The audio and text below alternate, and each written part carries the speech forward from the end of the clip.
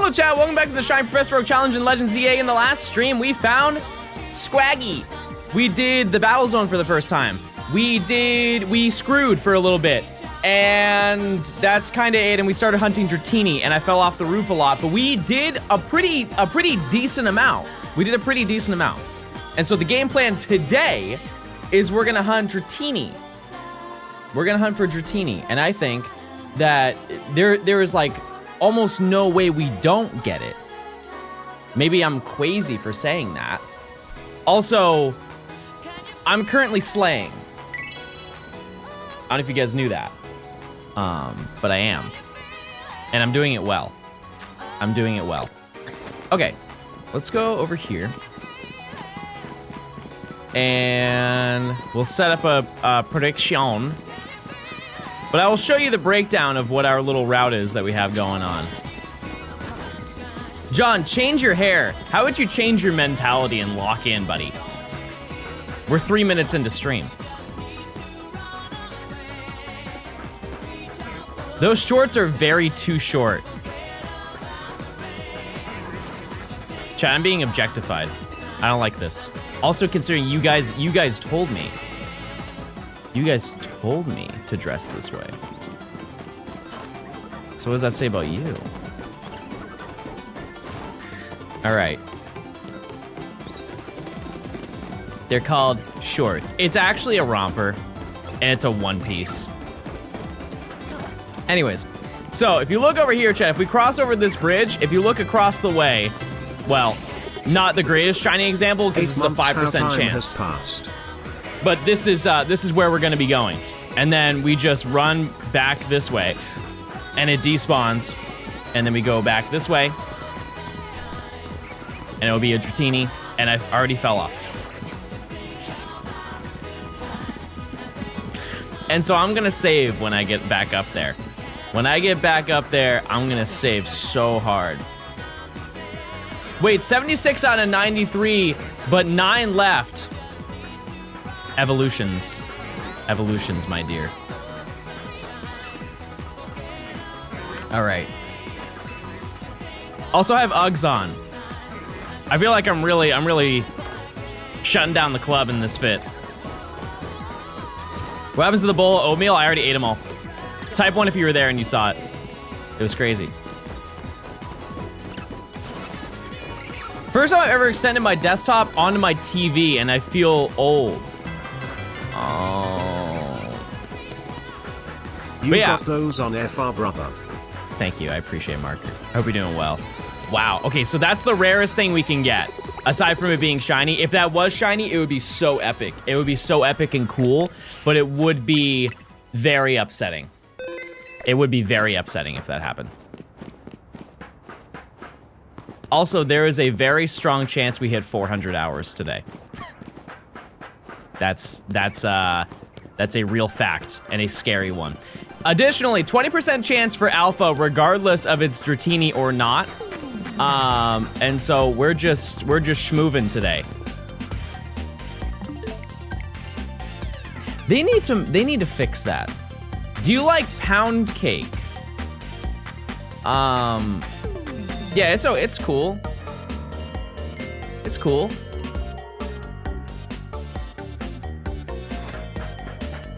I'm kind of indifferent about it. Cause like I've had good pound cake and it's just kind of like I would rather invest my time into other cake. It's so weird seeing the black title screen, I know. That's at least how I know I open up the right profile, because sometimes I open up the other one and I'm like shocked that there's a shiny Latios on my team. Do you know why it's called pound cake? Because you have to pound it. Hey John, what about carrot cake? Oh, don't get me started on the carrot cake is my favorite cake. It's one of the only cakes I like.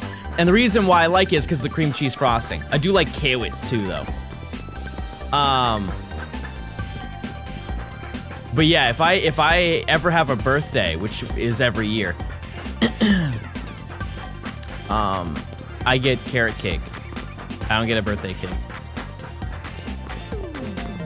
Or coffee cake. Coffee cake is so good. Don't get me started. Alon, thanks for the 14 months. Marker, thank you again for the 19. Thank you. Cred, thanks for the 8 months. Vantria, thanks for the 11 months. Thank you. Vulcan, thanks for the prime.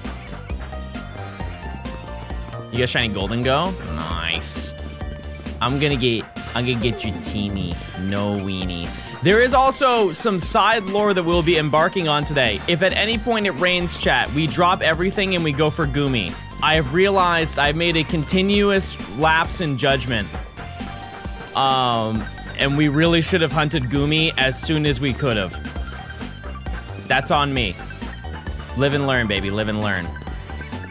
But that's what we're gonna do. Oh yeah, also, Mr. Pants is here. Mr. Pants.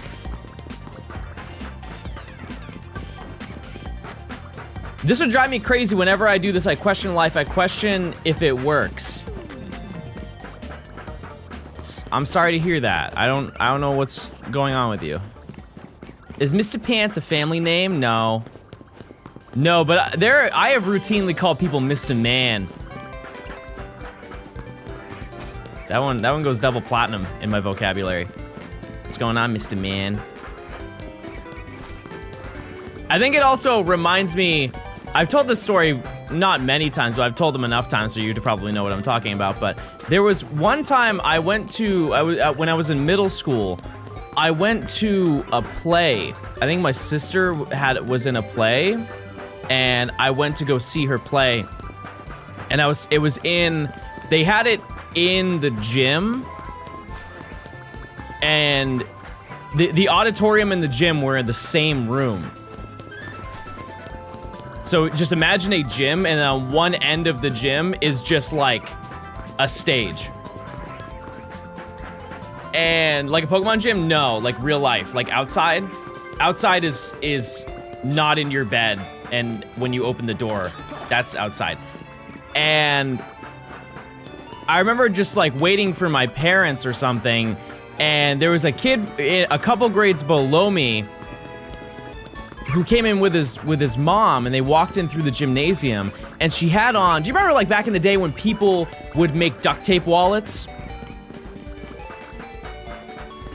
And people would go and use like neon duct tape and they would make the wallets? No, that means you're 8. Everybody shame that guy for not being born earlier. Well, she had a duct tape snapback, and I'm pretty confident it was the Cookie Monster snapback. Looking extra bald today, Mr. Stone. Hope chat is doing well. Also, don't forget to plink. Oh. And she had on a neon green duct tape hat, and then in black Sharpie, it's spelled out on the front, Mr. Mom.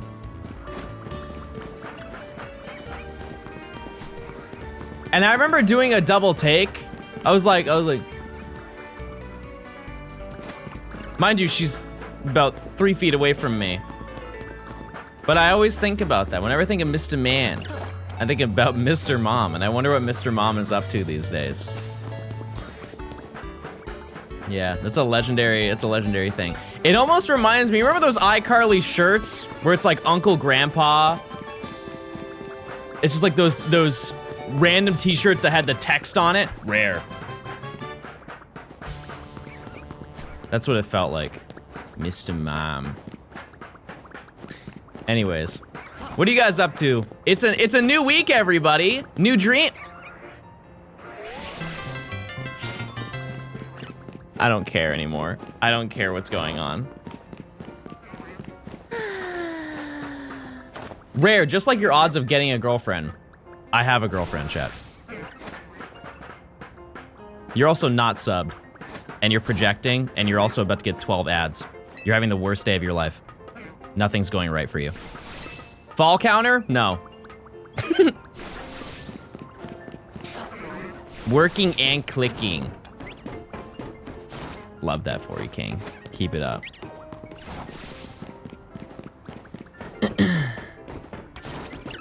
That's epic. You guys said that it's faster or it's better over here. Like I won't fall off if I go here.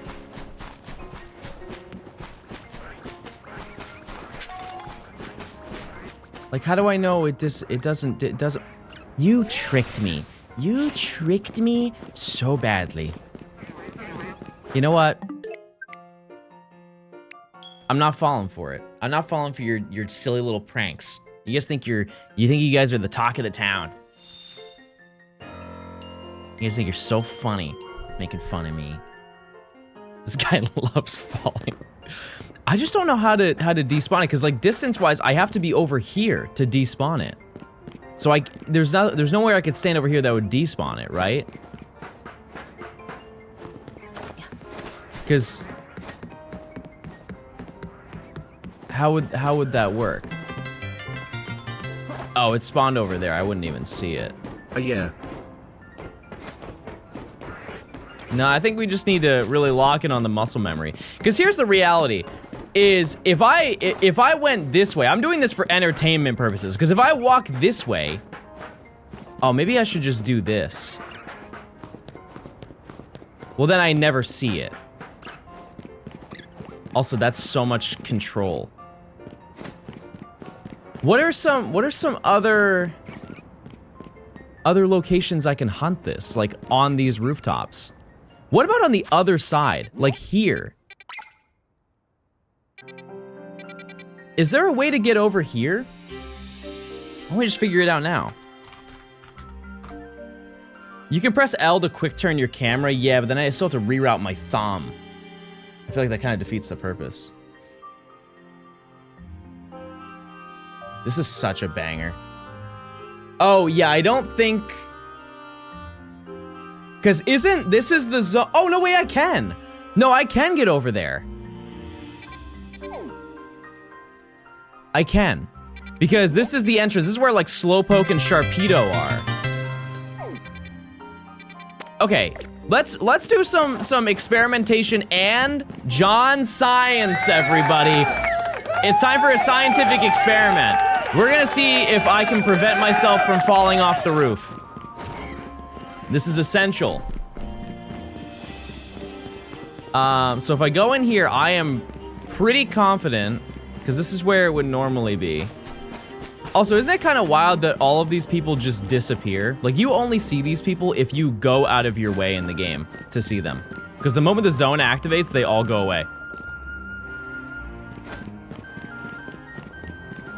Like, this Simipour evaporates in front of your very eyes.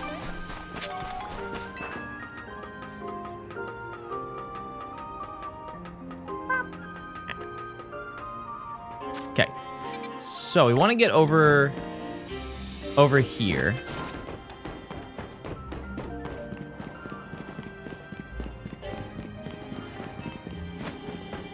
If we get all the way over here, oh, I see. Okay. Well, riddle me this. If I go to the other side, hi Nimmy, hi Nimmy. From the web, and from the real life, and from the girlfriend, from my world. All right, so yeah, no, it wouldn't spawn in from this distance, huh? No, I think we have the best route. I just need to not fall.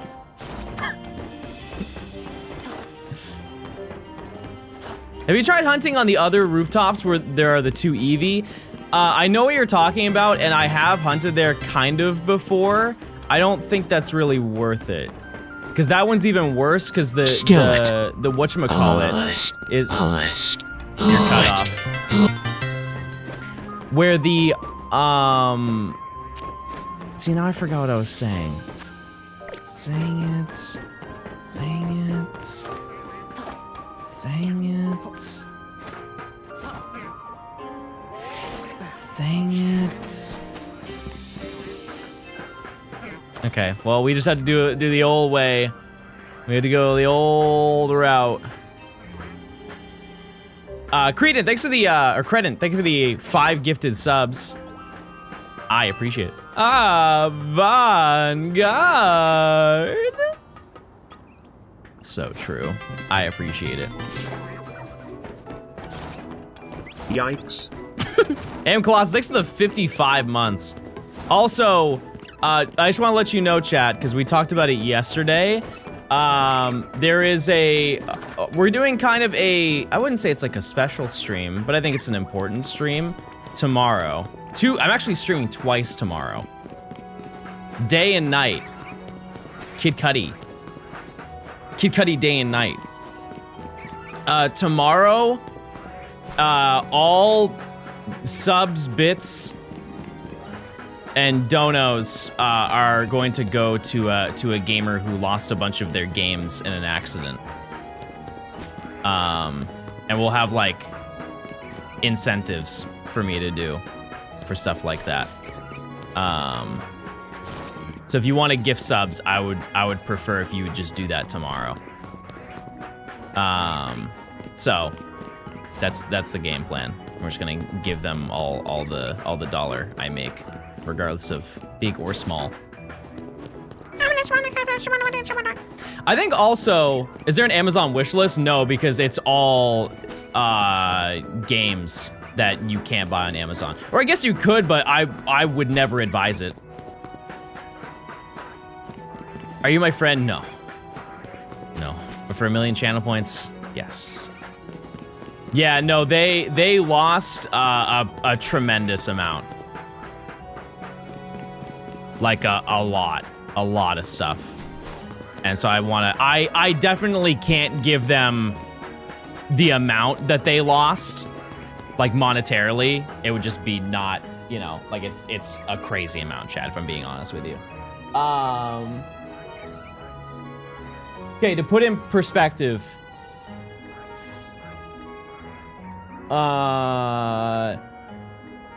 they lost about 5 Gen 4 and Gen 5 games and a few 3DS games, and a bunch of their consoles got destroyed.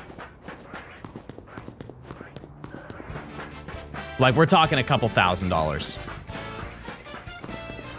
Yeah. Yeah. So, I figured it'd be a good thing to do. You know? I'll be chipping in myself, not to worry. How did the carts get damaged in a car accident? They were in the trunk. I don't have a photo of it, but I promise you that the trunk of the car was absolutely smashed in. Yeah.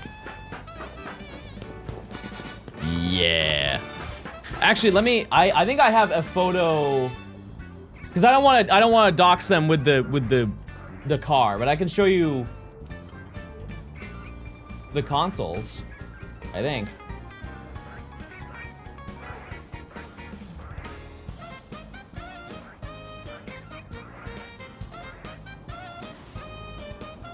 Yeah.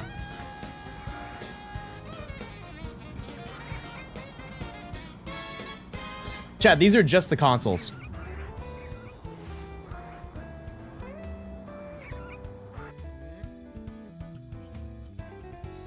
Just to show you how insane this is, that one split in half.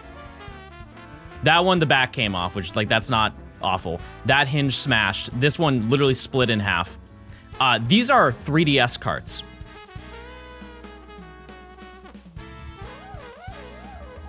That's nuts. I've never seen that in my life. So, yeah, want to help in any way that I can. Unrelated, but I think if I followed this angle right here, I will, if I can get down the angle here, I will never fall off again. Surely I'll never fall off.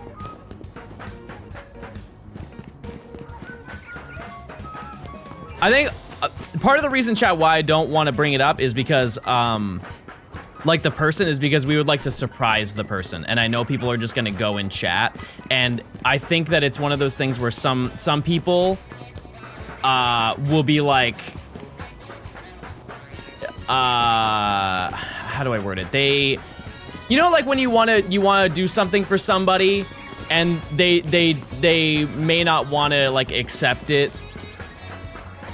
I feel like it'd be the nice thing to just like surprise them with it. I will be very transparent with the entire process of it. I will leak my earnings for the day.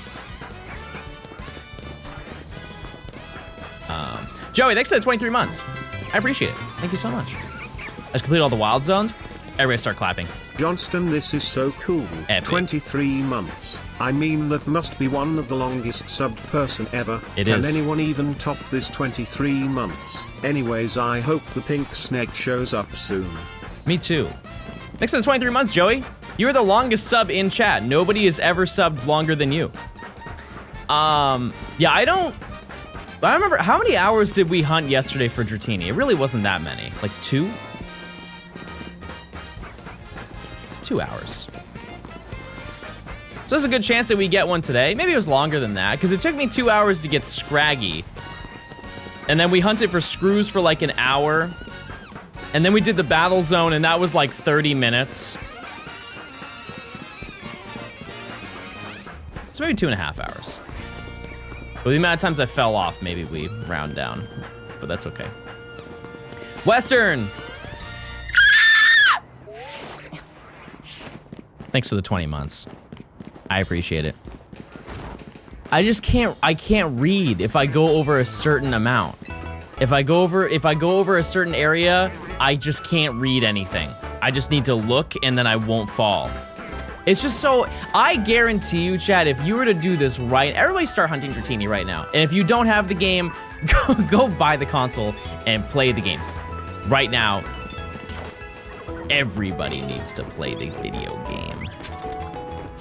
Reading is hard. No, it's not hard. It's just like I'm not looking. What if I get it before you? Then you'll be silenced. I'm the first person to hunt Dratini ever. Ever on Earth. You know what's the worst part, Chad, is I was looking the entire time.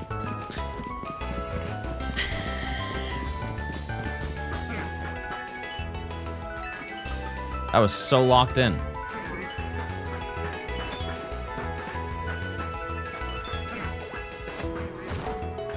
Hunting Magnemite and Let's Go? I did that.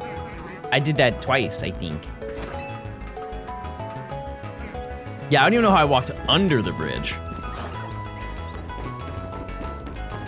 I guarantee you, you know what? Just because you guys are being smart, everybody buy 2 Switches. Go buy another Switch and hunt this. But you can't use both at the same time, because that's hard. Now, if I walk this way, and then I just walk this way,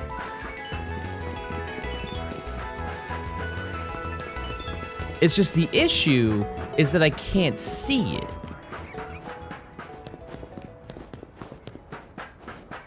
I just have to look when I'm turning around. That's it. Yeah, I'm wearing a romper. And I'm slaying. Do you recommend playing Sun and Moon before going to Ultra Sun and Moon, or just going straight to Ultra Sun and Moon?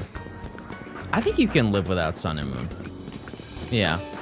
Maybe do like a little, once you're done with Ultra Sun and Moon, just look at a story, like a, I'm gonna say something that's gonna make me sound very dated. Look up the Spark Notes for it. The Cliff Notes.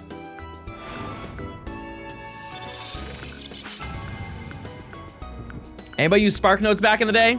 I definitely did. I surely did. Yeah, the story is better. It is better for Sun and Moon than it is for Ultra Sun and Moon. Except the post-game. I think the post-game is better.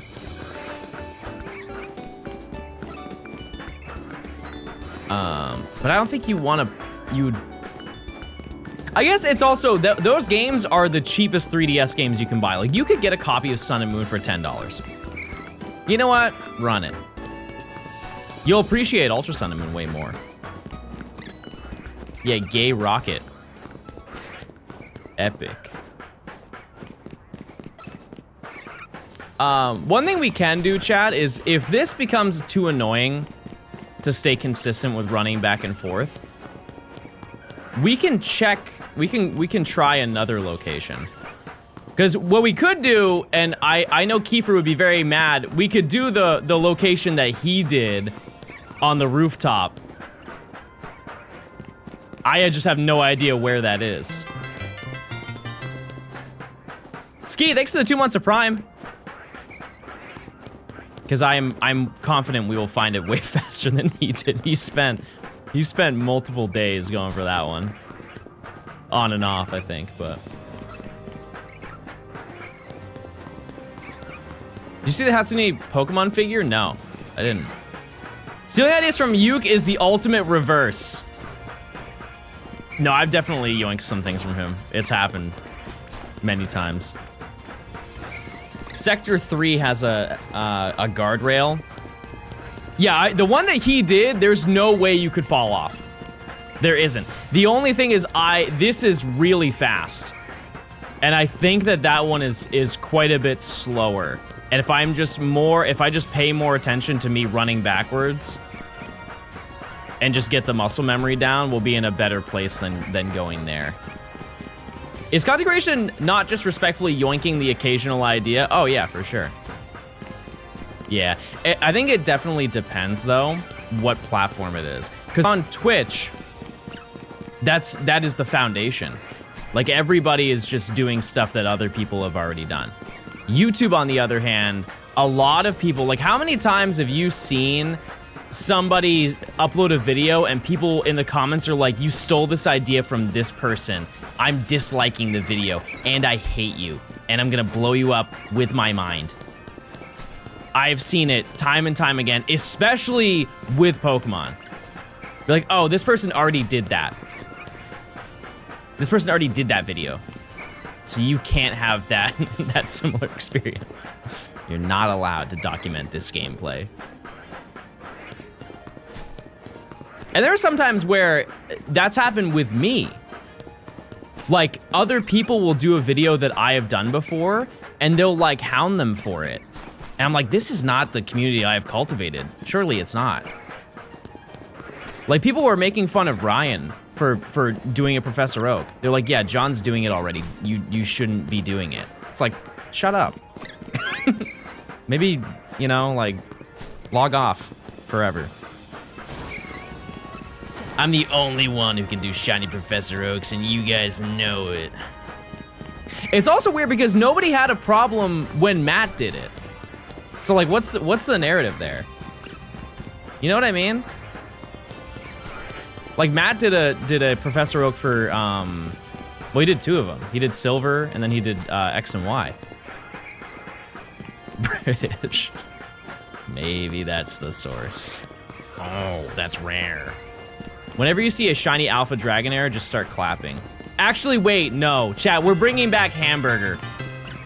Whenever that happens, everybody just type Hamburger, and we're just gonna gatekeep that from now on. That's the new rule.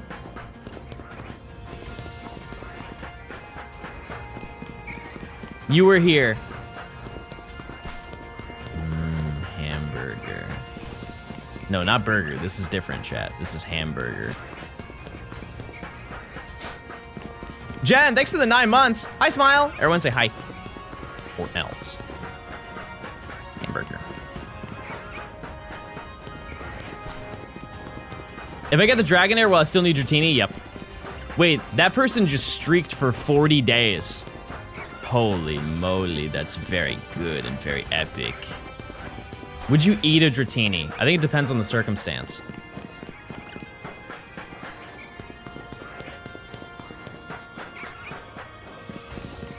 Like, I wouldn't go out of my way.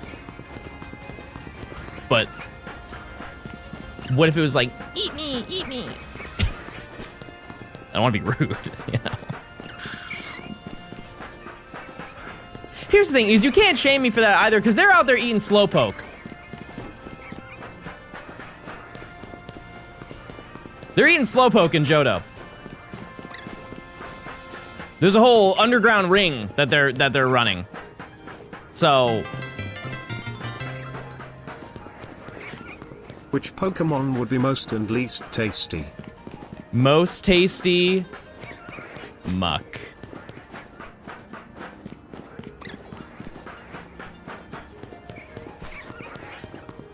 Also, we need to... Somebody needs to do an investigation into Unova.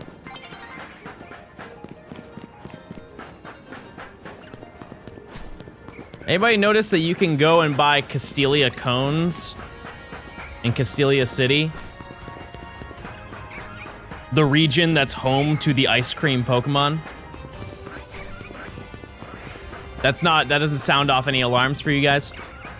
It does for me, personally. I think there's a lot of unanswered questions that should be answered. But it's actually actually ice cream, it's an icicle.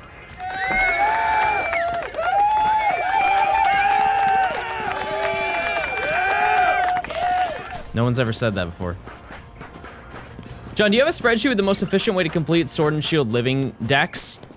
I do. I don't share them anymore, chat, because people don't know how to read. And I severely overestimated people's ability to read.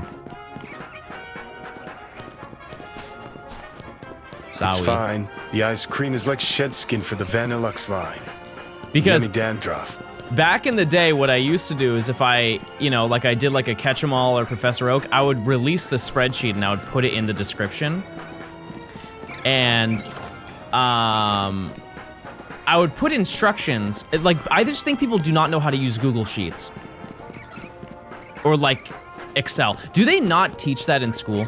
I mean this in the most genuine way. Do they not teach like Microsoft Word or Excel in schools anymore? What do they do then?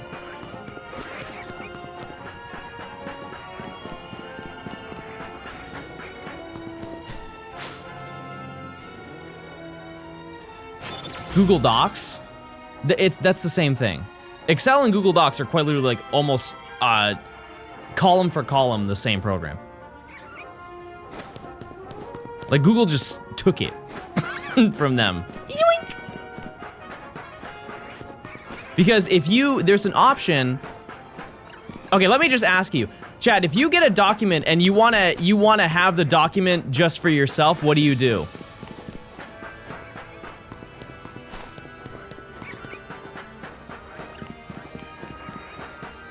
Right. You make a copy. You just go to File and make a copy, and it will just add it to your drive, right? The first time I did it, everybody was just requesting edit access. And so I would get an email every single time that somebody requests edit access.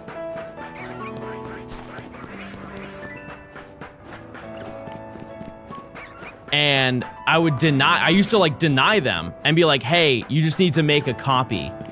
There was a point, chat, where I had so many spreadsheets that I was sharing that I was getting like 5 to 10 emails a day of people asking for edit access. And so I started putting on the main screen in like green text, like electric green text. Hey, if you want to have your own, go to File and make a copy. To this day, chat, at least once a day, I get somebody requesting to edit access, and I stopped doing this, I think, I don't know, 3 or 4 years ago. I think the only way to avoid it is just to make a burner account to upload all of those and just upload all of the Google Sheets to that account. That just seems like a lot of effort. But here's the thing, I have my own faults. You guys asked me to read stuff in chat and good luck, you know? When Tears of the Kingdom came out, I created a 100% checklist spreadsheet for people to use and post it on Reddit. It's commonly used and I still get edit requests. Yeah, and you will. You will. Absolutely. All right.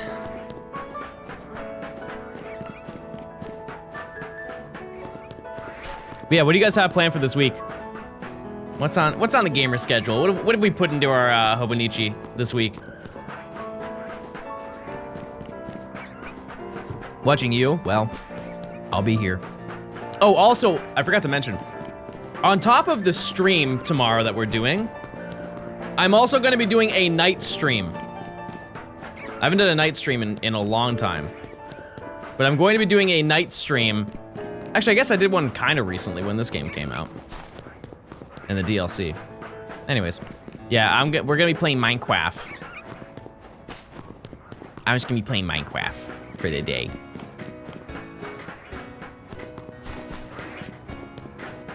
And we're gonna go into bastions, and we're gonna build a statue for Rini Rat, and that's it.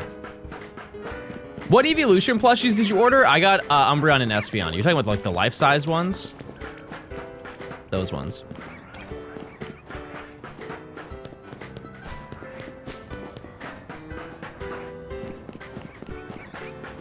Will Nami be joining? Oh yeah, for sure. Yeah, I just don't know if she's gonna be streaming. We'll probably just do the opposite. Because I was on her stream last time. And yeah. We'll be doing fun tricks, great times, a couple laughs, and maybe some pranks that we won't tell. I've got some stuff under my sleeve. I'm ready. The new Pocket set has shiny Dumby. Okay, you've piqued my interest. I am now relatively locked in. Also, speaking of Pokemon gaming, I'm pretty sure I'm getting something in the mail soon. It just is, it's late. It was supposed to show up a couple days ago.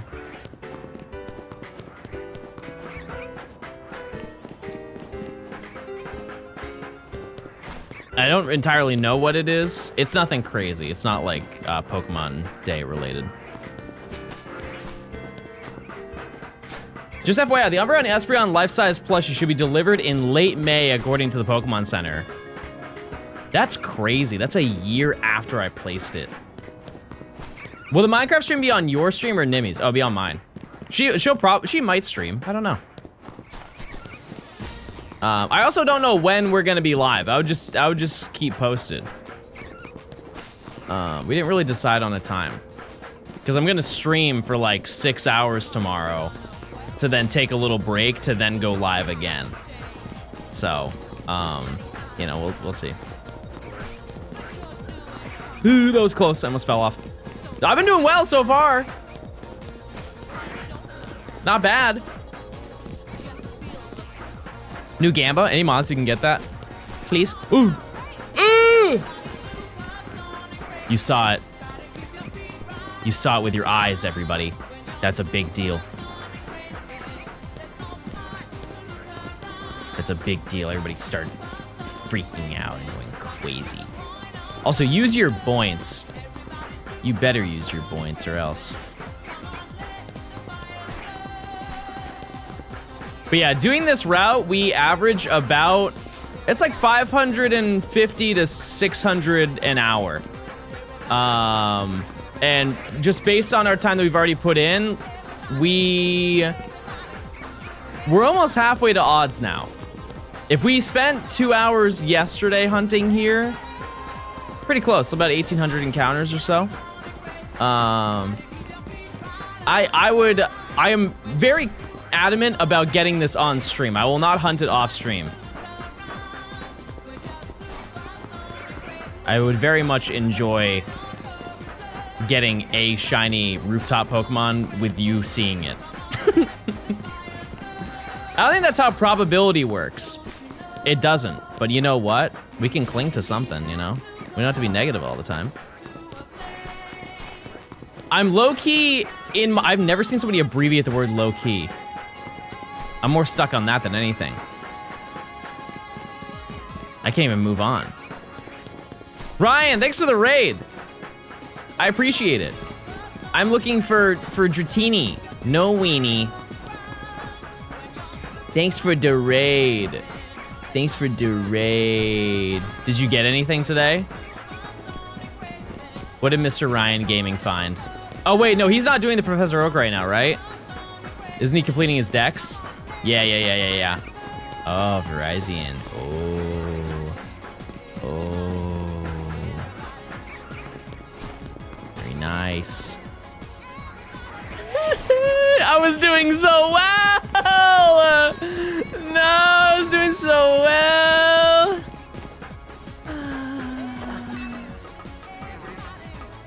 Ryan, is there a better location to hunt Dratini? I'm down to be educated. I've fallen so many times. It's just this route's so fast. I'm just hoping that I get it quickly. Full transparency, chat. I have no idea what we're gonna do once I find Dratini. I really don't. We could go for Staryu. Do you have Gumi yet? No. No, but we're basically dropping everything the moment that it rains.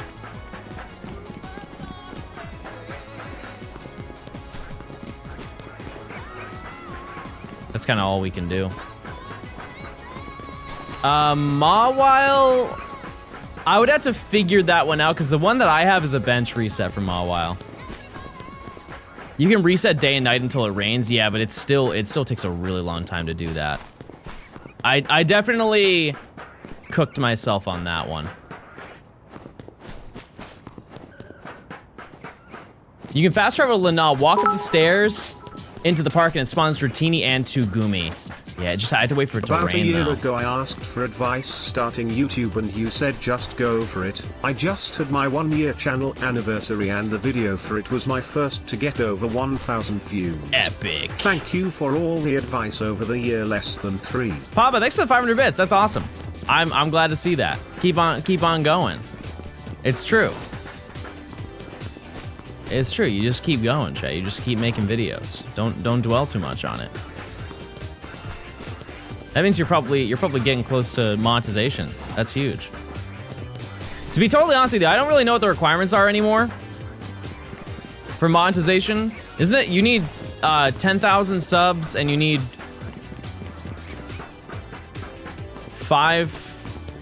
300 watch hours or something like that.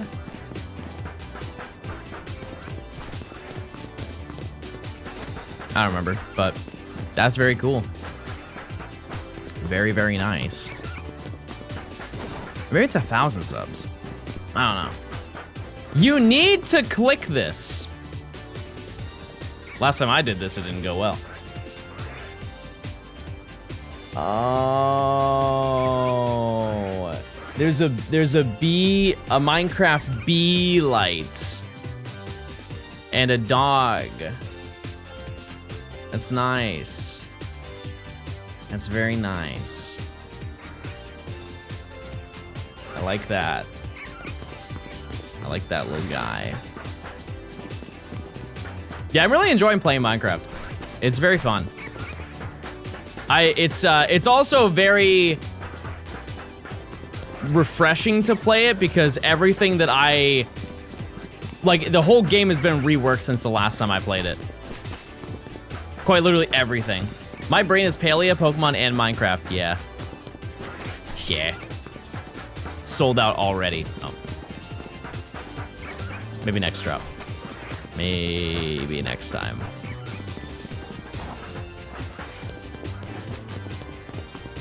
Yeah, I don't think I would get into Palia. That's not really my vibe, but it looks fun. 3,000 watch hours is first monetization. Oh. There you go. Best of luck. Also, just letting you know, when it reaches like this orange hue, every single Dratini kind of looks slightly shiny. When it's shiny, it'll be shiny. You'll see it. Gotta go get some food. Good luck. I appreciate it. Thank you for the raid. Thank you, thank you. Thank you. Thank you, everyone. I get Shinoed on the on this mon in the game. Who came up with the term Shino? Am I hunting for 3 of them? No, I just want 1. That's it. 1 and done, baby. And there's a chance we go 3 for 3. For the rooftop hunts that I've done, so far I am 2 for 2 on alphas. It's a 20% chance that Dratini is a shiny alpha. No, I didn't come up with it. Did you get a Vulpix yesterday? No. I feel like the spawns were really weird because I wasn't getting any near me. I got one, in the span of me playing, I encountered, I think, 4. Granted, I checked my phone twice, but usually like the beginning of the event, they boost the spawns and there's like 7 that spawn on the screen. This whole journey gonna be up on, will it all be up on YouTube? 100%. Yeah, absolutely. Yep. Yeah, maybe from Dallas, I don't know. I haven't talked to Dallas in a long time. He's very nice though. I got 3 shiny Alolan Vulpix. Epic. Epic. But yeah, this is our game plan today, and then after we finish getting Dratini, yeah, we go for Staryu maybe. But as I mentioned, chat, we are on the tail end of the rooftop hunts. It's looking real nice. It's looking real nice. We are almost done with all the really tedious stuff in this game. Aside from the obvious, like we have to go for Chespin and Gibble, but during the process of going for those, we're still finding shinies, you know? Like it's not, we're not gonna be, like there will be droughts, but not, like this is isolated. We are only spawning in Dratini right now. What's your total dex at? That I don't even know. 64. That doesn't include any evolutions, because like I haven't evolved anything here, but yeah, we got a lot of gamers. A whole lot of gamers. I think the actual Pokedex total is around like 120. I think. Am I gonna do the hyperspace dex? Yes. Yeah. We will do because the post game ties into the DLC. This video basically just goes up to rank A. That's the video. Like we're gonna beat the game, and then we will come back and we will do the hyperspace dex and all of the post-game Pokemon, because they're all at the same section. What Pokemon do you have left apart from Dratini? So we have 9 left. We have Dratini, we have Goomy. Let me see if I can name them all. We have Staryu. We have Honedge, Emolga, Mawile. Hold on. Cleffa, Dedenne, and Umbreon. Wow, not bad. That's cool we've reached the point that I can do that, because that was not possible about a month ago. Totally not possible. Pixel, thanks for the 13 months of tier 2. I appreciate it. Yeah, we gotta get Bip. We gotta get Bip. But yeah, that's kind of our grind that we're on right now. And as I mentioned, we have basically caught every single city spawn. And so the remaining sections of this challenge are just going to be wild zones. I'm gonna order food and not tip one anything. Yeah, I want you to get a grip with reality.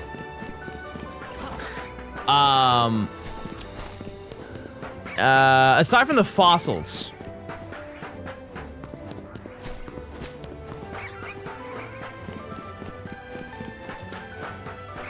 The fossils are all one singular section.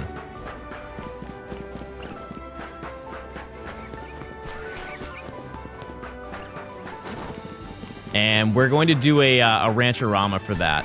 I also would like to note that this month I would like to do a Rancherama. It's just with the new place stuff. I don't know if I can like give you a guaranteed time for that. Are you using a turbo controller for the fossils? Honestly, yeah. Yeah, I am.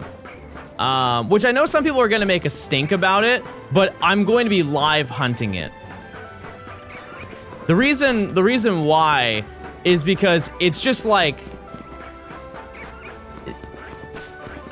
it just doesn't really seem like a productive thing to do to just be spamming A over and over and over for that long.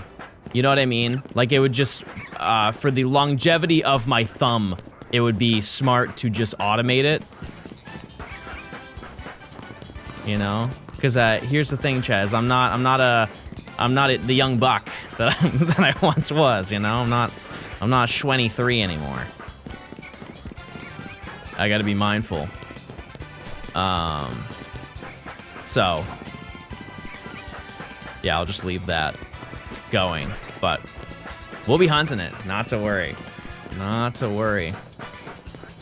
That being said, I do need to farm a bunch of money, which. Knowing that battle zone, because that battle zone that I did took me, what, 20? It took me 20 minutes. And I made like 70K from that. It won't be that hard to farm money. I think. I can't imagine it would be. Chat, that was a hamburger. What the heck? That was a huge hamburger moment. John gets arthritis from shiny hunting. There was one time that I got a scare. I was worried. Have you considered plugging Twitch Prime? That'll farm you easy money. Wait a second, I heard about that. I heard if you link your hamburger. No, not the hamburger account. No, Amazon Prime and your Twitch Prime, and you get Twitch sub, and you get a free Prime sub every month. Not my hamburger. No, this is not good. And this music is just bringing me back to dark times. Is it bad that I haven't beat the game yet because I keep trying to shiny hunt before I do anything else? No. You're enjoying the game at your pace. Run it up. Cody, thanks for the 2 months. Thanks. Happy 2 months of hamburger. Yeah, thanks for using your hamburger sub.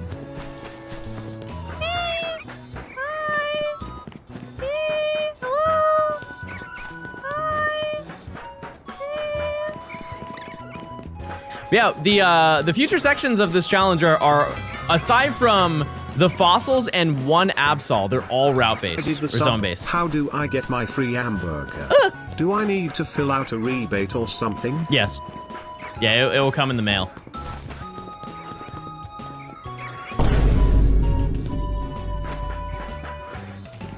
My mommy pays for my hamburger. Epic. I think honestly, chat, if I fall off from this location again, I may relocate to the place where Kiefer was. I'm gonna figure out where it was. It shouldn't be hard. It shouldn't be hard to do it. Banana smeared. Yeah, we were talking about that this morning. When I was younger, I used to hate bananas. I'm not really a picky eater. Like sometimes I just straight up don't know what I want to eat because I'm overwhelmed and there's too many choices. But there are not many things I will not eat. If that makes sense. And banana used to be one of them. And when I was younger, my mom would give me bananas and I would just smear them all over the chair in protest. Stop giving me bananas, I don't want them. Don't even think about bringing a banana near me.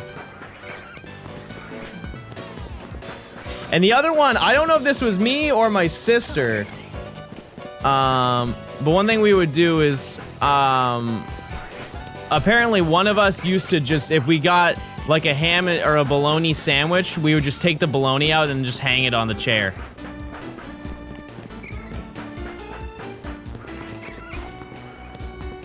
We would just leave it there. It's a bologna on the chair type of day, you know? Hard to believe that was only a few years ago. Yeah, that was sophomore year. That's it. That's the final straw, everybody. We're relocating. We are relocating to a new realm. Can someone, is Kiefer here? Kiefer, where'd you hunt that bad boy? Because there's one here. There's one right there. There's just gotta be a better place to hunt it. I can tell you the best location right now. All right, we're waiting. Because I'm trying to see the one where he... Oh, I think... No, that's not it.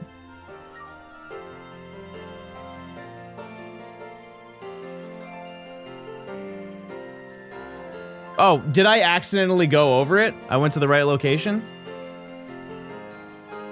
There's... No. Because there's nothing here. Okay, hold on. Because there's one right here, there's one right here, there's one up here. This one is one that people mention, but I kind of don't want to do that one. Yeah, I have no roto glide. Keep that in mind. Also, to make it easier, those are all the locations. Why are you not finish the game first? Bro has no idea what's going on. That's okay. We'll educate them. I'm trying to see the one where he was walking. It looks like it was this, but then it was across. It was like, because you walked a path and then the building was over here. Yeah, that one I definitely can't access. I know that. Oh, and that's the one Kiefer did. That's the one that he did, isn't it? Because he would walk around this corner and he would check right here and it would spawn over here. Ah. Yeah, because I can't get over there.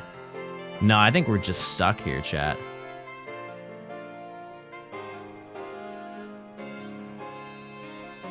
Sector 3?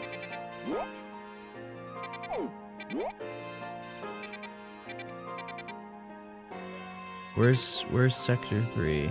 Sector 3. Yeah, it's just how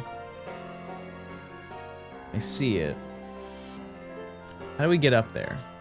Let's do a little experimentation, chat. Oh, I see.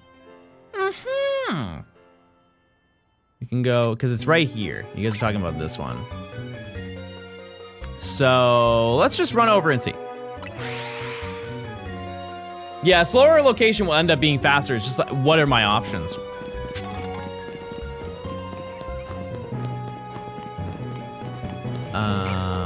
Yeah, this is a banger.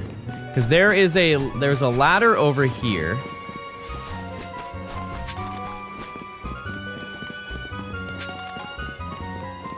You know, I'm super confident. Oh, right, it's this. I'm super confident that we cannot go to the one that Kiefer went to. It just won't happen. We don't have Roto Glide. Oh. Hello. Wait a second. I need to get that. I need to mark it off. Give me a second. Please just plink in the meantime. And enjoy the view of Lumio City that you probably don't have anymore.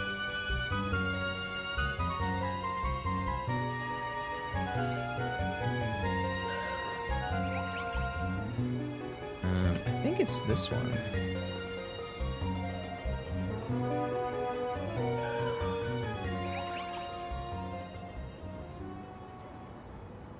Is it not? It's not working.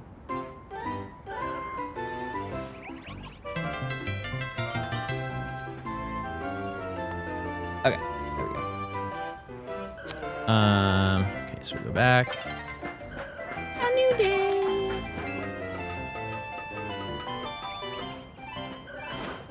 I hear it. Oh, it was right there. Have you tried asking Dratini to be shiny? That's a good question. What's that song? Oh, that's the, I think it's called Secret Chamber, Sealed Chamber from Ruby and Sapphire. Wait. Oh, it's right there. Okay. But like...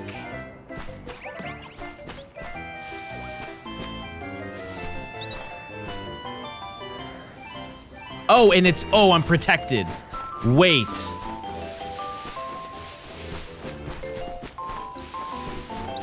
Mind-blowing gameplay.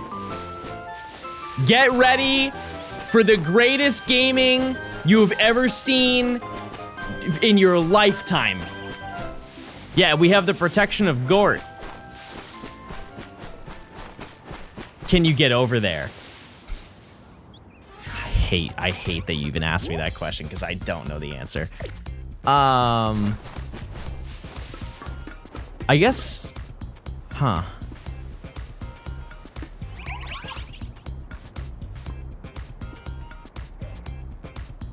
I understand now. This is a roto glide, isn't it?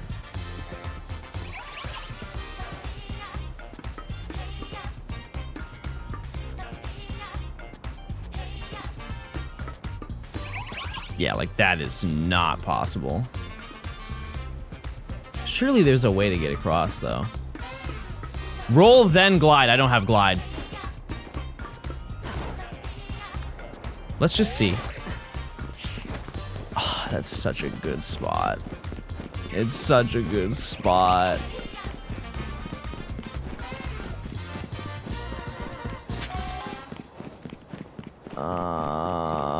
Oh, we can't do it. Dude, such a good spot. All right, next. There's one right here. Oh, that was such a banger spot. See, this one, I don't even know how to get there.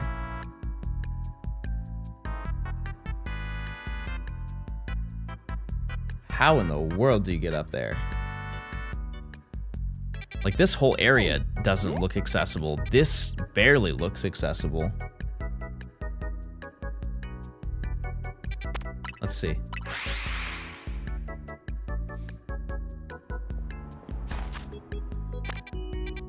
You can run or bench reset. That's, I know that we can hunt it, chat. It's can we access it?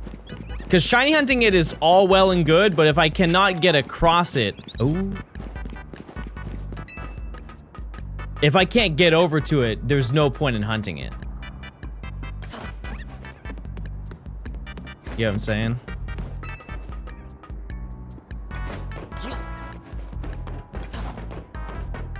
All right, so if we go over here.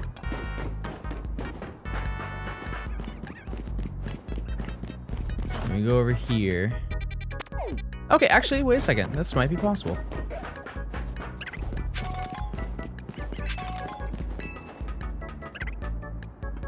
Hold on now. Oof. Oof.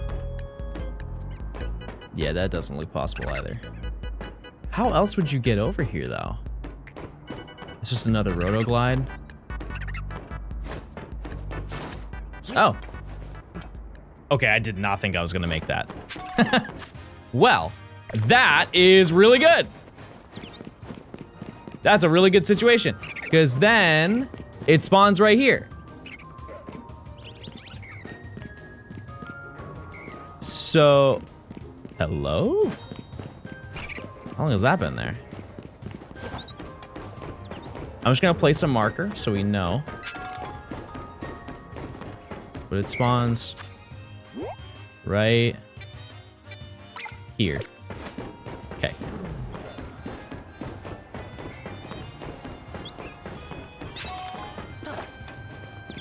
Because if I can use this railing to my advantage, oh, I can't.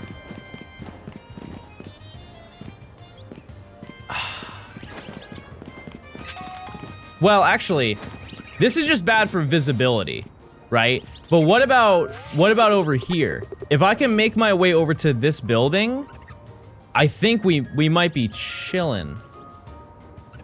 I know we can bench reset, chat. It's just that's tremendously slower than running back and forth. It's like 5 times as slow. How far do you need to be for it to despawn? You need to be 70 away. But if I can find a way to get onto this building, which I think I can from the interior. Bench resets because you still need rain. I promise you, chat, I'm good. The rest of the hunts I have to do for this section are bench. Just let me do my process. It'll be more fun to watch anyways. Yeah, so if I can get over here. Why did you give up on the other hunt? We didn't give up on it, we're just testing our options. It's way too easy to fall off that roof.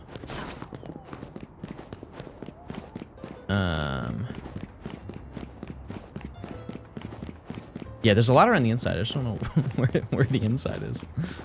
Did I pass it already? You were the one who challenged me to a battle way back then, love. No, you challenged me and then I fell for you when you won. Wait. That's so cute. They're in love, everybody, and they're old. That's so epic. Oh, maybe did I do it wrong? Is there no way to access this? No.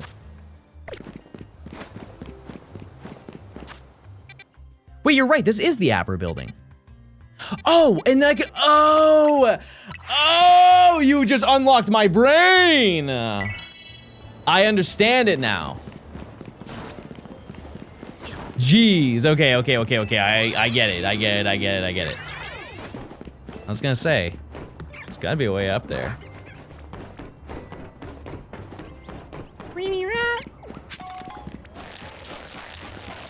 Okay.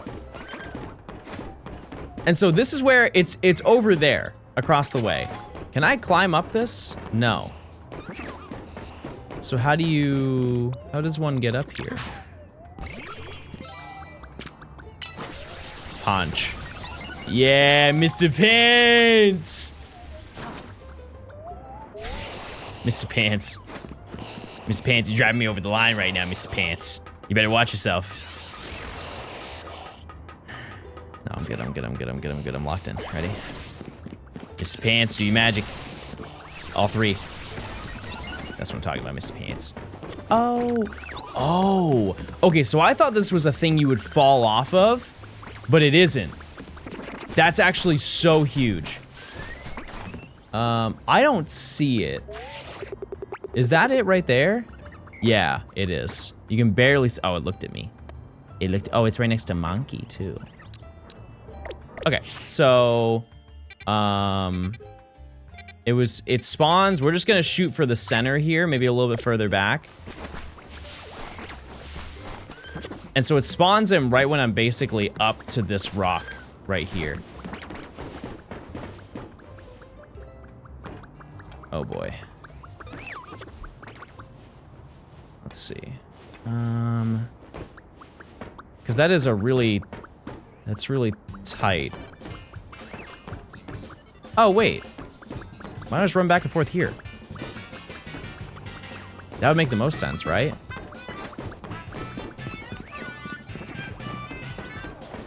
Genie spawns in. Let's just go back and forth on this until I see an alpha and then I know that I'm doing it right. It's 20%, right? And then we can kind of gauge on a larger scale if it's working or not. Like what distance I need to run. But this seems significantly better. Okay, where is it though? Oh my. Wow, even from this angle, you don't see it. Okay. Jeez.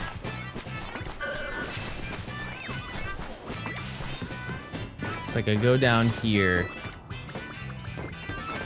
I think, yeah, I just need to walk here and then back up. And then it respawns. Okay.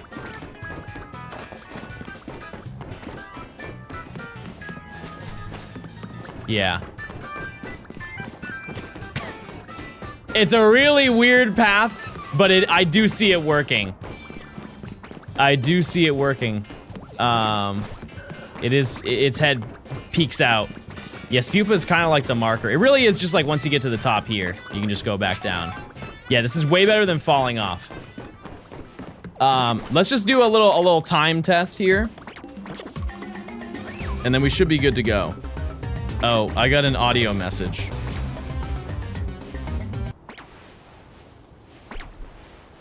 Meow. Meow.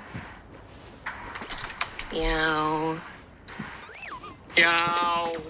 Oh, that's very nice.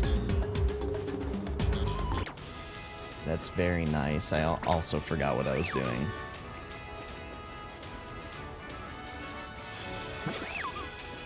Okay, let's start now.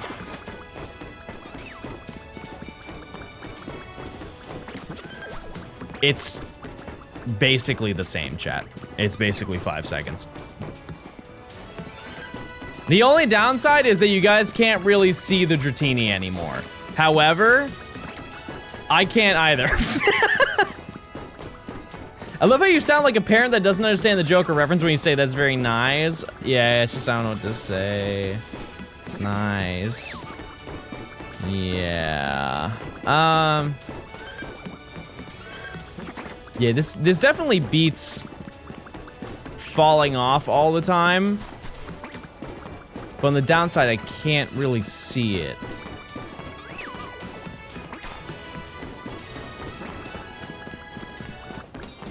You know. Also, that one hasn't moved. Did it?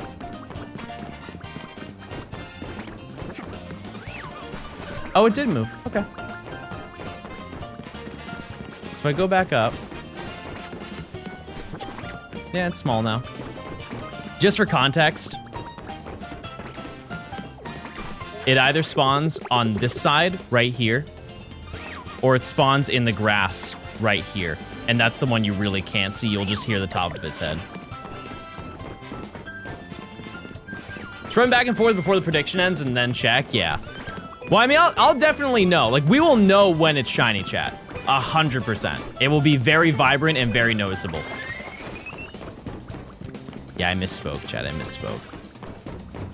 Can't wait for John to fall off this roof. I don't think that there's a way. Yeah, there's quite literally no... Unless I somehow walk off that side, that'd be pretty impressive to mess that up, you know?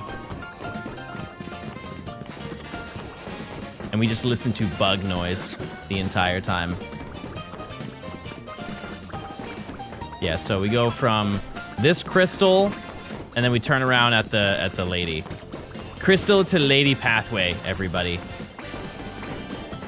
This will be our victor. Oh, she's gone. How did she just disappear? Oh, never mind. She was a ghoul for 4 seconds. We're back to it now, though. But yeah, this hopefully will not take very long, because it seems like it's the exact same speed. And it's also the same odds. Like, nothing has changed except the location. Do you ever get fatigue in your wrist for doing these movements for so long? No. Because I'm really only moving my thumb. Like, if I was a Wii bowling enthusiast, absolutely. 100%. But no, there's not a lot of wrist movement in this. Which I'm grateful for, because that would suck. I wouldn't be able to game. Does Dratini spawn at night? Yeah. Yep. Strongest gamer alive, immune to carpal tunnel. Oh no, I mean, like, at some point it'll happen. It will. Do you prefer Dragonair or Dragonite? Oh, yeah, I think Dragonair is way cooler. Yeah, but I do like Mega Dragonite. I think it's pretty. I think it's pretty and cool. I'd also like to note the last time I made an adjustment to my layout, I found the shiny in 20 minutes. Wishful thinking. Hi John, there's a spot by Restaurant wow that literally has a guardrail you cannot fall. I think you fly to Lawao and go up the stairs behind you and hang a right and go up the building. Yeah, I know which one you're talking about, because you're talking about the one that's this, it's over here, right? I think, no, it's somewhere over here. Is it this one? Oh, maybe it's not that one. We're just gonna try that. This one is very fast. It's the same speed as the other one, and there's no, I'd have to be really dumb to fall off, you know? So I'm good on this one for right now. Oh, and thanks for the 3 months. I appreciate it. Thank you. Johnston dummies. Thank you for the 15 snap. Gender Clown, thanks for the prime. Cinna, thanks for the prime. Thanks. I appreciate it. But yeah, this should be fine. This should be a-okay. I feel bad because you guys can't see it, but like that's, you know, as I've said, sometimes the hunts are not great. That's just the whole process. Surely now he will fall for content. Can I just jump off so you guys can stop saying it? Can we just get it out of the way? We'll be okay, chat, I promise. It would be very difficult to do it. Please slow down from Mr. Pants. I honestly forgot he was there. I already toned him out. Yeah, I also don't even know how to get back. Oh yeah, no, I know how to get back up here. Never mind. What if you never fall again? That's the goal. That's always the game plan. He's doing great. He's doing some schmovement over here. I also totally forgot to mention this, but I did get another Swirlix. I think I got another Swirlix yesterday, like off stream. Could be wrong about that, but.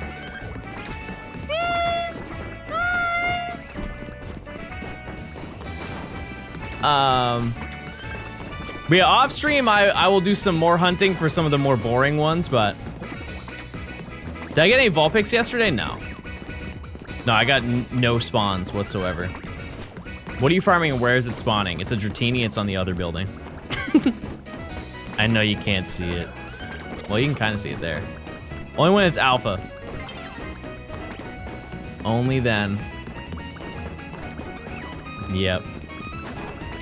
But, although that's the downside to not being able to see it, or that's the downside, but the upside is that we will get it faster than the other place that we were at, so.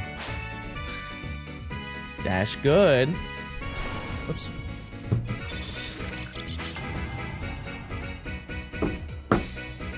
So much oatmeal. Yeah, we want Dwagon. It actually might be easier to see now, because it's nighttime. It's as tall as the bushes are.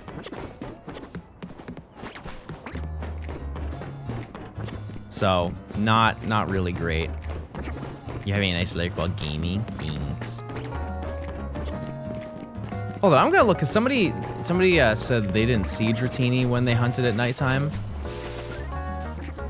No. Why would it only be daytime? There's no way. Why would the other one be daytime, nighttime? Womp womp. I'm gonna be honest with you, chat. You guys are being wildly negative today. It's not really helping the vibe of the chat.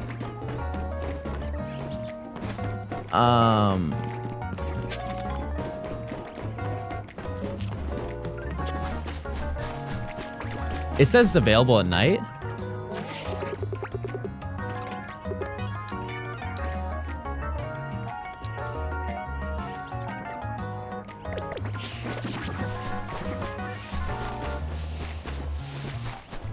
Okay.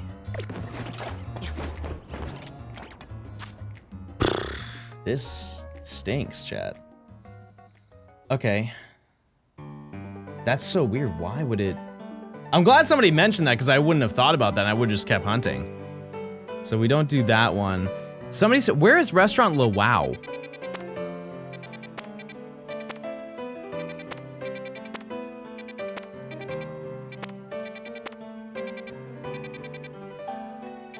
I will like Lawao. I don't think I've even seen it yet. I've seen woof. Is there no bench? Chat, the issue with doing the bench is that the resets are significantly longer. Like you have to wait through an entire cutscene and it takes like 20 seconds to reset, which is like 4 times as long as what I'm doing right now. Like I can definitely hunt any of these with benches, but it's just not, it's not worth the time.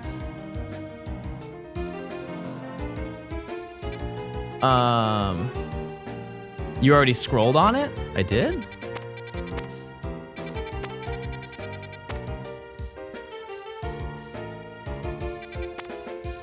Oh, it just wasn't a cafe location. I see.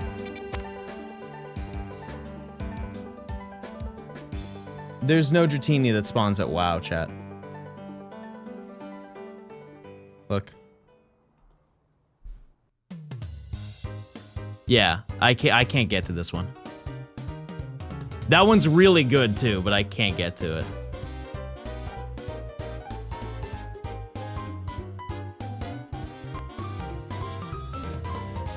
Up the scaffolding behind it. If you're talking right here, I can get to this building. We've already been here. The issue is I cannot get onto this building, so I can shiny hunt it, but I can never get it. So there's no, I can't hunt here. Because there's no rooftop access, so you have to roto-glide to the other building. We tried rolling, it doesn't work.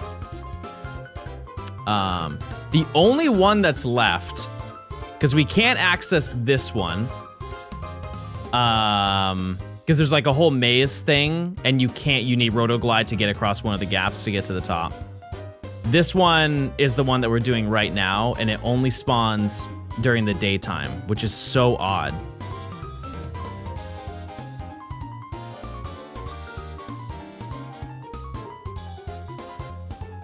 Oh. That's why. Daytime, and it has to be sunny. That's so weird. Thanks for letting me know that, though. That's helpful. And then we have this one.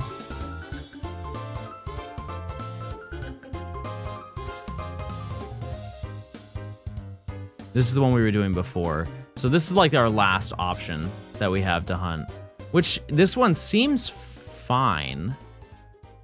And this is by Gumi. So even if the time comes to go for Gumi, we can run it. So let's just check this one. We'll find an option, chat. We will.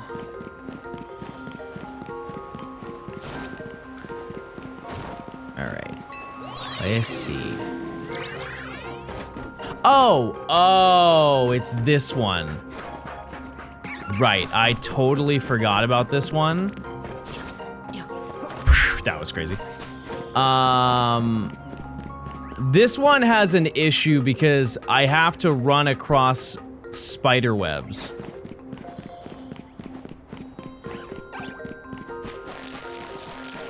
For it to spawn in.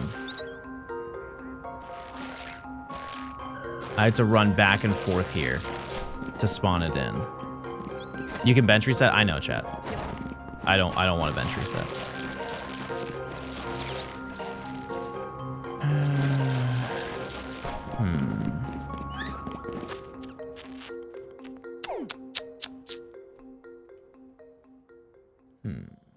Okay, well.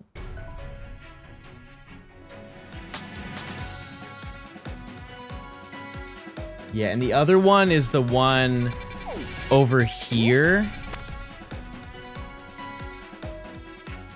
It's on the rooftop, but I have to climb a ladder to get there.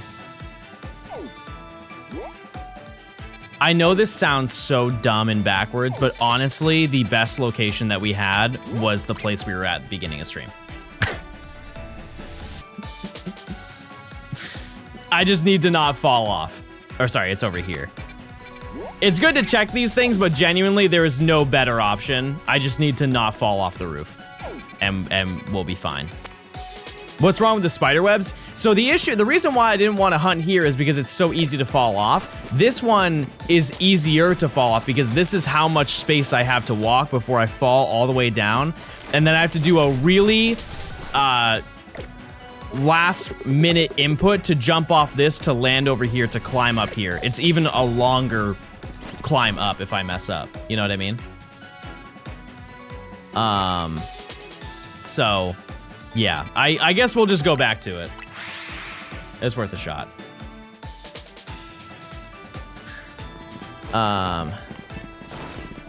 We'll just keep going, I guess. It's all about experimenting. It has a cute emolga, I know, and I need it too. It's just that one doesn't respawn from the distance. It's a shame. It's a darn shame. Yeah, no, we need Rotoglide. I don't even, do you guys know what rank up you get Rotoglide? Because I have no idea.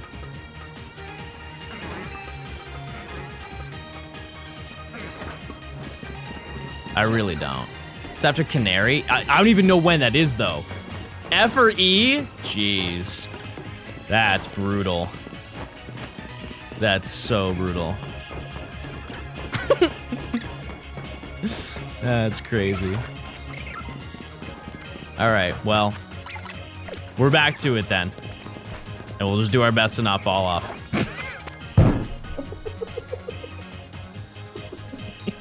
So stupid. That's so dumb. I'm gonna lose my mind. Darn. Rank E, main mission 16.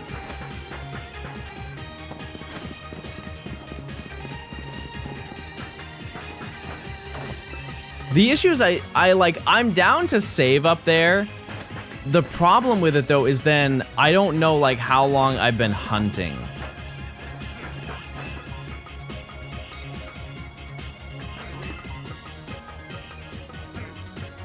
You know?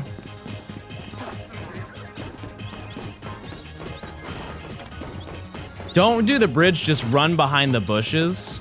We've already tried that and it doesn't seem to work. Because that doesn't make sense. Because if it despawns over here, like I had to stand here for it to despawn, right? If I'm standing over here on the edge of this bush, that's still not gonna despawn it, right? So like if I, look, so if I have an Alpha Dratini that's right there. If I run to this side of the bush, it's still an Alpha Dratini. Oh, I see what you're saying. But I have to be on this teeny tiny corner and I already fell off. It doesn't seem worth my time. You know? Weren't you doing the one in Sector 3? It only spawns during daytime and it has to be sunny weather. Yeah, this, like I said, Chad, this is one of those things like some of the hunts are just bad. Some of the hunts just suck and you just gotta do it.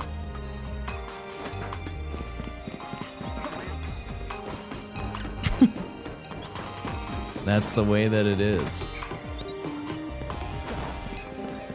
But as I've also said, we're almost at the end of all the bad ones.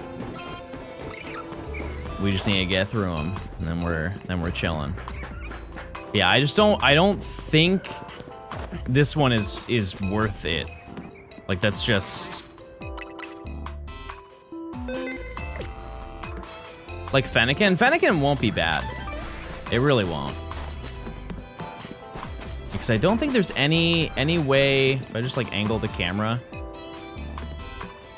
I could get really, really, really close, but I also don't know where the limits are to it. I also don't think I can really see it on that side either. Might need to wait for the glide? No, because then we don't do the entire challenge. Then the whole challenge is done. It's okay, chat. It's okay to struggle in a challenge. It happens. That is really odd though, the other one is only daytime. That is very peculiar. Very, very peculiar. Because I checked all the other Dratini, that's the only one that has that limitation. So I think that might have been an oversight on their end. But that's okay. We just gotta get the muscle memory. It's a shame. Okay, I'm resetting. It's a shame though that the that the one that Kiefer has, we can't go to, because that one's such a good spot. Can you just turn the camera and do the checks every 10? No, I don't think it makes it really any easier. It's the same deal. Because if we do it this way, then I still have to worry about the turn to get on here, and I'll still fall off. You know, that's the way that it goes. Are we doing night spawns here? No, we're doing all of them. We're doing day and night. Yep.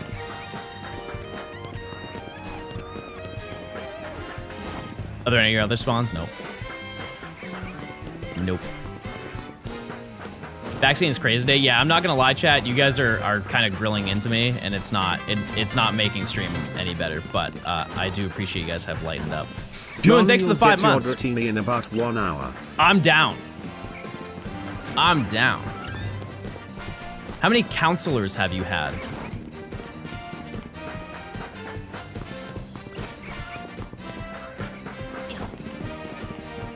What do they mean by that?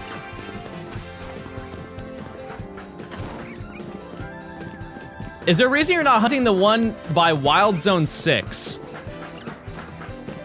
That one takes too long. Because I think that's the one that's on top of the restaurant, right? Because that one you have to walk, you have to climb up a ladder to spawn it in. And it just takes way too long to do it.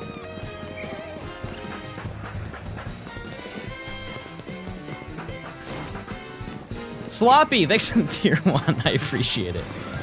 Thanks for the tier 1. I got a Tamagotchi and I haven't killed it yet. How many days in? Mine never lived. They never lived.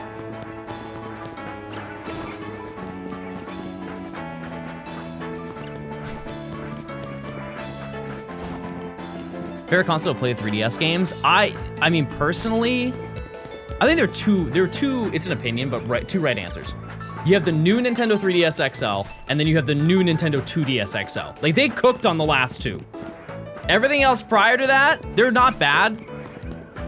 But those two are clearly better. Like, I never owned the 2DS XL, but it looks like that's the GOAT out of all of them. Oops. Yeah. The 2DS XL hinge is so floppy. Is it real? I've never even held one before. Because they released those so late into the life cycle. Though I think that was like, it was like 8 months to a year after the 3DS XL came out. Have you held this and it's her toes? That's it, we're shutting down the whole stream. Yeah, I mentioned it yesterday. The only downside I've ever had with the new 3DS XL is that the original colorways that they had, which it was like the carbon fiber looking ones where it was black and I think red were the only two starter colors that they had. If it gets hot, like humid, the paint just chips off of them.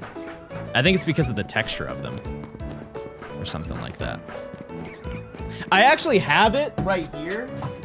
I think I found it yesterday. Yeah. I would like to know, chat, I take pride in how good my consoles are. Like, if you look at my 3DS, it's not bad, right? You can tell that I use it, but like I've used it quite a bit. This is from the heat of Louisiana. It straight up ripped the enamel off the top of my 3DS. I took it outside one day on a humid day. Isn't that crazy? And like, if you look really close, okay, I don't think it will pick up on camera. Maybe if I take a photo of it, you'll see what I'm talking about. But it almost has like a carbon fiber pattern to it.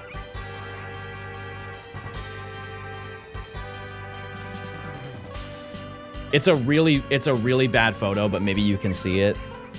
Oh, actually, no, that's perfect. Yeah, so it has like those lines on it.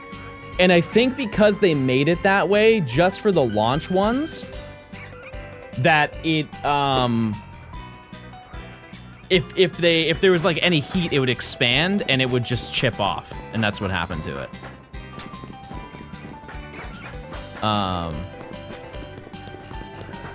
Yeah.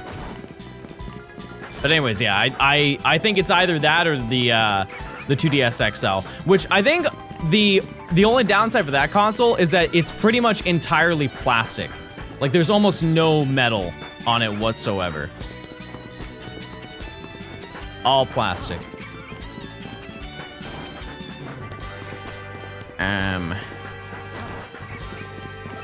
But I think they had a Pokemon one, didn't they? They had like a special Pokeball 2DS that they released one time.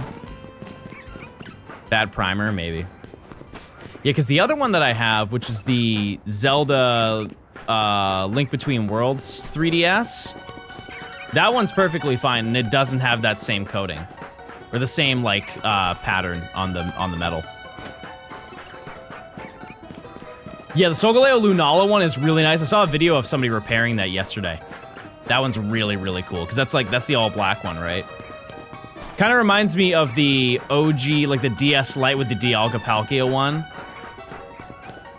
That one's sick. That one's real sick.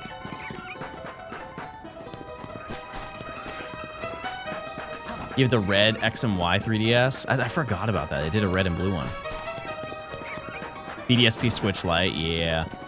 That's the one that I did not get. I got the Sword and Shield Switch Lite. Reshiram Zekrom? Oh, it's the DSi. Yeah. No, I remember that one too. Did any of you fall for the DSi when you were younger? I did a whole PowerPoint to convince my parents to buy me a DSi. It sounded so cool on paper, and then I kind of just overlooked the fact that you didn't get a GBA slot. And so I just didn't play my GBA games for like a few years until I got another one.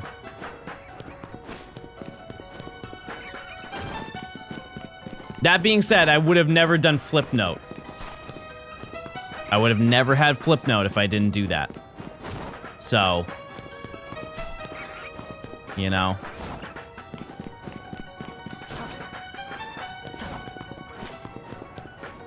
Not all bad.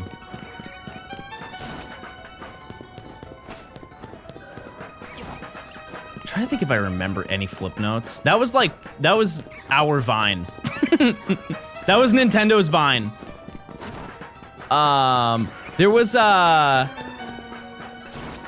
person who was really popular on there. Their name was like Gizmo, I think. What's Flipnote? It was basically just an animation studio thing. That was it. You could just do animations. And it was really, really basic because you only had, I think, 3 colors to work with. It was red, black, well, white, and then I think blue. And that was it.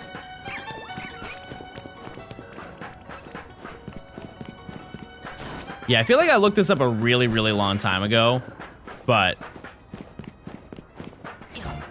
yeah, I used to use Flipnote all the time. I was never good at it, but I used to watch the stick fight videos.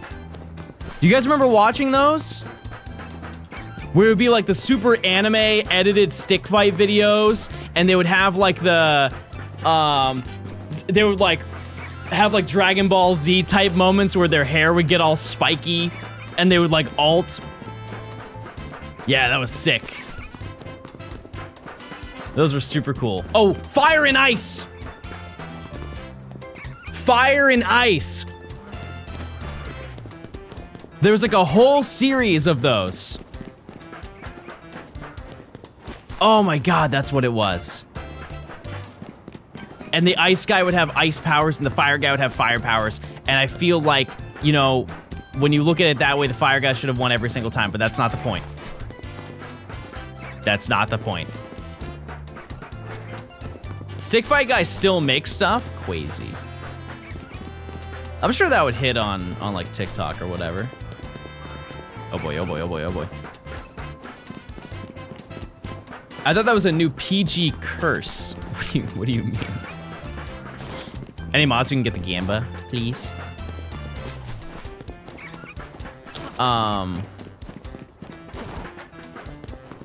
Yeah.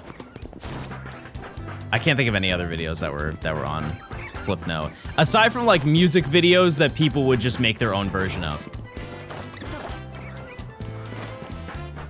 They'd like do an animated edit of them, but. Do you think there'll be special Switch 2 versions for the 30th anniversary? I think it's a fantastic opportunity for them to do it, but we would have to look back on that. Like, how early were they making Switch custom consoles? I think we're like teetering on the time frame. It's really like how many people would buy them. For people who already own a Switch 2. Was Animal Crossing New Horizons the first one? No. No, they, if I'm not mistaken, I think it was... No, it wasn't Let's Go, was it?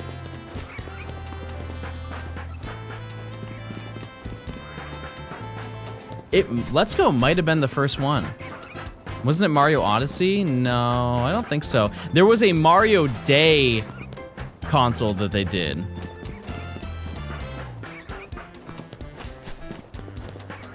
What was the Odyssey one? Oh, you're right. Yeah, they did one with red Joy-Cons. You're absolutely right. Yep, you are 100% right about that. And people made fun of it because there was no difference to them. They were just, it was Mario red Joy-Cons.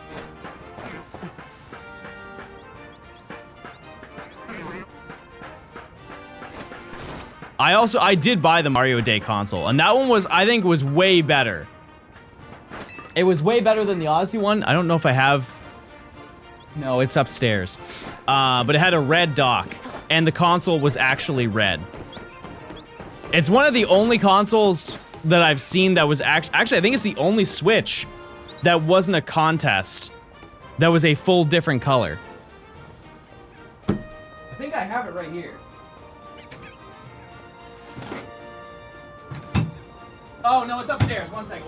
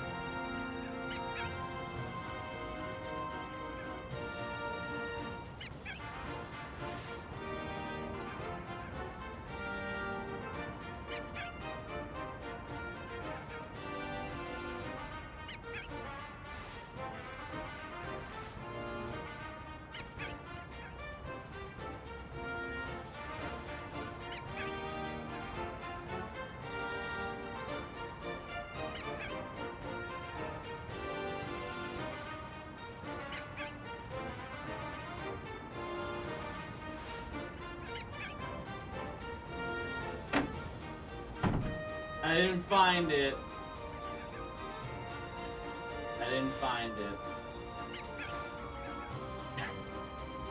What I could have done is just shown you the box. You see how the top is red? The whole thing was red. And the Joy-Cons were pretty cool too. Ew, that's ugly. Thank you.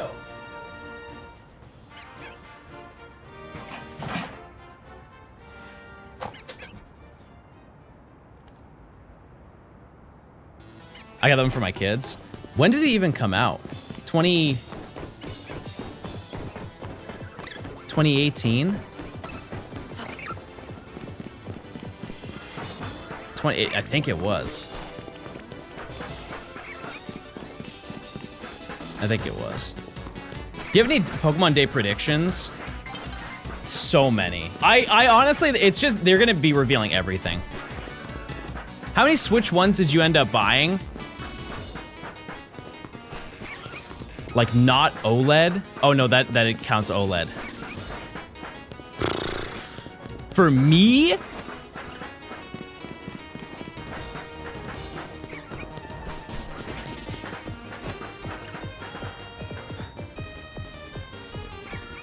6.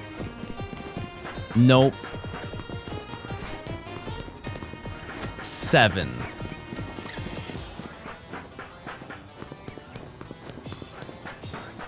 Seven of them. No, please. Oh my god! By the hand of Arceus, I rise. Holy moly. Fear, thank you for the year. I appreciate it. Fuck. That was nuts. Yeah, because I bought 4 of the launch ones. I bought an OLED with the white Joy-Cons. I bought the Scarlet and Violet OLED.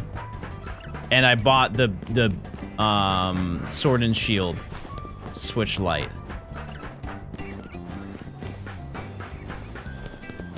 I didn't buy 4 Switches at launch, to be clear.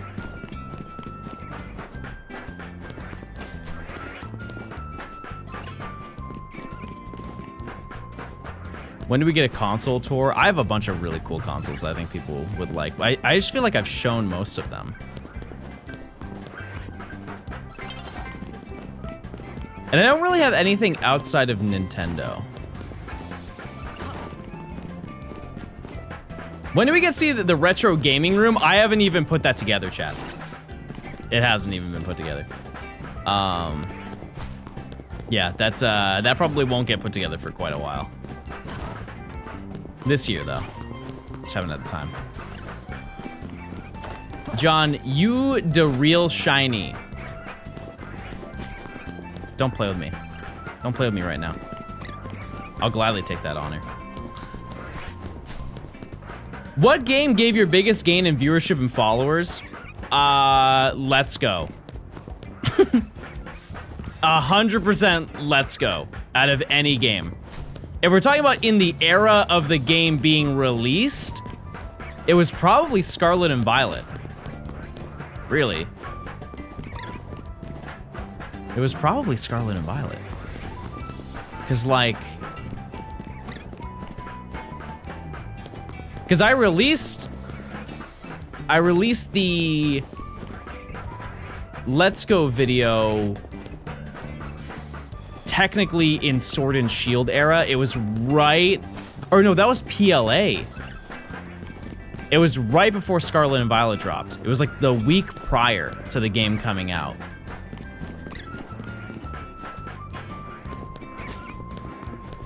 So,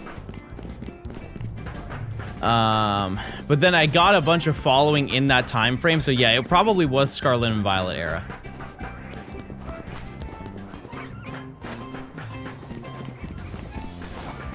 Something like that. Yeah, because from that one video that I did, Chad, I think in that month I gained 70,000 or 80,000 subscribers, like in that 1 month that I uploaded that video. It was pretty insane. Could be wrong about that, but I think it's pretty close to that number. But then from streaming, it was definitely Scarlet and Violet. Definitely Scarlet and Violet. We did a whole bunch of stuff in that time frame. Because I think when I was doing Nuzlockes, that's still, is that Sword and Shield? Yeah, I guess that was Sword and Shield era when I was doing that. That was, I think maximum, before I shifted over to like shiny hunting stuff, I think I had like 40,000 followers on here. And now I have, I think, triple that. How long until you reach 1 million subs? I have no idea. I have no clue. To be totally honest with you, I could hit it this year if I wanted to. And I know this sounds like such a weird thing to say, but it's true. If I made a bunch of like YouTube shorts and TikToks about anything, Absolutely, I would. Like, not even a question. I'm very confident. Yeah, I could hit it this year with this video. Maybe. We're relatively close. We're about 3/4 of the way there. Check Mirage Island every single day. That was a banger idea. I'm sure somebody's done that too. They just never finished it. The question is, like, if I check Mirage Island every single day, how would that work in terms of, like, how many checks would I do? Because does it check your entire party, or does it check only the first Pokemon when you talk to them? It checks your party?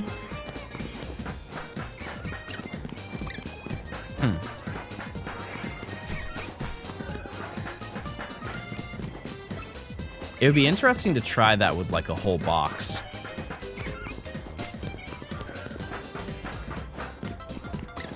I don't know.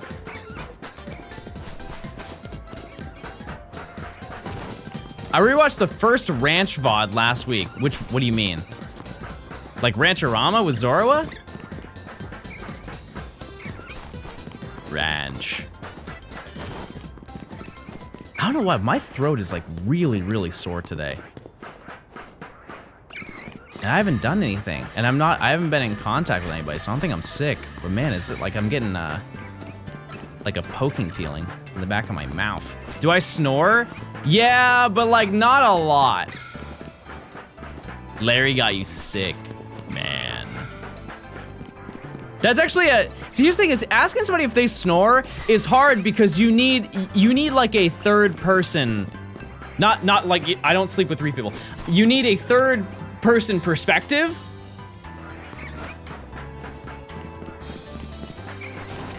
Nimi, do I snore? Like, or like how much?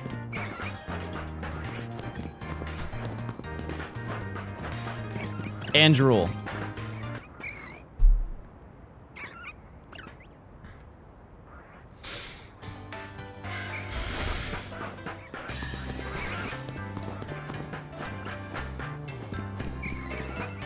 I feel like we could have left that part out, but that's true. Yep. My little Cubchoo.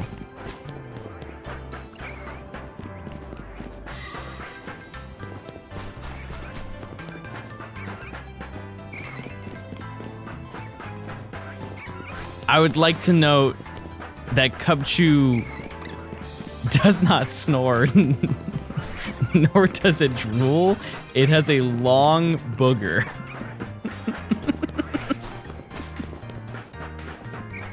It's just so much worse. It's so much worse. What's the alpha chance on this thing? It's the same, yeah, as Larvitar. It is 95% encounter for Dratini, 20% alpha, and then Dragonair is 5%, also 20% alpha. So there is a 1 in 20 chance. Well, no, there's a 1 in 400 chance, removing the shiny rate, that we get a shiny alpha Dragonair.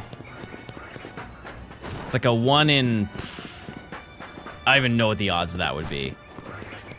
What's 400 times 4,096? Is that 160,000? 160,000 chance to get a shiny alpha Dragonair. Nah, that's not 1.6 million. No way. I think that's too many zeros. 50-50, baby. I'll take it. It is 1.6 mil? Well, you know, that's good. That actually is a good feeling because I don't want it. Keep it out of here.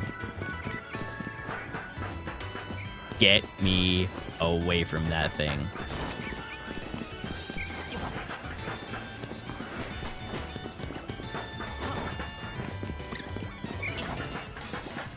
Just get the calc. That's short for calculator. That's true. I just found out about that recently. Very nice. In Gen 8, specifically, Cubchoo does learn Snore.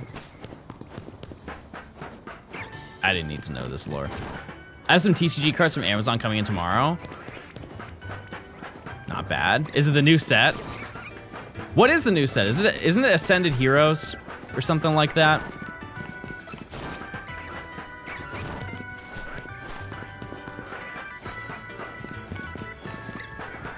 I haven't seen anything. Actually, no, I did see one card. I think there's a Jacinth card that I saw. And then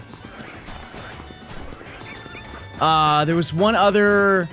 Isn't there like a Dedenne full art or something like that? And it's like really cute and there's a whole bunch of them. Could be wrong about that, but I know there's a Jacinth card. It's sold out everywhere, yeah. The tides are turning though. They are. Very slowly, but they are. Ascended Heroes is literally a deluxe, like deluxe EX from TCG Pocket. I think that's great. Because you have to keep in mind that a lot of people also play the TCG. And having a set that's just reprints of the best cards for the competitive play, it keeps those people buying and keeps the actual people who play the game around. That being said, the Deluxe EX set, I think that was a miss.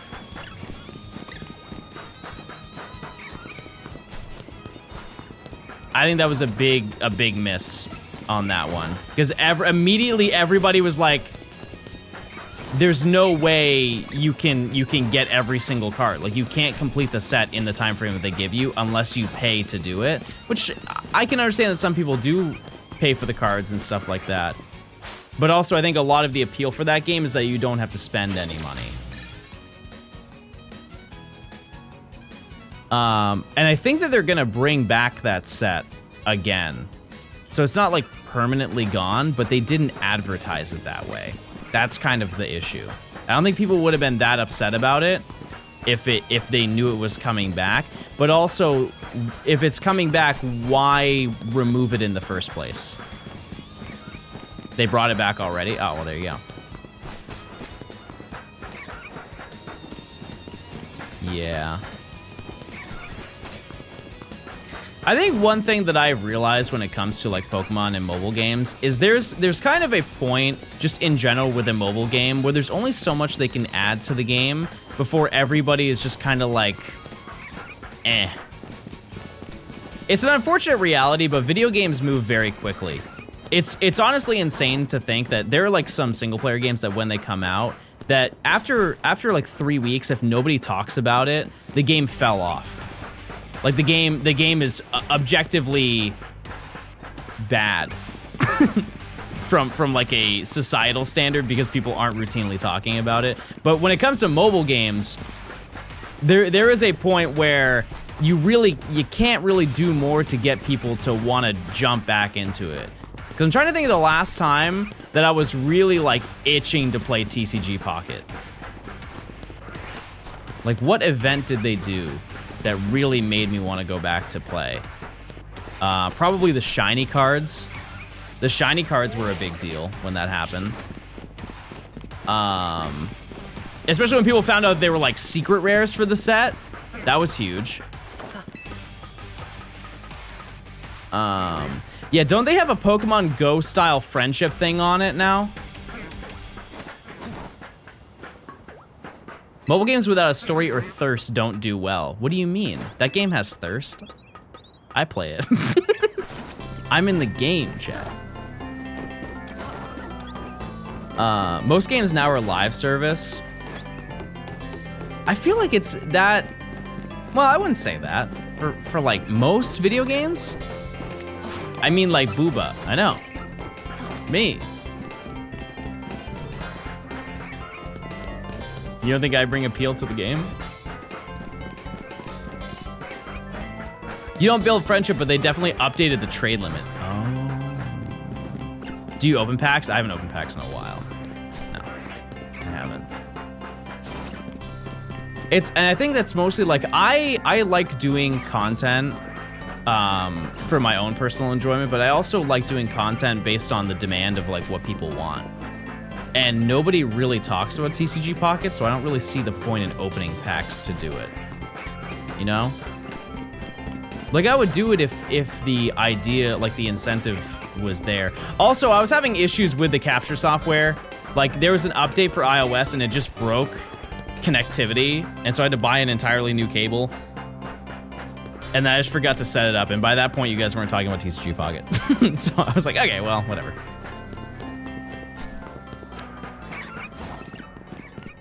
No harm, no foul there. Voman, thank you for the 300 bits. I appreciate it. You should bring back 10 gifted for 10 packs just for tomorrow. Yeah, we could do that. I would have to set it up. I would have to get the cable and everything, but yeah. Yeah, like Pokemon Go. I like Pokemon Go. It's just I don't really have a lot of drive to play it. I really don't. I probably will next month, but right now I don't. Not a lot of drive. I Pokemon Go to the polls. Epic. Where'd you get your shiny Shuppet? I got it while I was looking for, I was doing bench resets for Eevee. I like Pokemon Go, but I feel like they could do a lot of things differently with that game. I agree with you, but I'm curious as to what you would do. Like, one thing that they added to the game that I really think, I don't have any better ideas, so it's really hard for me to knock it, but Dynamax Adventures really just didn't reel me in, even a little bit. Like, if I see a Dynamax den, I will probably never do it. Unless it's a shiny that is limited time that I can only get from that, I will then do it. But those basically don't exist. It needs many people to work. On the upside, they did nerf them. The first round of Dynamax dens that they did was a, like, they did not know their demographic. So many people were upset about that one. Truly, they were. Yeah, because unless you showed up with a team of like 80 people, you would not win. And if you had, there was a raid that I went to that had 75 people, and they barely won. And this was in LA, chat. Like one of the most populated cities in America, and they barely won. Imagine a nice family in Minnesota that wanted to go out and get a get a G-Max Charizard. Good luck. No chance. And so then they nerfed them. Wasn't the limit 40 at the time? Oh, you know what? You're right. You're right. But either way, like, they barely won with that many people. But they either reduced the HP or increased the damage output. And so now it's like, you could go into one with like 15 people and you'd be fine. I think that's also because they added Zacian and Zamazenta to the game, and those Pokemon are so good. But if you don't have them, then you just kind of have to grind. But Zacian and Zamazenta are really nice because you don't need to, I don't think you invest any Dynamax energy into them. You just level them up the same way you do any other Pokemon in the game. Oh, and Eternatus, true. That's also true. I was one of the first people on Earth to get one. Fun fact. The romper's nice, I appreciate it. That Badoo haunts me, there's two of them. There's two of them. We're saying the system in Pokemon Go that if you don't have a stop or gym near you, you could have a day pass that allow you to have a temporary Pokestop. Well, they do have that system. If you, you can like submit Pokestops. It does take a little bit for it to get done. But if you have like things near you that can be used and turned into Pokestops, they'll do it. And then that's what I did for my area.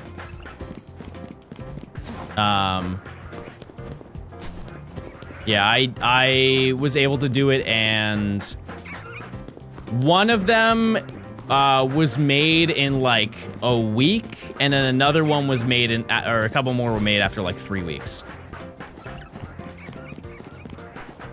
They're adding stops at like street corners now. Oh, interesting. That's gonna be There's no way they're doing that in like any grid-based city, right?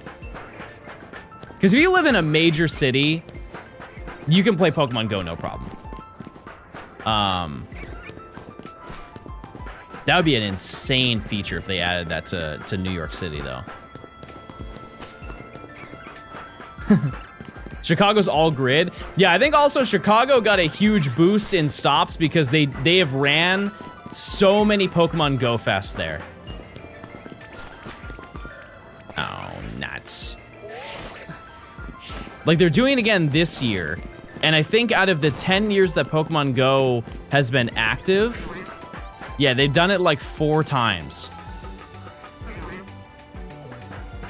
It's kind of 3 times because the first year did not go very well.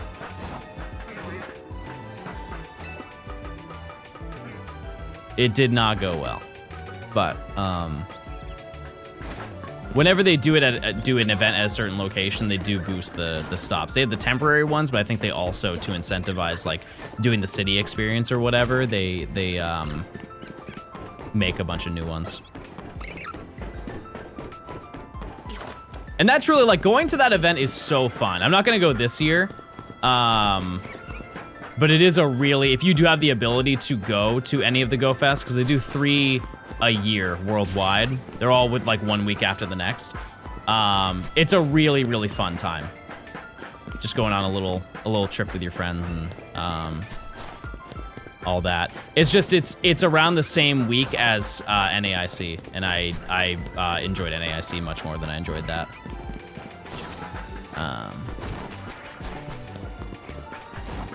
Wish they would do another one in Canada. When was the last one they did?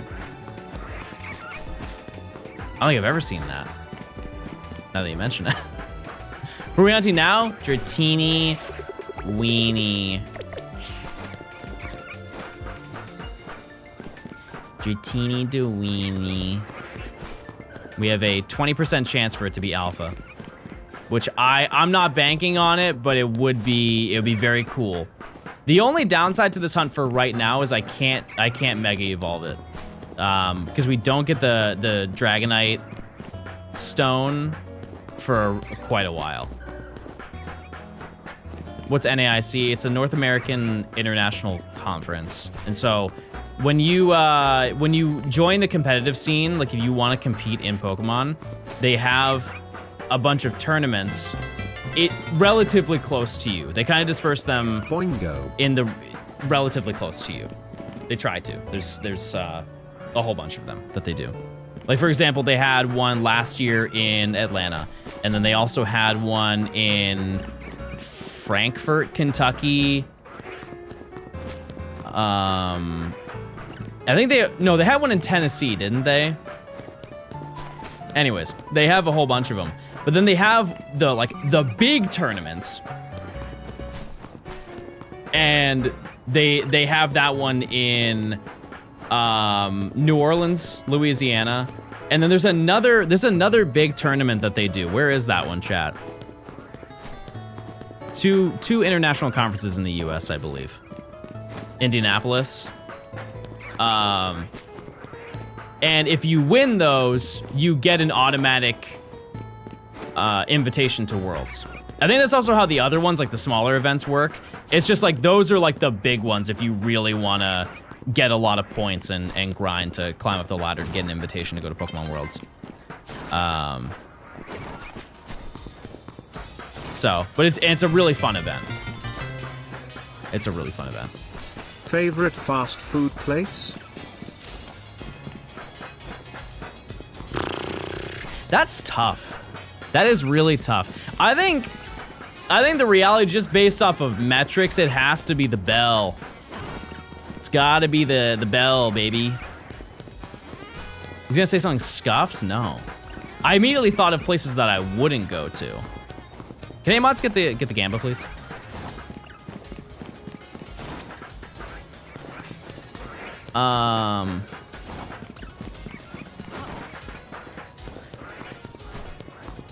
Johnson Arby's guy. I think hating on Arby's is that's a bandwagon thing. Most people who hate on Arby's have never been there. They just hate it because the internet says that it sucks. It's kind of the same reason that people say that if you eat at Taco Bell, you have bad bowel movements. As if, like, if you went to McDonald's, you wouldn't have a terrible, a terrible experience. Yeah, like Arby's curly fries go crazy. You ever had the turkey and Swiss? Sign me up. Their little chicken sandwiches? Eat them. Big time. Yeah, Culver's is really good. But the issue with that, I try and look at, like, from the perspective of it's a global, like, you can go anywhere and you can get it, right? And I feel like Taco Bell is so consistent. That crunch wrap. The only downside to Taco Bell is that they know that they're toxic. They just remove all of the banger items for no reason. Yeah, that's not some Sword and Shield. I think. I forget what it is. There are too many games now. I can't remember all the songs. Yeah, like there's some things that they remove that just blow my mind. Like the nacho fries, that should just be a staple. I don't know why they remove it every like 3 months. They would make more money, wouldn't they? Like if I could get fries with every single order, I would. The double stacker. I don't know if this is a hot take, but I don't like nacho cheese. Doesn't the stacker have nacho cheese? Like I like homemade nacho cheese. I just don't like the artificial one. Like if I get a crunch wrap, I'm taking nacho cheese out. I'm replacing that with something else. Yeah. More for you guys, not for me. You know, Taco Bell breakfast is good. I think it is. Yeah, I've had it before. I'm pretty sure that they're phasing it out though for a lot of locations because people just don't go there for breakfast. So, I mean, I can't blame them. Like whenever you tell somebody about Taco Bell breakfast, it's usually like, I had no idea they even did that. They make like breakfast burritos.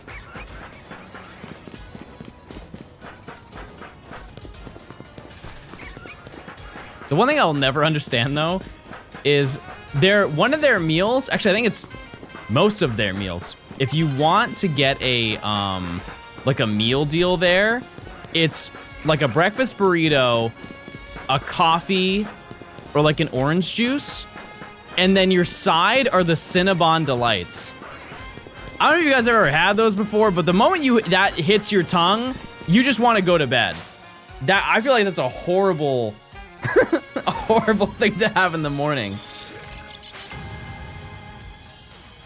Yeah, I've always said those things are insanely sweet. I would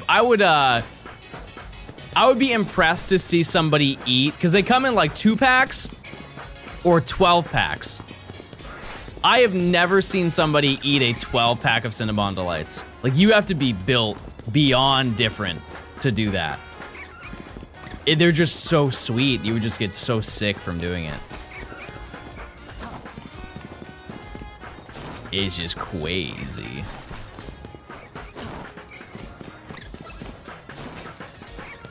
Challenge accepted. I don't recommend it. I'm just saying. That's it's a lot. Especially like if you have that on top of what you're already eating, you're gonna be so full. There's no shot. There's no chance. The cinnamon coffee is awful. I had it. I agree with you. It's not, I don't know what, I think it's just the ratio.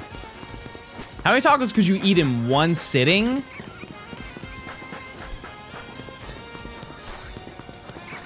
Soft or hard taco? Because I think soft tacos are way more enjoyable. I don't like hard tacos at all, really. I would say I could do, like, eat until I'm like beyond full. Like, oh, I couldn't have another bite. They're small. They're small. 15. I wouldn't want to, but like if I were to max out, I think I could max at 15. Platinum, thanks for getting a sub. I'm sorry I didn't say that. I was invested in talking about the bell. Jane, thanks for the 21 months of Prime. May, thanks for the 15 months of Prime. What's going on? All the primers are coming out. Thank you so much. Yeah, the only crunchy tacos I like are the Doritos ones. Because they're Doritos, you know? It's hard to argue with that. Tex-Mex is garbage. Can I have an example? Because I've been to Tex-Mex restaurants. I didn't mind them. Like, what is a Tex-Mex food?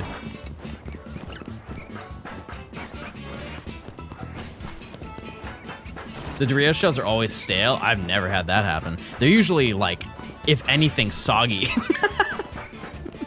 Because the ground beef just seeps through the bottom of it. It lacks in structural integrity.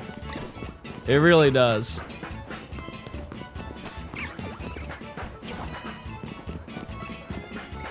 Tex-Mex is fine, but it's not Mexican food. Oh yeah, for sure. Like I wouldn't go there and be like, oh, this is an authentic experience. Is it bad I've never ate at Taco Bell? I mean, it's pretty banger. I think you're missing out a little bit. Not necessarily a bad thing. It's not good for you, but like, it is good. Change your freaking life. Change your freaking life. All right. Where is this shiny Dratini? Where is it at?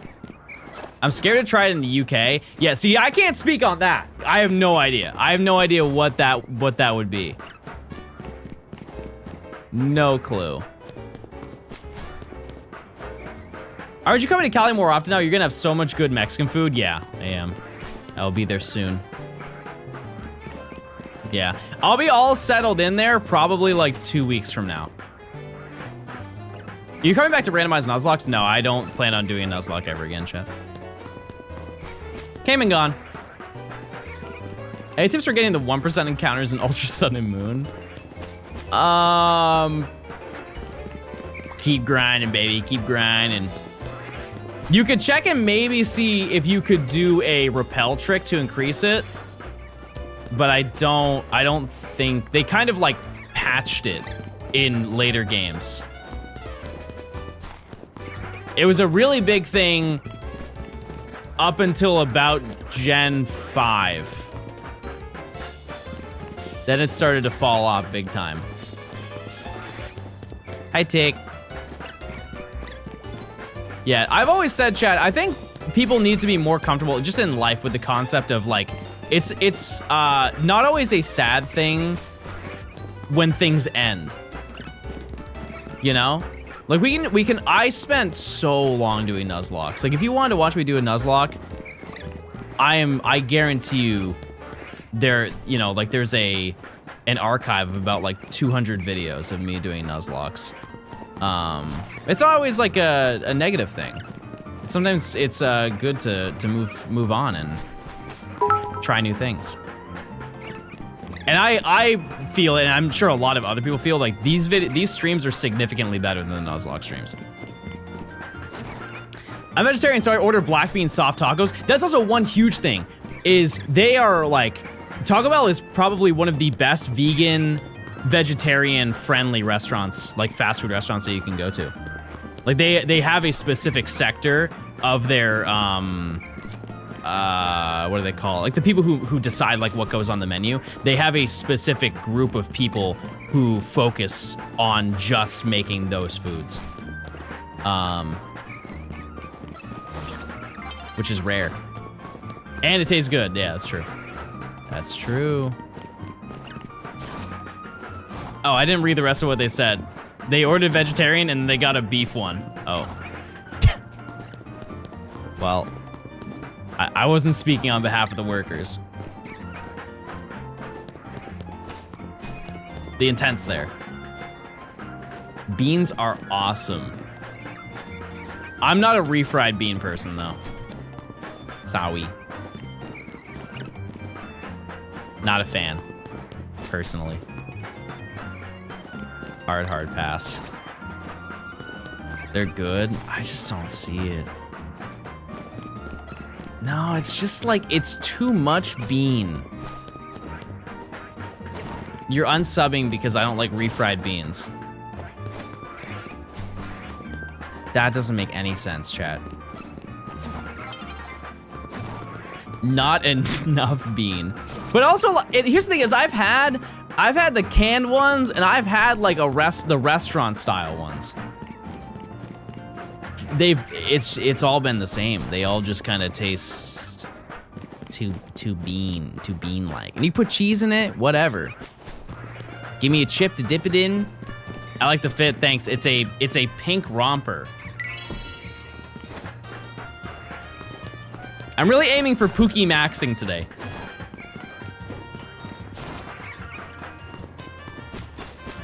Are you live on YouTube? No. No, I can only handle one chat.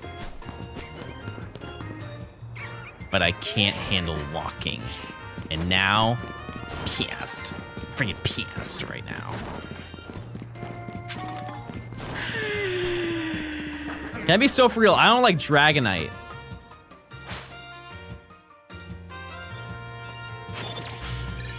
I don't like that guy. I don't like what that guy just said. I don't like that at all. What do you think is, what is your least favorite pseudo, chat?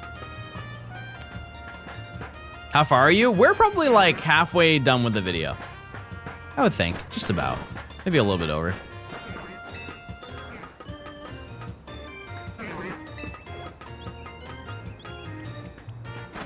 It's such a shame, too. It's such a shame. Because, like, I see the potential in Baxcalibur. I see it. I think all of us do. It just feels like there's something not there. And the Mega, they got closer. They got a little bit closer with the Mega. I was like, okay.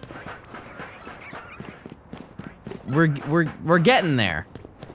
I don't know what it is. That's the problem. Is that where uncanny comes from? Like, you just can't tell what's wrong with it, but something's wrong.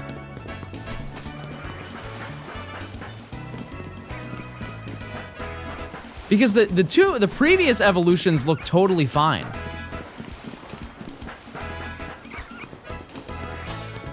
You don't like Como? I will say that it's a little bit forgettable, but that thing is sick.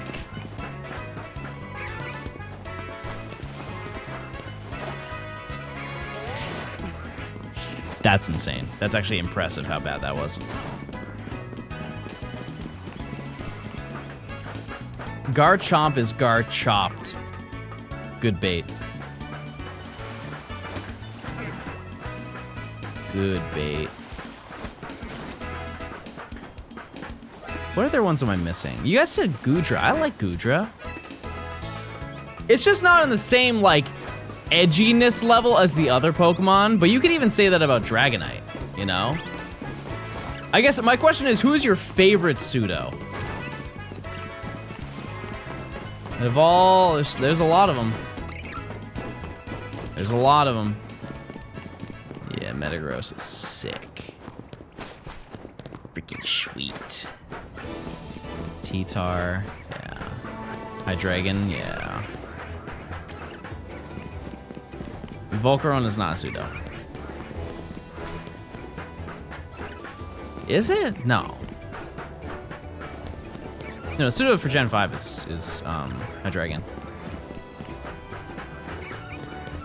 Cause like, what's the how does that work? Pseudo-legendaries are, it's based on stat total, right? They have to be a certain stat total.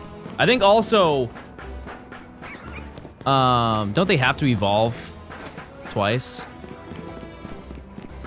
Yeah. 3 stages. Because like, if it isn't 3 stages, then what's an example of a pseudo that isn't that? Call them their official name, Powerhouse Pokemon. Nah. Nah. I've never even heard that phrase before. Chat, by that logic, you're saying partner Pokemon.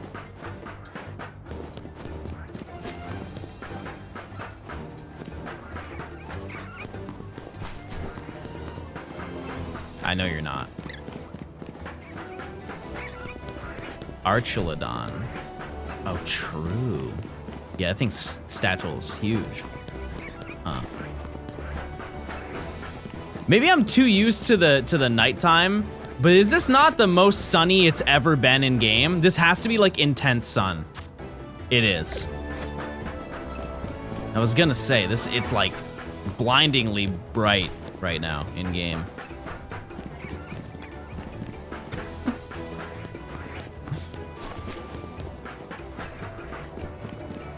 Groudon is near. That was such a cool part of Pokemon Emerald.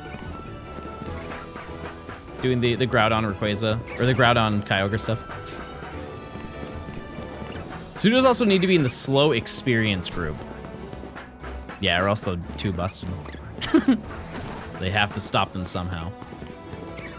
Spoilers. I'm gonna say it, chat. Those games came out so long ago that this year they can buy alcohol.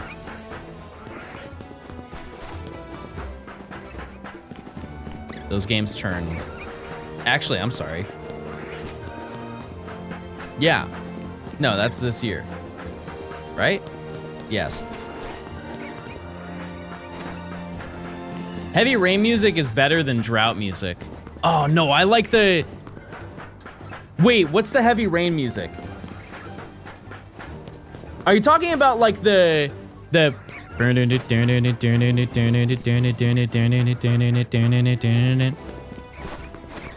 it's like right before Rayquaza? That music is so good. Yeah, I thought they were talking about Heavy Rain, like the game.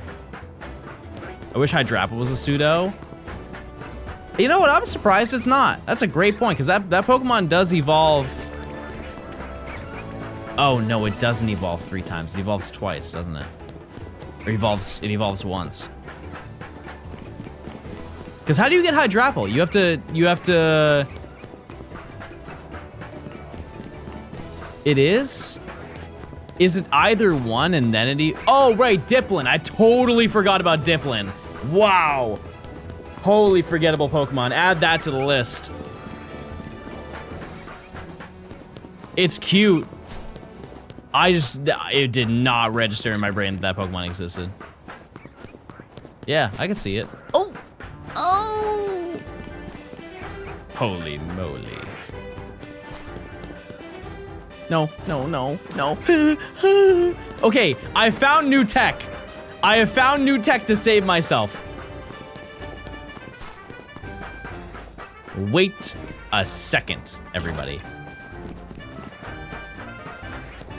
Can we change the prediction to shiny, or will John fall off? No, because I fear that is adding a too negative of a vibe to the stream.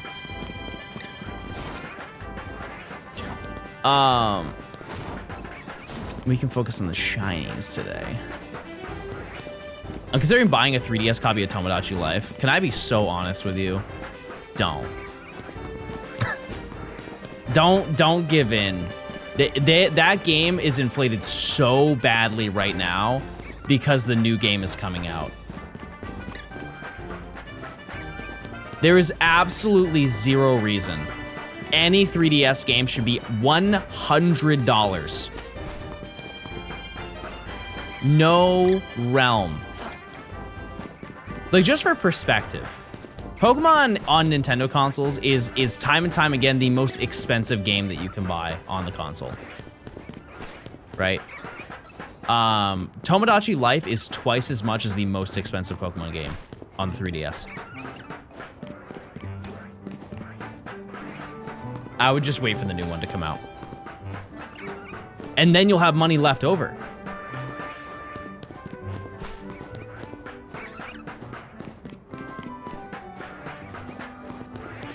At least it's not as bad as Yokai Watch 3. I didn't even know there was a third one. I guess that makes sense, because didn't, the game did well in Japan, it just didn't do well in the US. What's the most expensive 3DS Pokemon game? I think it is... I think it's Omega Ruby Alpha Sapphire. Like, those go for about 50 now. Just about. In English, it's $1,000. Paths. I managed to get Ultra Sun cartridge for like $50. Is that an outlier? I fear you may have paid a little too much for that, but hey, if you're having a good time with it, nothing wrong with that. No, I'm pretty sure Ultra Sun and Moon is like 40 bucks, chat. I could be wrong. I have not checked it recently, but I can't fathom it's gone up that much.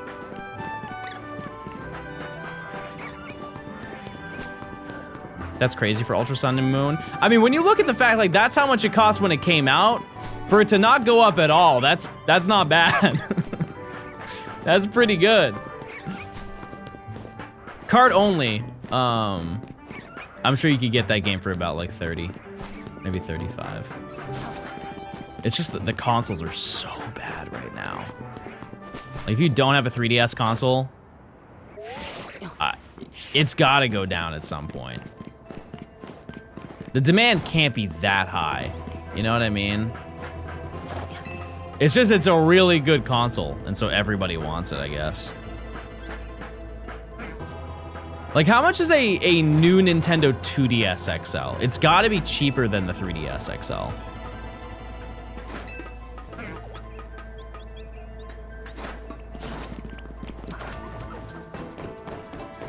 Depends on the 2DS. A new 2DS XL.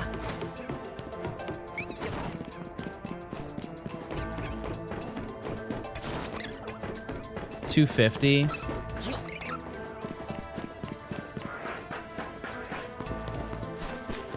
Like, I think $250 isn't, it's still a lot. I think that's worth it to like save the money instead of getting the 3DS XL. I don't know. Yeah, there are way less 2DSs than there are 3. For sure. Because I've never even seen one in the wild. Never even seen one. Actually, that's not true. No. I think, wait, Nimmy, don't you have one? Don't you have a blue one? Or did you borrow that from Nora? No! I got stuck under the bridge!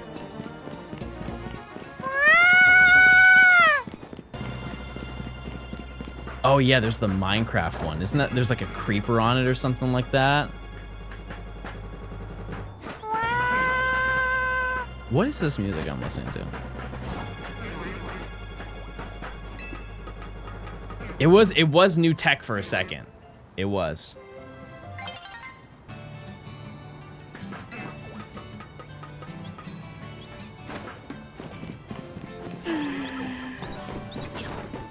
The Zelda Shield one? Oh yeah, I have seen that one. I want the Pickle 3DS. Oh yeah, with like it's like the 3D Pikachu face on it. That one's cool. Was that released in the US or was that Japan only? Oh.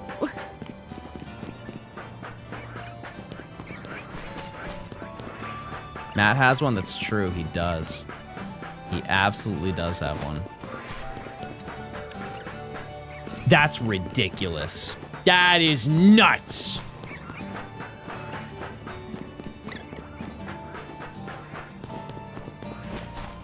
I fell for it again.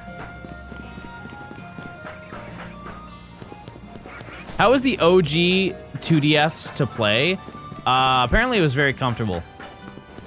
Do you need to get Dragonair as well? I'm just gonna evolve to get it, but if I do get Dragonair, I have to get Dratini as well. This is outrageous. That's... okay. Okay, game. That's a little... that's like a... it's a... every... well, I guess it's 1 in every 100 encounters. is that, right? But finding 3 of them across 6 encounters is a little crazy. Yeah, it does look really shiny when it's in the sunset, but also when we see it, apparently it's so unbelievably noticeable that we're just gonna laugh at the fact that we're getting tricked right now. Like, it's radiant pink.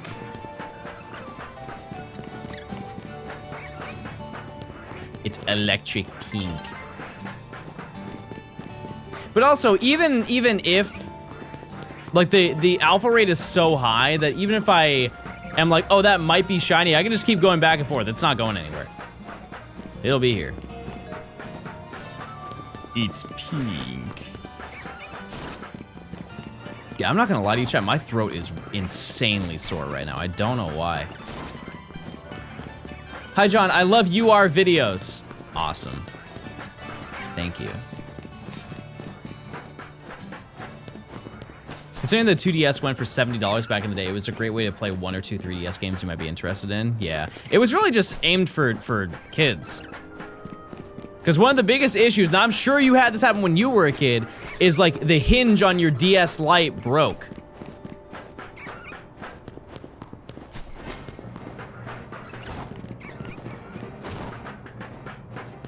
And they really didn't make anything in the DS era that would fix that. They just made more things with hinges.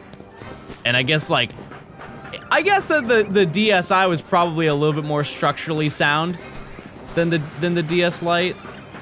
I don't know. But they knew that the 3DS, you know, because initially the 3DS was a lot of money, and then they had to nerf the price because nobody bought it. There's a lot of drama with that.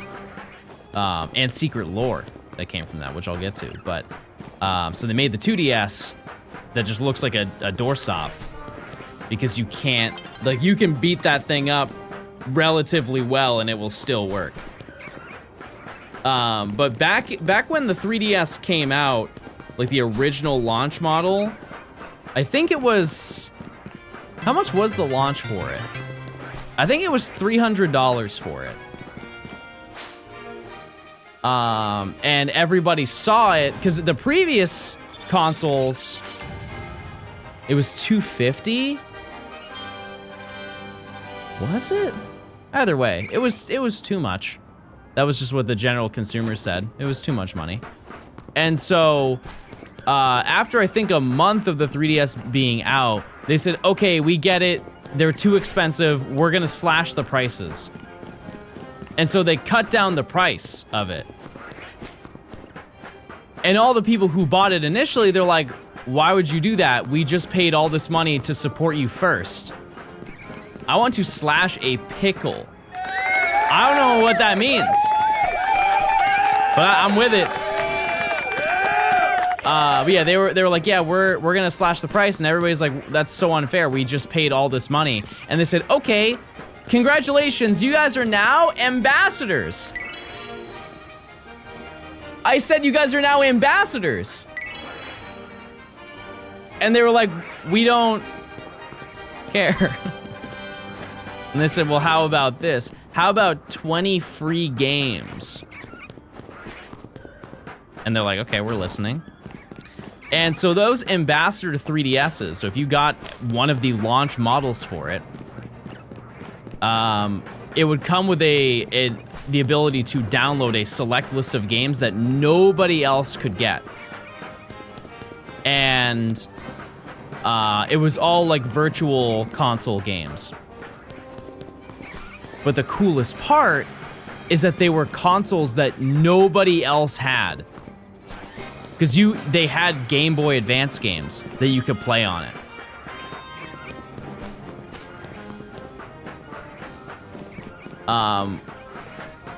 Which definitely rubbed people the wrong way, because that means eventually, like at some point, people could have, they could have added like the GBA Pokemon games to the 3DS.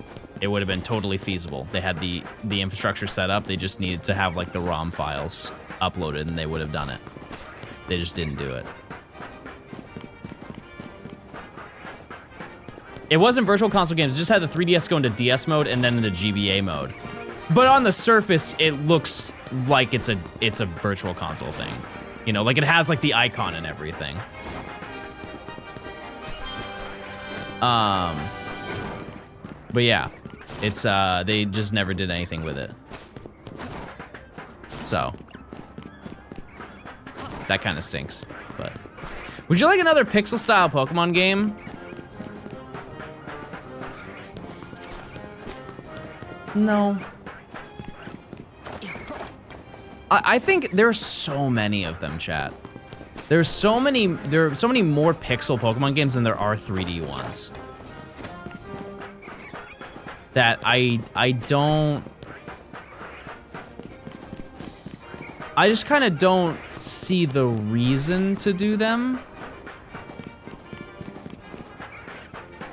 Because I know a lot of people have said, like, do like an Octopath style game. Like, I'd play it, obviously. I would play it. I just don't know. I wouldn't be as excited, I think. Is Professor Oak's Challenge in this before each Rogue Mega? No, it's before each rank up. In the DLC, it is before a specific Rogue Megas that you take on.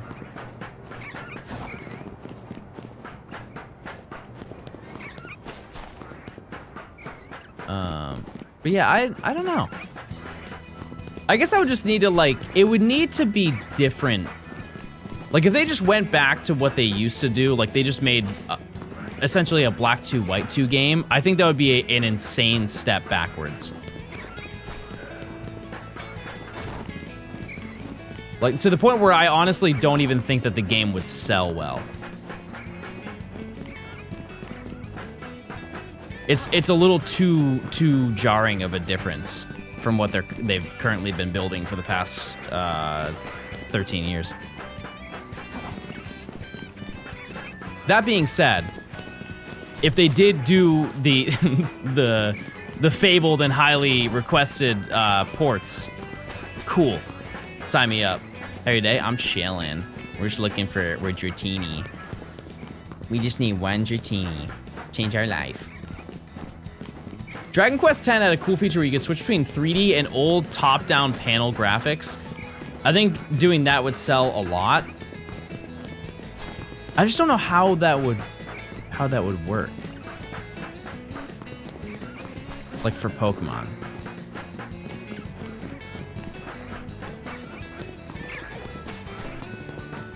It's just too... Yeah, I guess I would just need to see examples of like what 2D games are doing now and how that would translate to Pokemon for me to understand it better.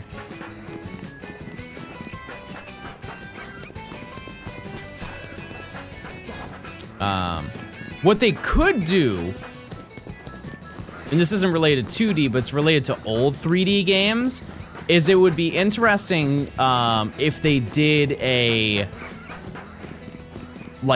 texture reskin of a game. I think that would be worth the time to do. Like, what I mean by that is, for example, when Halo Combat Evolved came out, or like the anniversary edition came out for it, it's the same exact game, except you can press the back button on the controller and you can change between it being the current graphics or the old graphics. And you can do it at any point. You could spam the button the entire time you're playing, for all they care. And it would work perfectly fine. And they could do that with like X and Y. I think that'd be really neat if they did something like that. Or like the original Pokemon Snap. And that one would be perfect because that game is in first person. Like you can play the original Pokemon Snap, but if you press the back button on your controller, the minus button on your controller, it would convert it into the new graphics. And it looks like new Pokemon Snap. I think that would do really, really well. Because there aren't many games that did that. It's just, there's probably a lot of technical difficulties with making that happen. To like replace the textures seamlessly without having any sort of downtime. I really don't know how they did that, but also I'm not a game developer, so I don't really know anything. There are only 2 more pixel games than there are 3D games, right? For Pokemon? No, I think there's still more 2D games. Like there's a decent amount. I have to think about that. Maybe enough time has passed it. We're evening out. Halo had to have the whole original game in it to swap graphics. Yeah, for sure. Yeah, I'm sure they had to. It is the same game, but they had to rebuild parts of it maybe to make it actually work. That's because Anniversary used the original geometry, so the Anniversary graphics weren't physical. You could walk through Anniversary graphics. Oh, I see what you're saying. I getcha. Are there any old Pokemon side series games that you would want to see a remake of? Because I could see Snap. Like, a lot of people really like Snap. It's just that game is very, very short. Like, you could finish that game in 45 minutes if you wanted to. Yeah, Mystery Dungeon. That makes sense. Do you think you can rank the Switch games from what's easiest to hardest to shiny hunt in? I think they're all easy. Every single one. This game is easiest by far. By a lot. And then it's Scarlet and Violet. Dream Radar. What would you want in it?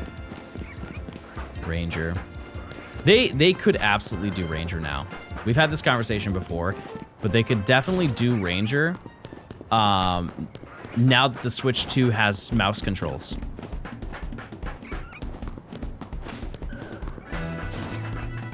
Like, having that built into the Switch 2 opens up so many opportunities, and I really, really hope that they use them.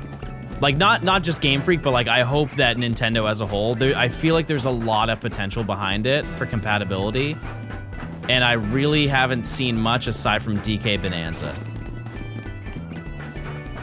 That would break your wrist so fast. Not if you have your wrist strap on. Safety first, everybody. I forgot they had a mouse. Yeah, I mean, oh, sorry. The other game was the $10, what's that game called? It's like the Switch 2 tutorial game. They also show you that in that.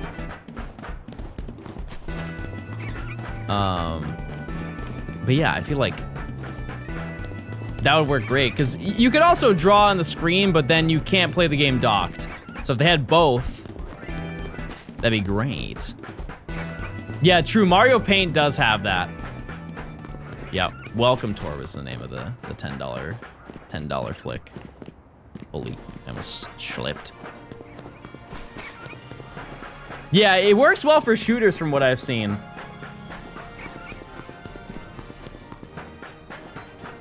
Yeah, I still do find that odd that Welcome Tour did not come with the Switch 2. That was a odd decision. I think just the era of pack-in titles has died. I wouldn't even count that as a pack-in title.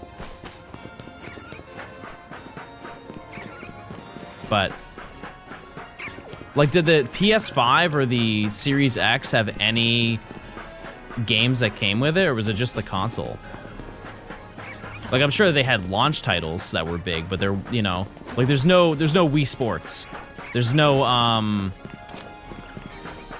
what was the Wii U game? Astro's Playroom? What was that? Is that the same thing as the, as Astrobot? Is it the same character? I'm just not tapped into Sony too much. It is? It was before Astrobot.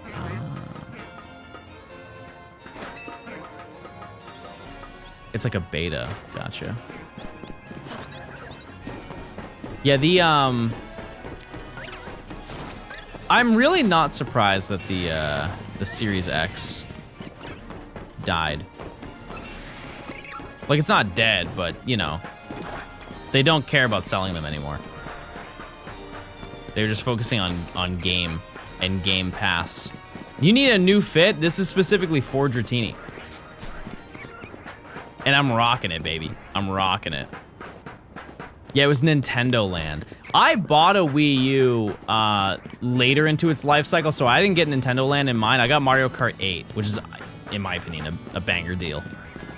And I used that thing for maybe, I think, a month before I got rid of it. Game Pass is $30 a month.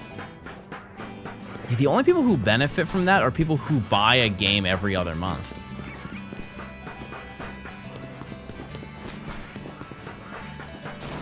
Actually, it's more than that. Because then like, games are $70, right? On the thing. It has the Fortnite Battle Pass. I take back everything I just said. That's a great deal. That's a fantastic deal, some might say.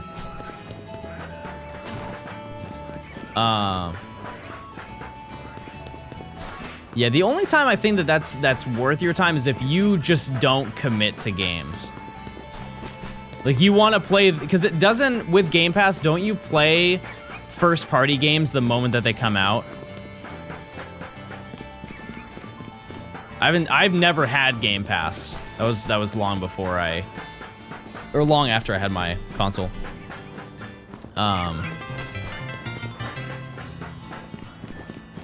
It started at $9.99, now it's 3 times the price. Yeah, that's how that works. Hey, Netflix used to, I think it used to be $5 a month. There was a point, chat. There was a point in time. Doe, thanks for the 15 months. Hope you're doing well. Thank you. One of the worst offenders of that, this is like kind of recent, is Hulu. Hulu changed their entire pricing system.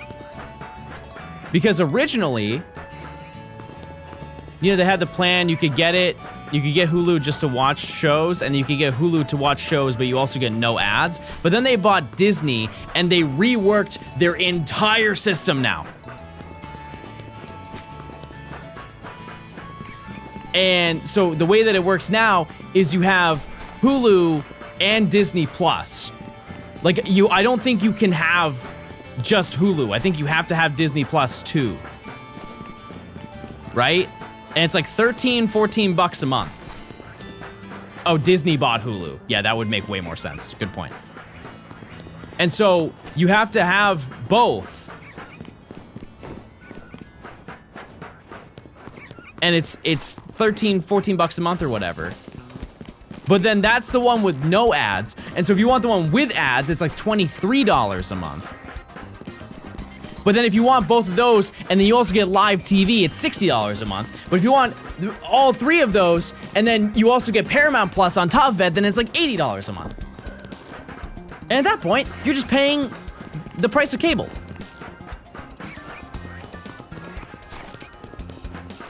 It's just unnecessary. But then you go to cable and you can't choose what you want to watch. So nobody wins. Genuinely, the best time to watch TV was probably like 2008 to 2013. Because that was the era where a bunch of companies were making online services. And they were dirt cheap to get people in on the ground floor. And cable was absurdly expensive. Because once again, I could be wrong, but I'm pretty sure that Netflix used to be $5 a month. Maybe $6.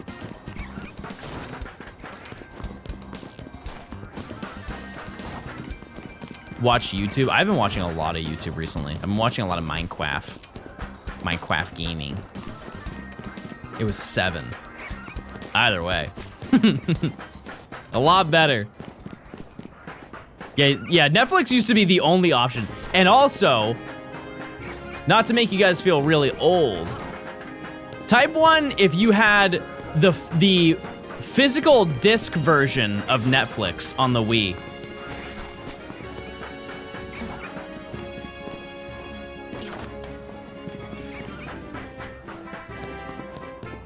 Because back in the day, when they introduced the online service for Netflix where you could stream stuff. Because I'm sure that they were... Yeah, I also don't believe not that many people had it. Surely not. Because the way that it worked is you had to not apply. You essentially had to buy it for free off of the Netflix website, and they would send you a physical disc. Because it wasn't on the eShop, the Wii Shop channel at the time. And I think eventually they did add it because of its popularity. Not entirely sure on that one, but I do remember having the disc for it. I don't think I have it anymore, and those things, while they are... Actually, I think you could probably still use it if you wanted to, because all you need is an internet connection, not a Nintendo connection. But I think because not a lot of people got them, they're pretty expensive. I misunderstood. I thought you meant the DVDs that got mailed to you. No. No, there was an exclusive Netflix Wii disc, and it was bright red. Bright red.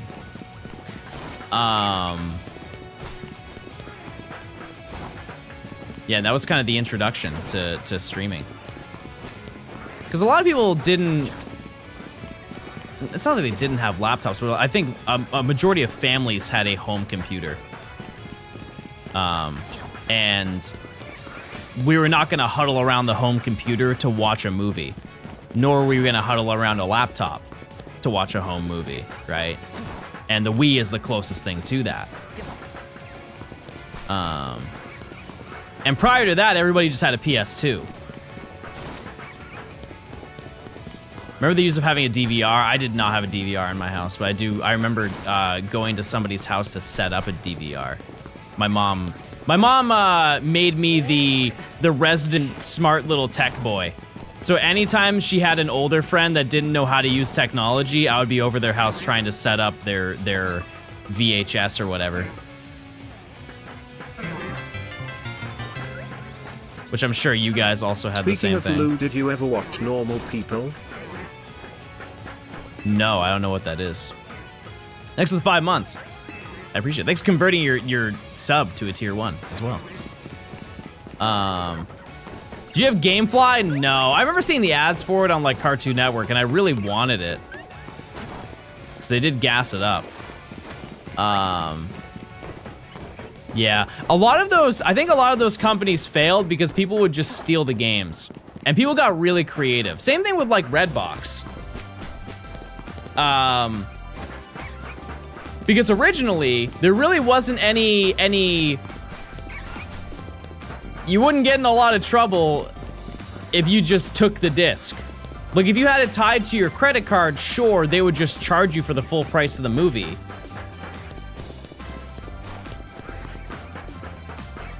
But a lot of people would just use, like, you know, like the gift card credit cards that you would get? And they would just have enough money to rent the movie, and then they would just take the movie and never come back. And so they would just keep it. Or they would do it for video games, because some of them had video games. Yeah, so they would just yoink it. And then, what people would also do for a very short period of time, but early on for Redbox, people would just return the because it came in like a plastic slip, you know? And they would just put the plastic slip in the machine and they would just accept it. It wouldn't check if the disc was there. It would just check if like the barcode on the plastic sheet matched what was rented. And they're like, okay, you're good. Rats. And so yeah, they ended up putting like a scanner on the disc. And then what people did instead is they would get a photocopier and they would put the CD in the photocopier, which had the barcode on it. And then they would just put the piece of paper inside of the disc slot. And so then when they went to go deposit the movie, they'd check and they're like, oh yeah, that's the movie. And people would just be stealing the raw discs for quite literally anything. They would just be doing it weekly until they don't have any discs more in the machine. And so they're doing it at an insane loss. And so I think they shut down a lot of them for locations where that happened, where that was prevalent. 10 days in a row. Love to see it. Love to see it. Yeah, because you couldn't get away with that at like Blockbuster because they're checking everything. Is there something similar that happens nowadays with like rental services? I have not seen a movie or like game rental place in a very long time. No. Like, do you have one near you, chat? Like a movie rental place? When I went to go see Nimmy, there was a movie rental place that was nearby, but it was also like a convenience store. And I asked her, I was like, oh, that'd be super cool to like see a movie rental place. She's like, oh yeah, no, they just keep it on the sign. It's now just a convenience store. They don't do both anymore. Yeah, I guess like the library. Yeah, you could count that. That's true. Shout out to your local library. They got the hookup. There are a lot of libraries that will have brand new video games. Like not when they release, but around the time frame that they release. So if you don't have money for games, it's worth taking a peek. I'm just sure that a lot of video games are rented out there. Yeah, I'm sure that they allow requests too. Yeah, imagine, wait, actually, holy moly. Think about it. Everybody go to your local library this weekend and request Pokemon Black 2. I'm gonna say there's like a 15% chance you would be so tremendously up and you would be doing a service to society. They have to be new games. Ask for a sealed copy of Pokemon Black 2. It's only, I think, $300. I'm sure that there were some books. I'm sure there's a $300 Stephen King book out there, right? I fear that will probably get yoinked, so maybe not the best practice.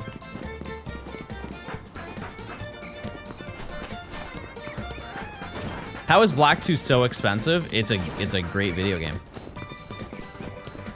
All old Pokemon games are expensive. The Gen 1 games are finally increasing in price. It's sad. Like Yellow is like $60 to $70. I remember when it was so cheap. I bought Pokemon Yellow for $15. And I got a free Diet Coke. I have a stream on in the background while I do my own shiny hunting in ZA. Epic.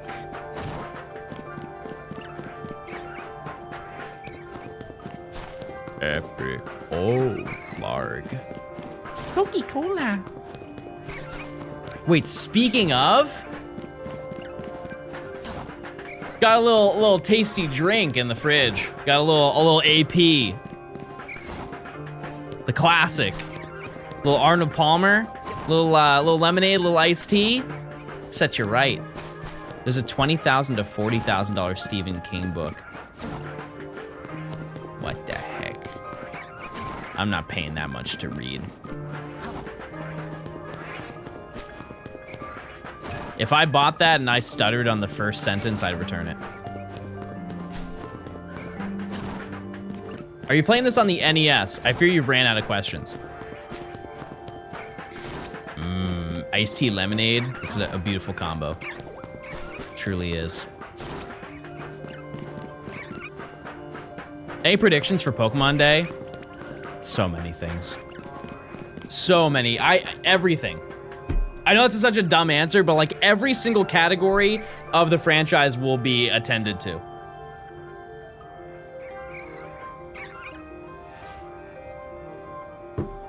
Every single one. One thing is always certain though.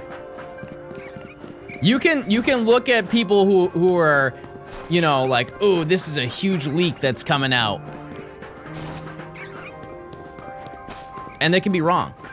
But you know who's always right? John Gaming.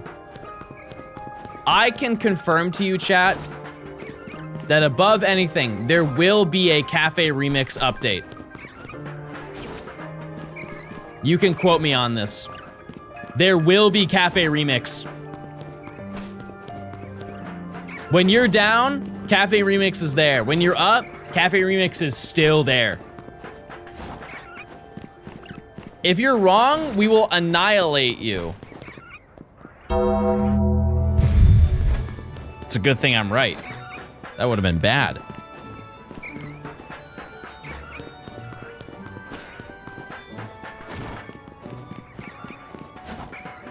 Aside from Champions, what's like another mobile game you think that they would make?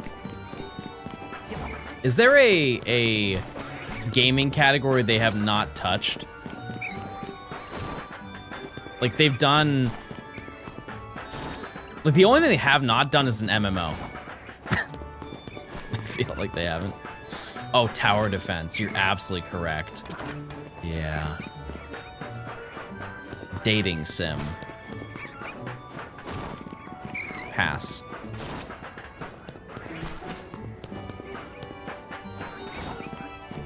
We're now collaborating with DraftKings. Did you know you were able to gamble in your state? Pokemon Fortnite. That I absolutely could see happening this year. Yes. I think the fact that Pokemon has not been in Fortnite, like, is it surprising? No, because they, apparently there was at one point talks of Samus going to be in Fortnite. Yeah, and Nintendo said no.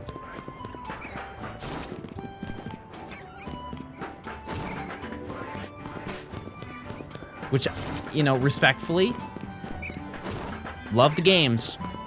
Love the games, Nintendo. That is an odd take. That's an odd take when that's the whole premise of Metroid, is having gun and shooting.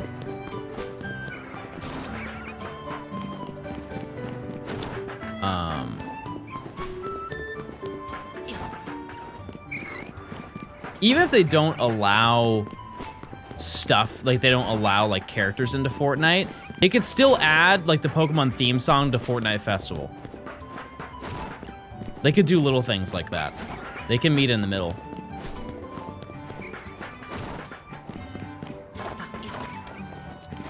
Misty cranking 90s.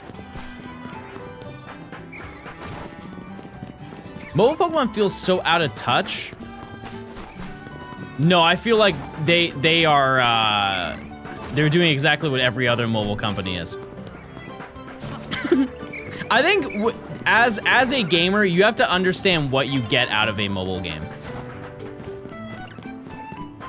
It is, every single mobile game company is very cookie cutter in the way that they make money off of the game.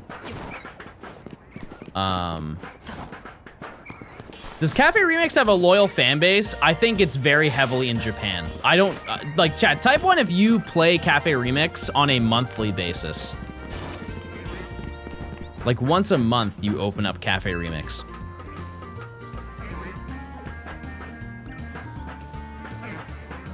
I think it's Japan, chat. I've played it. It could also just be a different crowd.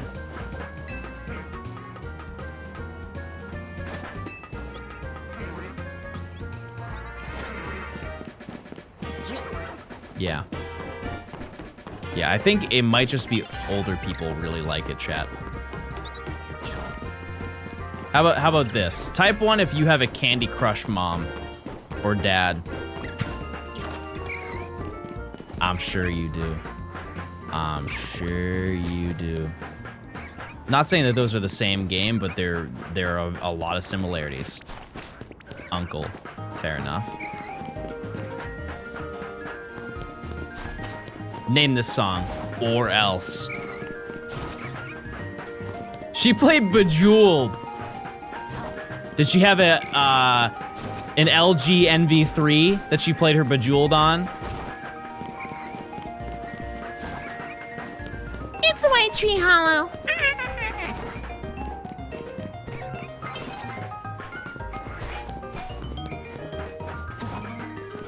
My mom played Tetris. You know, it's kind of one of the craziest games that I've ever played on a phone. Not like a smartphone, but like a phone.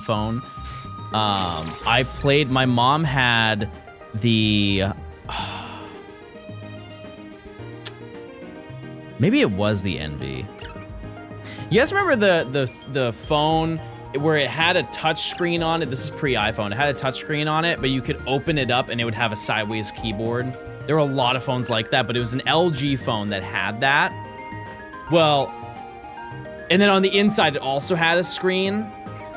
No, it wasn't the Ericsson. I thought the chocolate was smaller. Maybe it was the chocolate. No, not the Sidekick. No, not the Sidekick. It might have just been the NV. Anyways. Yeah, and that one, she had a demo of Resident Evil on it.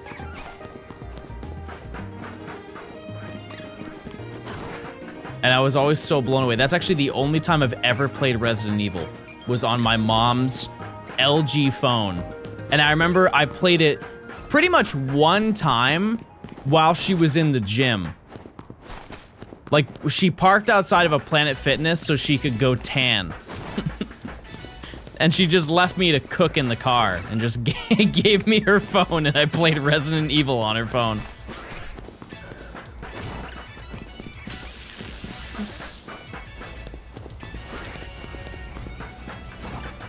Let me out, please. Where'd you get that outfit? I don't know. I'm gonna gatekeep it. I have no idea. But I've got Uggs on. Yeah, I remember I didn't get far into it because I would get scared. I would get very scared.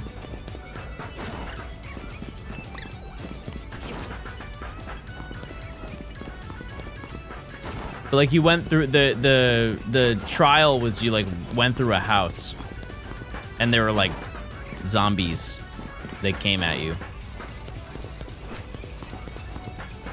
My mom used to work at a gym and a strip mall and would let me wander around EB Games. Oh no. Chad, you ever worked in a retail store? And then a parent comes in and just like dumps their kids into the place, and then you just have to like entertain 7,000 questions for about 45 minutes.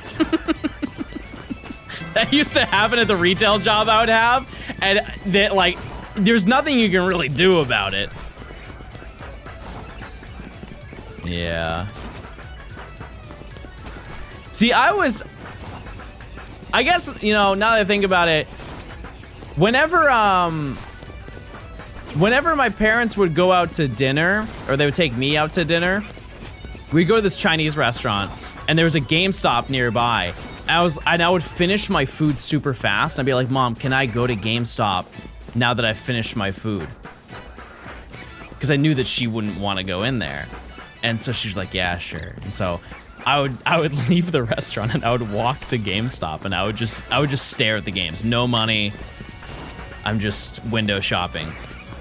Just looking at all the Pokemon games. But I don't think I was too anxious to talk to anybody, so I don't think I ever asked any questions. I think I just looked very silently. And I was like, ooh, Mario Galaxy, wow. Oh, no way. But as I got older, that happened to me, so, you know.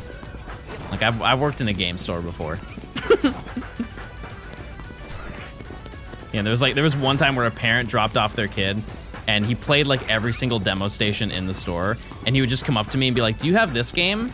And I'm like, I would, like, search it up, be like, yeah, we do. He's like, oh, cool. Like, were you interested in buying it? Like, no. I just wanted to know if you had it. And then I played that game for about 30 minutes until the parents came back. Do you have this game? Yes. Oh. Do you have this one? No. Oh. Will you? No. Oh. Do you have this one? Yes. Yeah, I love playing. You guys remember when they had demo stations at like Walmart?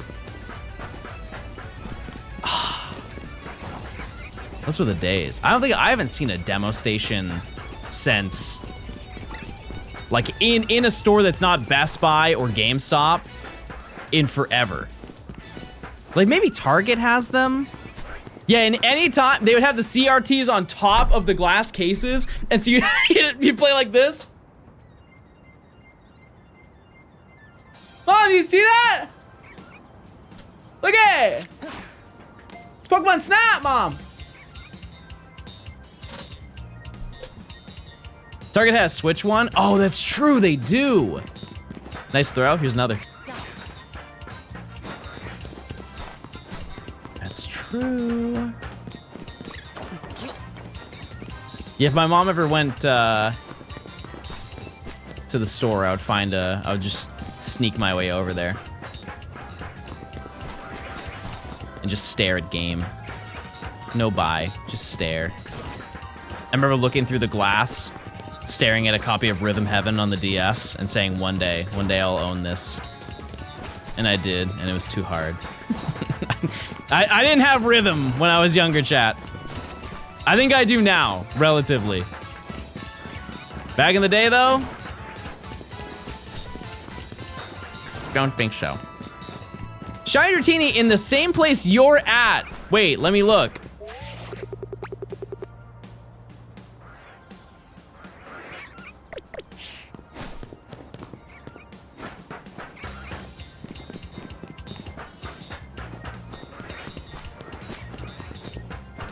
I'm gonna turn into a worm. Can someone grab me a cup of dirt?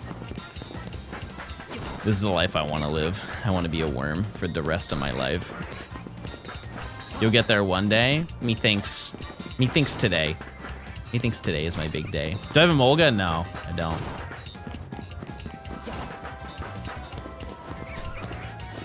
I do not.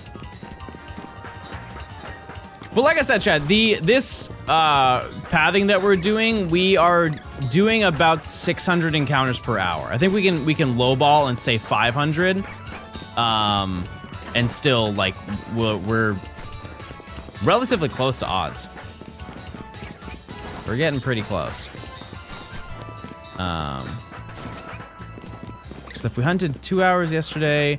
We spent like 30 minutes today trying to figure out another route that just didn't work. But so like we've been hunting here for about 5 hours. So not bad. Not bad at all. I would say that we're probably about 3,000 encounters in, give or take, 2,500. Why didn't the other one work? Because it's only during certain weather conditions. Wasn't worth the time. Also, nobody could see it. Like this one, I understand from a stream perspective, you can probably barely see it, but at least you can see it. The other one was like hidden in bushes. And then we found one that was really good. It's just we couldn't get to the building. It was arguably the best one of them all because you couldn't fall off if you tried. Has it even rained today? No. Not even once has it rained today. So that may be a small problem for Gumi. 70. How often is it spawning and respawning? It's about every 5 to 6 seconds. So we're doing 10 per minute, which is about 600 per hour. But I also fall off a lot, so. Mr. Blogs Gaming. I watched one of your videos this morning. Thanks for the 70 month. That's at least a year and a half. That's a big number. It is the Bob Blast guy. You know, I'm not trying to rub salt in the wound, Matt. I'm offended for you that you have not, that Taco Bell does not acknowledge you. Which one? Which one was it? Because I've been going to bed watching YouTube, and because it's auto-playing a bunch of videos, like I start with Minecraft and I just wake up to you every single morning. But I wanna say... Oh, what's the standing in the odds video?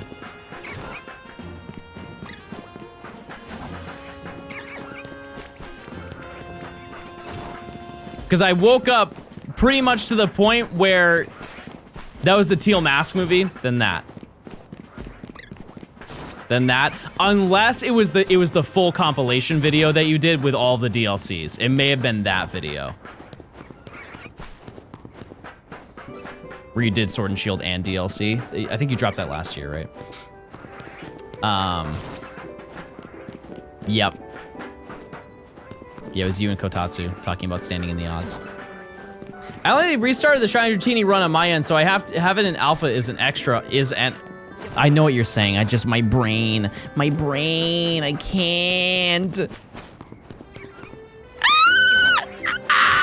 No!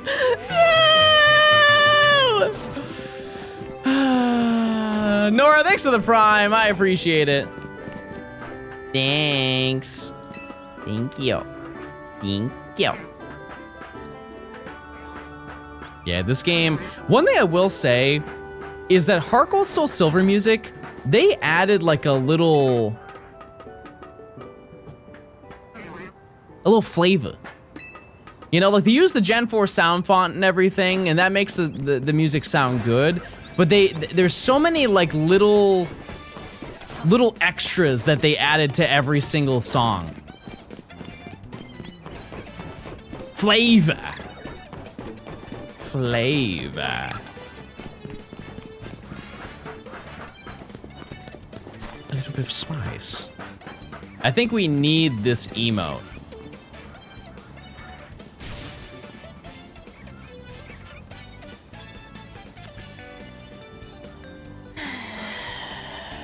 I'll entertain it.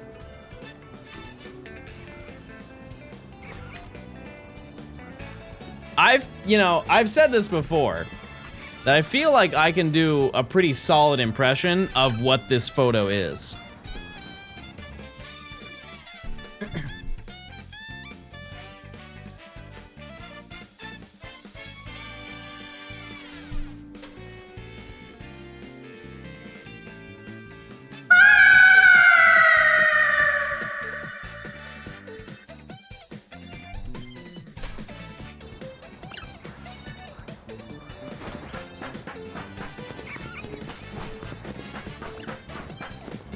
Kirby is kill.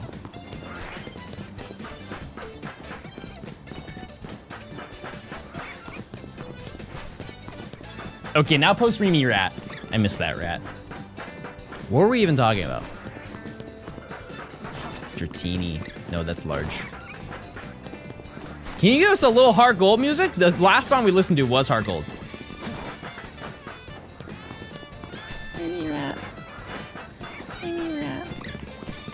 You know what I just realized?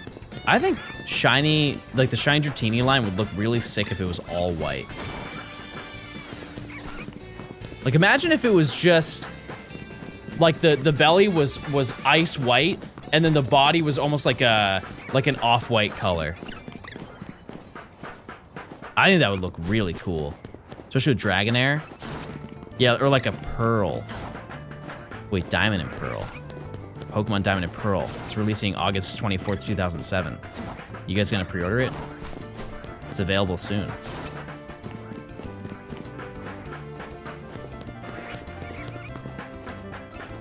It's not August, it's April, by the way. I don't know why I got that wrong. April 22nd, 2007. Sorry for disappointing you. Can you play the Spanish version of Kirby Falling? I could do an impression of it.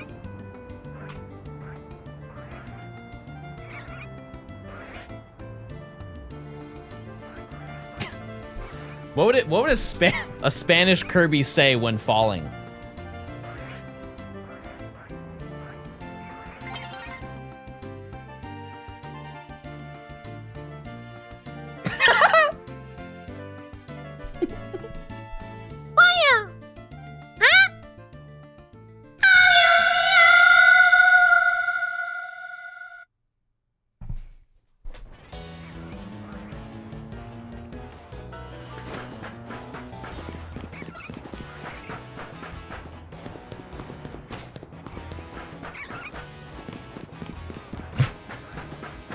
Somebody look that up.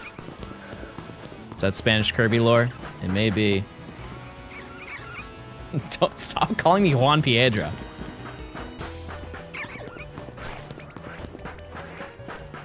That poor Badoo has been mortified every single time that I show up.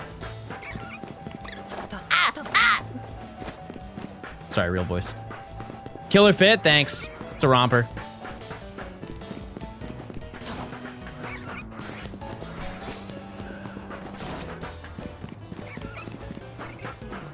Now, hypothetically, if I fell off of this side, is there an easy way to get up? No, because this is like the market.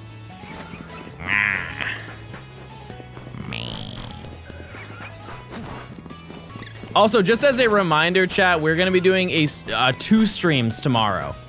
The rare John Gaming double stream.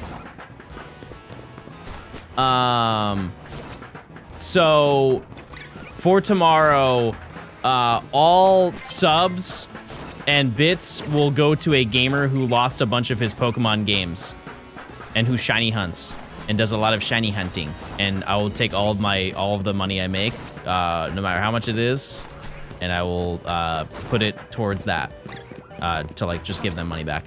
What happened? They got into a car accident. I can't show you the car because I think it leaks their license plate, so I can't do that. But you're just gonna, this would be a very odd thing for me to make up, you know? And we're doing it as a surprise. I'm not saying who it is until we do it, because I would like it to be a nice surprise. But we'll do it tomorrow. And then in the evening, Minecraft game. Minecraft gaming.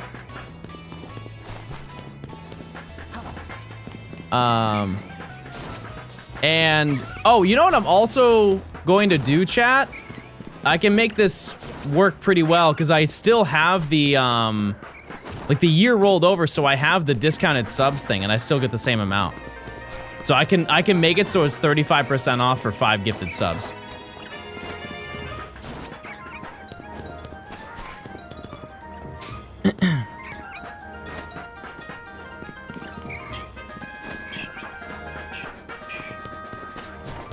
Cobblemon? No, I don't play mods, chat.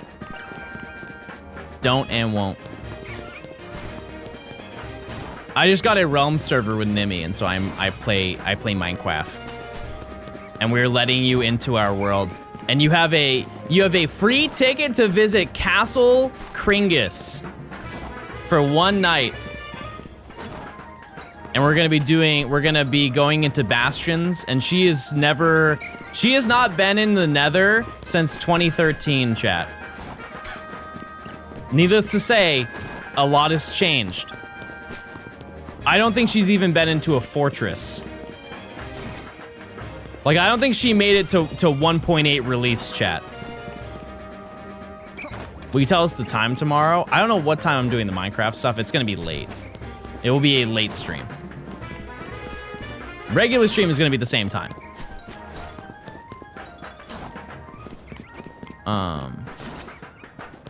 It will be late though. I'm gonna miss it.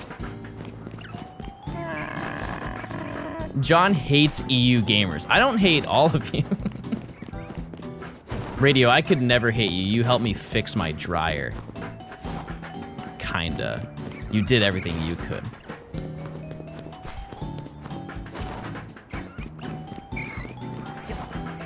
And as I've also said, I know some EU viewers are not happy to hear that I'm gonna be in a different time zone. I unfortunately don't control the realm of Earth. But I will do my best to be live at a reasonable time, so you guys who watch me early, or I guess it's late in your day, will be able to still watch me. I fear I do not control space and time. Yeah, I'm going to be 3 hours behind. Yep. Yeah, so if I were to go live at 11 a.m. that I normally do, I would need to go live at 8 a.m. every single day. And I can assure you I'm not gonna do that. I'm sorry, I can't. That would not happen. Is this a permanent move to LA? Both are wrong. No. It's not a permanent move. Nor is it LA. I would not live in LA, Chad. I'm sorry. I wouldn't. I would live in the, well, actually, I guess, like, does Burbank count as LA? I guess it kind of does. Maybe I'm lying then. Because I think of LA, I think of, like, downtown. I guess that is, yeah. So, I'm not living in Burbank, to be clear, but. No, I'm going to San Francisco, chat.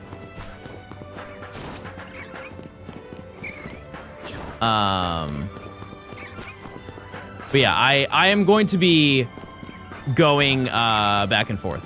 So I'm still gonna be here. Not selling my house. I just have 2 places. But yeah, I'll probably swap every couple of months between the places. Are the babies coming? 100%. Yes.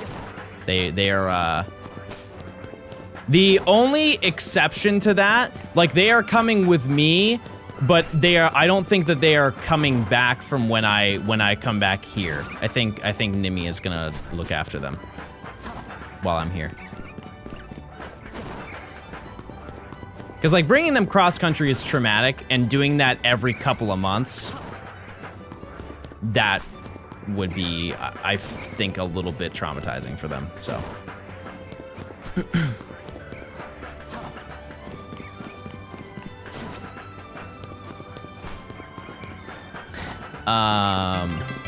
Yeah, so that's the game plan. Obviously, I'll give you guys more context for things as they go down.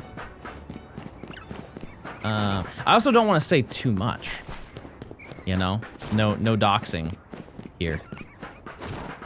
You'll see.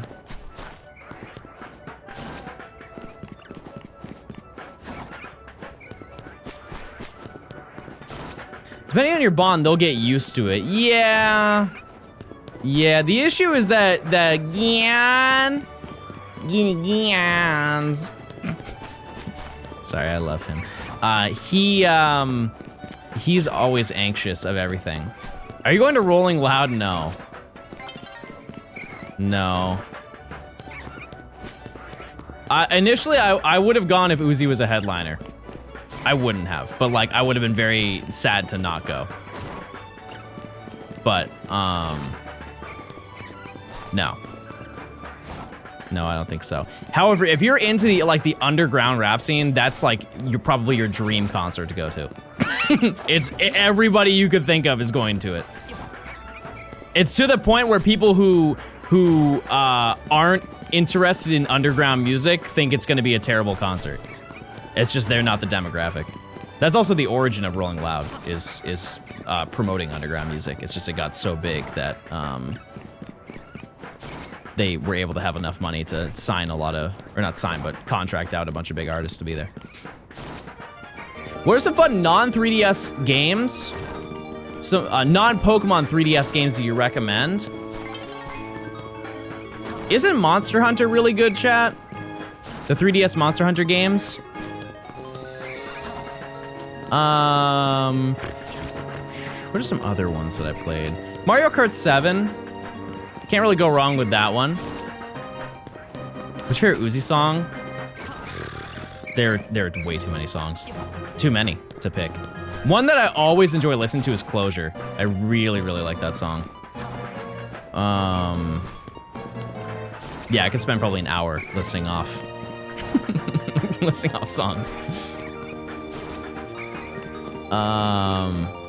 Yeah, I'm trying to think of other 3DS games, because I played so much Pokemon during the 3DS era that I don't have a lot of recommendations. DS is different though, for sure. Oh, New Leaf. Yeah, what am I saying? Yeah, of course, New Leaf. Yeah, Link Between Worlds was really good when I played that.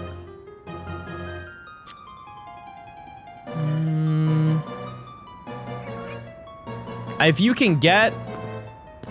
Actually, is it worth getting Majora's Mask, chat? And like Ocarina of Time? Because aren't those on NSO?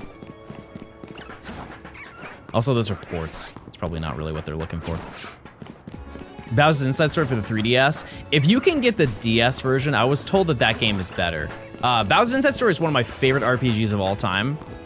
And it's pretty highly acclaimed to be a great game. So if you don't trust me, a lot of people talk about how good it is. I know Ludo loves it. It's like their favorite game. Or one of them, at least. But the DS version is so good. It's just if I explained it to you, I would just get a bunch of question marks. I'm still going to do that, but just listen. The entire game, you're inside of Bowser. Like Bowser sucks you inside of his body, and then you go, you are inside of him.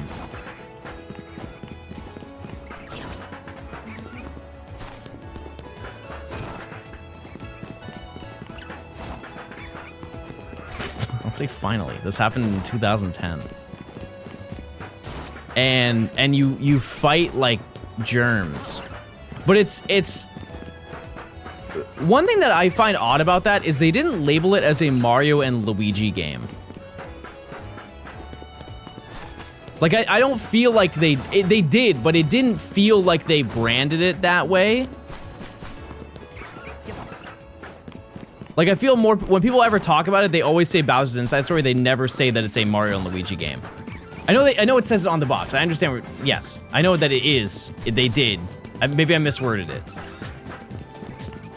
But, like, it just didn't scream. Because if you look at the other games, it's a big Mario and Luigi Grandma Cruise. Of all the words that I could have picked, of all the nouns, why did I choose Grandma Cruise? Like, if I look at Mario and Luigi, Bowser's Inside Story, what does the box art look like? Oh no, I'm just talking. I'm sorry, chat. I'm just talking. It's in giant letters. I just never thought of it as a Mario and Luigi game, I guess. Now I want to figure out what's going on in Mario and Luigi Grandma's Cruise.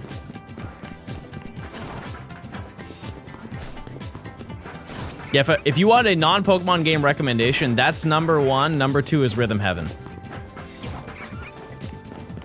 You have a fun time with both of them.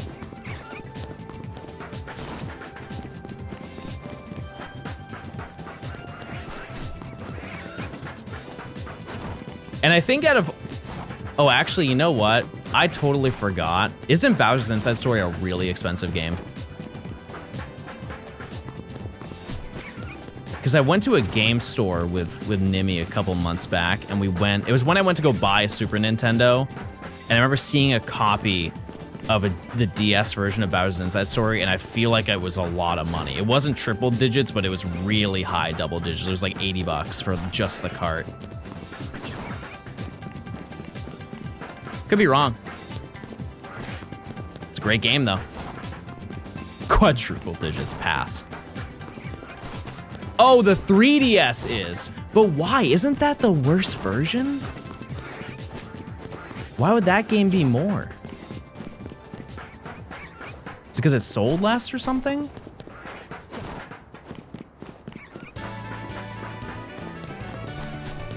DS version is 30 bucks. Oh, it sold terribly. Oh. What's different between the versions? They kind of like... To my memory, they reskinned it, didn't they? Like, they updated the graphics of the game, and I think in a way it kind of lost its charm. Oh, you're right, it did have a DLC, didn't it?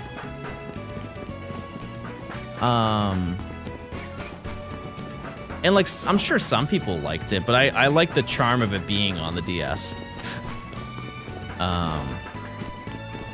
Like, it's not like they made it 3D. It still looks like Mario and Luigi game, or like the older ones.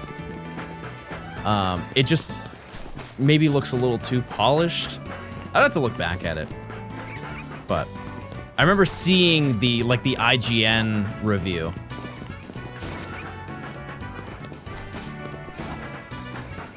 Or This is gonna take some of you back. It was either IGN or it was Machinima. It might have been a Machinima review. I forget that. Actually, no. It definitely, because Machinima shut down in like 2018, right? 2019 is when that shut down. And that update came, or the Bowser game came out. Actually, I have no idea what year that came out. I'm just talking, and I'm just falling. I still follow people I found because of Machinima, yeah. Yep. I used to watch Machinima so much when I was younger. And it is kind of sad, actually it's very sad, that a lot of those, the company that bought Machinima just privated every single video. And after talking to you guys about it, I understand why they did it. Because they don't want to get sued. Because they did a lot of shady business practices back in the day to like have almost perma contracts for the rest of your life type of things.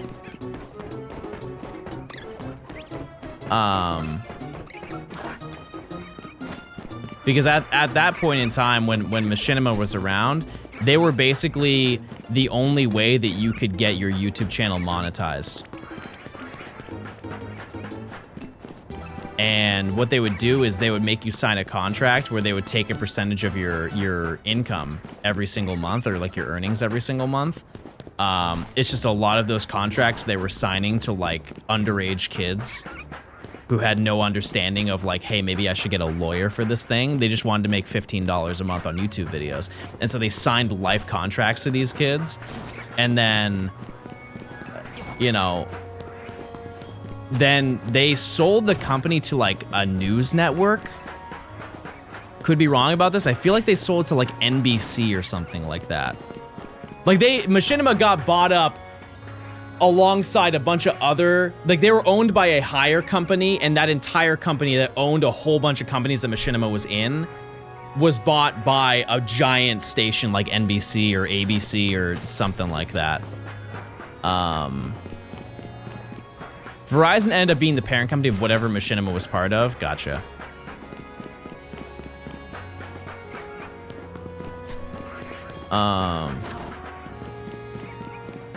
Yeah, so. But because of that, they privated a bunch of videos, and those things are essentially lost media now. And I think for like archival purposes, it's good to have those be public. But if they do put them public, it's just like evidence for them to get sued for being a shady company back in the day. And the original people, I guess, who ran Machinima just don't want to deal with that. They don't want to meet the ramifications of doing something dumb like that. But Big, thanks for the 14 months, if I didn't say that. Check those primes, chat. If you link your Amazon account to your Twitch account, you get a free Prime sub.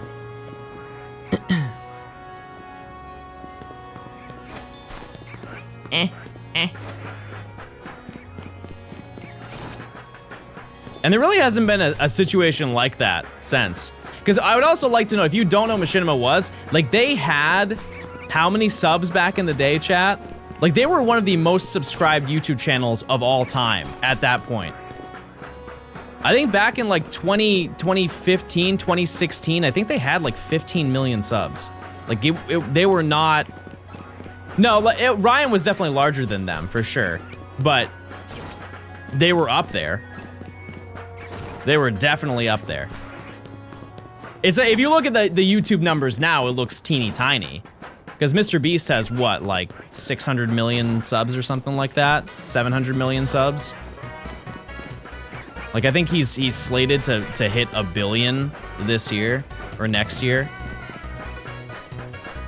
But that was big back in the day.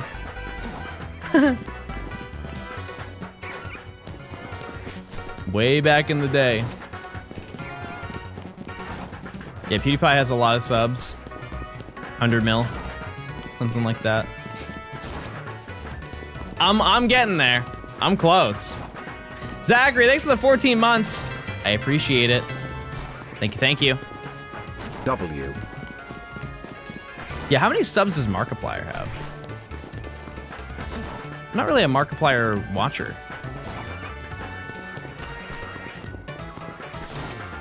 Can any mods get the prediction, please? Static, thanks for the 5 months.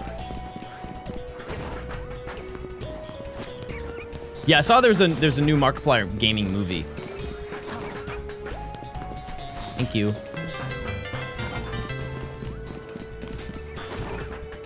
Sending luck for you not to fall, also cute romper kek also balls. Thank you. Yeah, if you guys can't tell, I'm wearing a pink romper.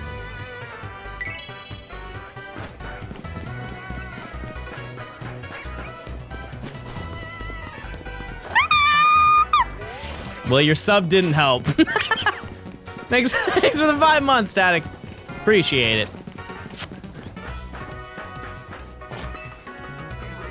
Whiff da Uggs. You know, this is something I can say now that I won't get shamed for, but back when I was younger, I definitely know I would have been made fun at school for. I would have totally rocked Uggs. I would have. If I would have got bullied at school, Uggs look so comfortable. And now that's normal. Uggs are now seen as a gender neutral thing. But back in the day, no chance. No chance. To be fair, they didn't make Ugg slippers, did they? Back in the day, that's like kind of new. Like, I just wanted an excuse to wear slippers at school. Ms. Radio bought me, I fell for it. I thought that was shiny. Ms. Radio bought me the men's ones. I couldn't wear them out without ridicule. I say you beat him up, Radio. I say you fight any person who hates your Uggs. Do you guys have a big trendy thing at your school? If so, what was it? Let's reminisce. Do you have the pink haircut? Is that locked behind the side quest? I don't want to do the full pink. Because here's the thing, is Dratini is not full pink. It's also not, I think my hair is like slate blue, but silly bands. I originally read that as getting bands, and I just thought your entire class was just rich. Yeah, we're getting money. That's all we did, really. We just grinded.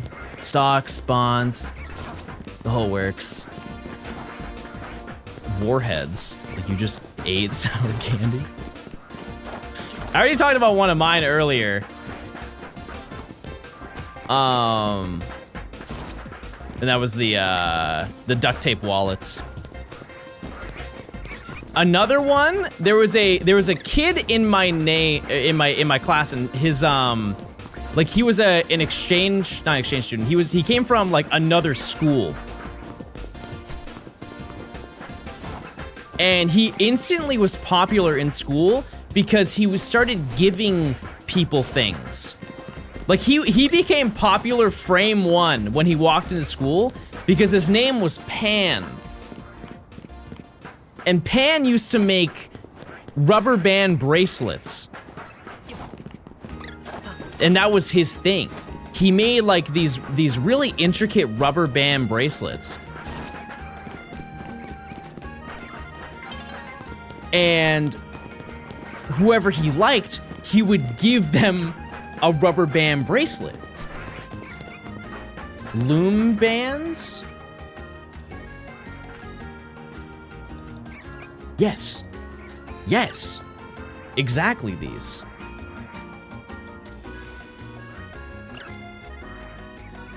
These. You just make a bunch of these.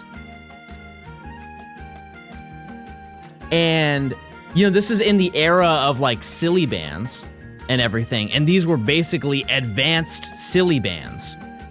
And so he would just make those for everybody that wanted one.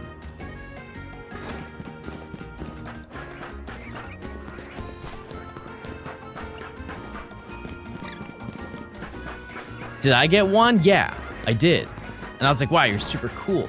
But then a bunch of other people ruined it.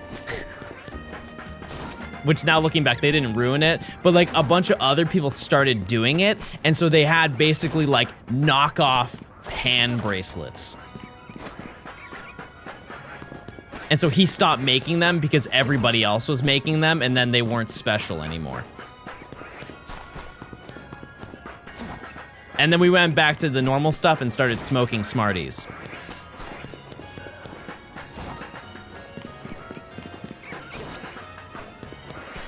We still had Silly Bands, though. Did you know that there's a Silly Bands video game? And it came with Silly Bands? Please elaborate. Oh, I also forgot. Yeah, our Smarties are different than your Smarties. We had different Smarties. I'm talking about the, yeah, it was for the DS. How would you explain Smarties to somebody who doesn't live in the US? Sweet Tarts? They're kind of like Sweet Tarts. People stream video games making more money than doctors. Call that Silly Bands. It's unfortunately bars. Yeah, it's like flavored chalk, but like yummy. Imagine if you ate chalk and it was really yummy. I've done both. Chat, it's been 4 hours and we just got rain in game. That does not bode well for Gumi. If you don't know, when it rains, we go and check Gumi until it stops raining.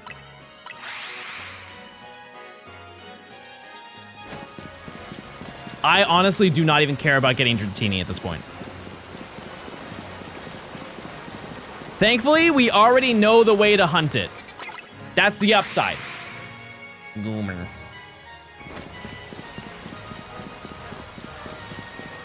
And I would like to let you know, last time, it lasted 9 minutes. So I'm assuming the rain's gonna stop at around 3:55. But maybe I'm wrong, and it lasts longer. There are 2 Gumi that can spawn here. The first 2 checks I did not have one, but you'll see there's one that's always on the dock, and there's one that's on the left side of the second thing up here. Once I pass the lamppost, you'll see it. See that right there? Where my head is? We faster to run against the rails? No. I'm walking the same distance.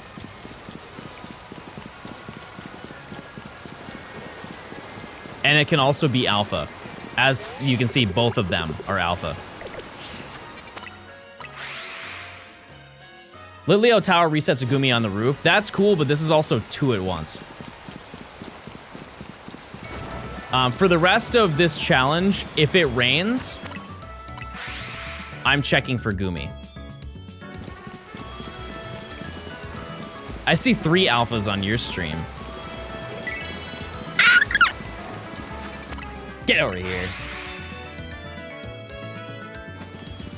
You're getting a mod bonus. Why do you check it when it rains? Because it only spawns when it rains.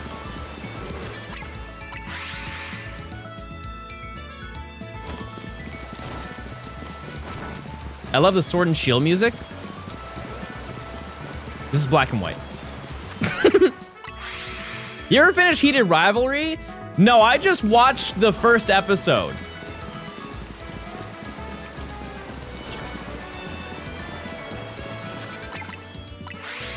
I just watched the first episode and I was like, I didn't know that happened in hockey that much. Like, I'm sure Hey, Bald, statistically. hope your day is going well. Haven't been able to tune in much cause I got cast in a production of Cabaret and rehearsals have been crazy. Thanks for providing brain-off material for me to watch at home. It has been alarming watching that hairline crawl back in recent streams too. Oh, thanks for the 18 months. John, please watch it. Nimi needs to educate you? Okay, well, here's the thing is I went to the whatchamacallit, a New Year's Eve, calling it a party would be loose. It was just a charcuterie board and we watched Heated Rivalry. That was it. But it was a great time.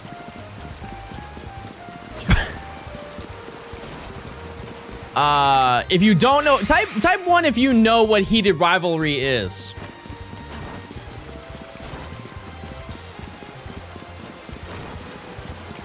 Oh yeah, you're gay. Sorry. I was like, really? I don't know anybody who talks about it. I forgot you're all gay. If you are straight, it's basically hockey, but the two best hockey players are gay, and the whole show is them having sex.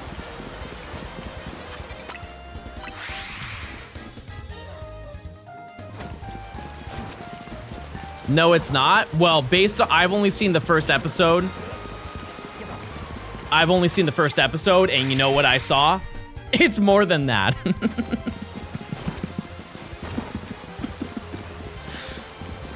No! No! They play too!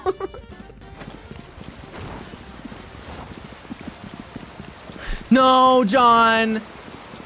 Stop! There's way more than that happens. They don't just do stuff with each other. They also play with each other.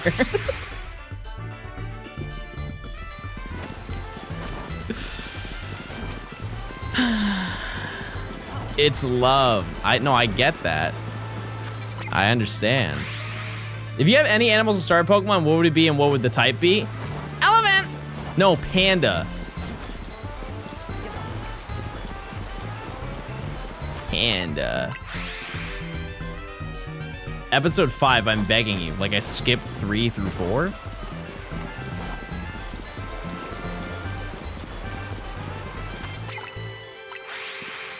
It'd be amazing time to find a shiny after that. We would just name it gay. Actually, no, I don't think you can.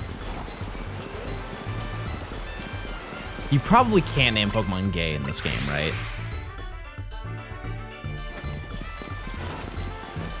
You can? Okay. That's good. We like that.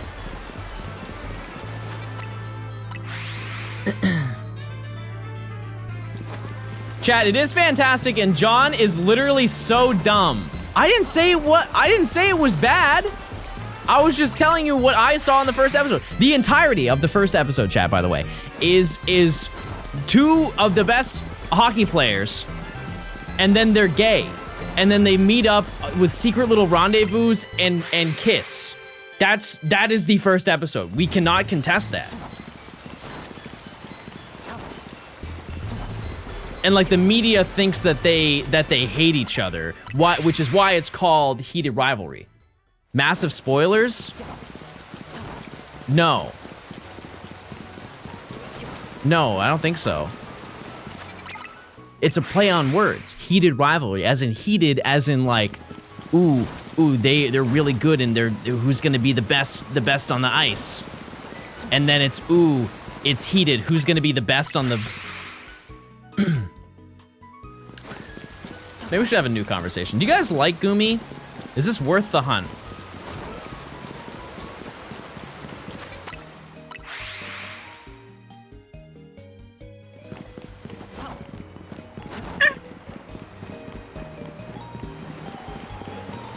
Might as well.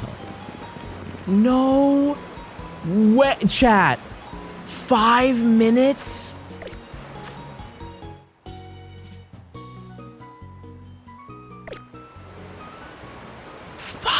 Minutes.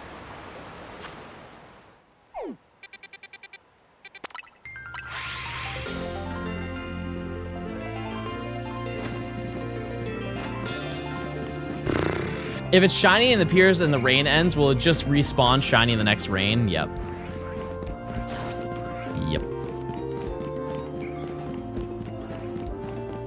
Can't you reload the save? Nope. Because I've been fast traveling to the Pokemon Center over and over. Yep, no, it saves the data. Think of it the same way as like when it's nighttime. If you find a Ghastly and it's shiny at nighttime, when it's daytime, it has a completely different slot.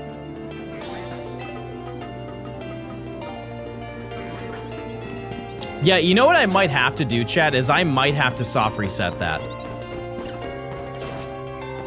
That is a realistic scenario where I may need to soft reset to hunt it.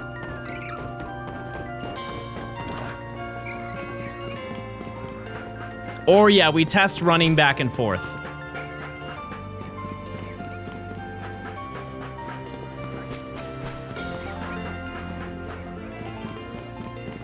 Yeah, and we just save the moment that it happens.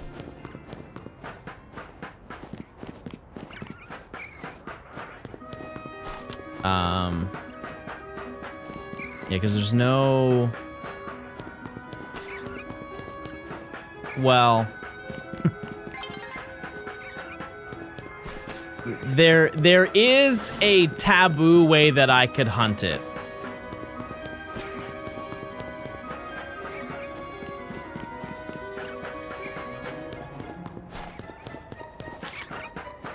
If I'm not mistaken, Gumi spawns right here when it rains, which is conveniently right next to Area 3. I'm not saying I would do that. However, if it's gonna take this long,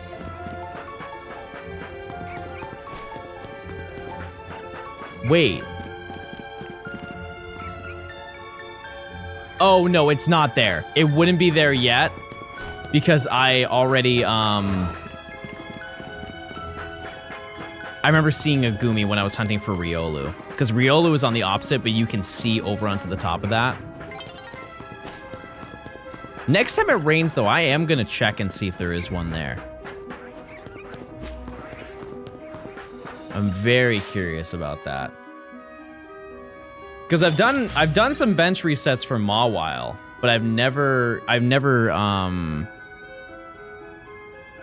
think it's rained since I've done that, though. Worth a shot. First stream, currently shiny hunting Argus and BDSP. Everybody say, hey, hey. I'm looking for Dratini. Yeah, 4 hours for no rain, only for it to last, it was 5 minutes. 5 minutes. There's 2 Gumi at Lana Restaurant. You can just backup save to a Pokemon Center.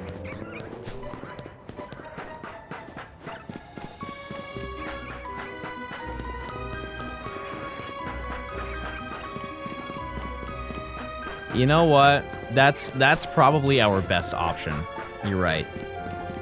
Like, I can save at the Pokemon Center while it's raining, and then just go to Restaurant Lana and just check it over and over. Because you're talking about this.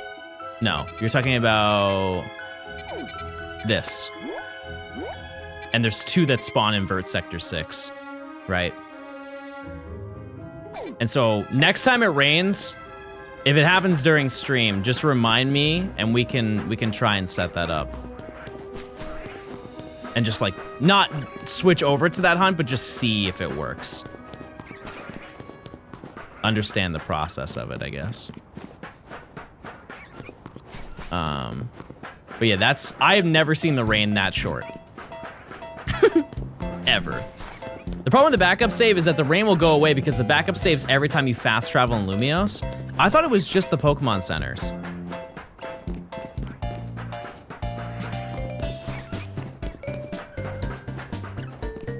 I always get such mixed information about that. Pokemon Centers only set your default location. Oh, it brings you back to your last Pokemon Center that you saved at.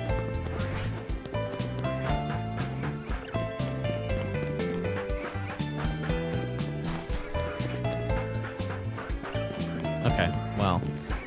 I guess spawning and despawning it is our best chance.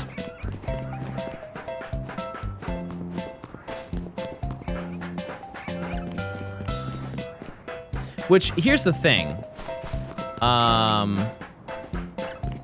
I think the next time it rains, we really just take all of that time and dedicate it to understanding the best way to hunt it. Because what we could do is we could set a save for a fast travel, then test both locations for running back and forth, and then we can use that as a backup save when the time comes that we want to hunt Gumi. You know what I mean? So it's gonna be a waste of an actual opportunity to hunt Gumi, but it's good for researching and figuring out what we need to do.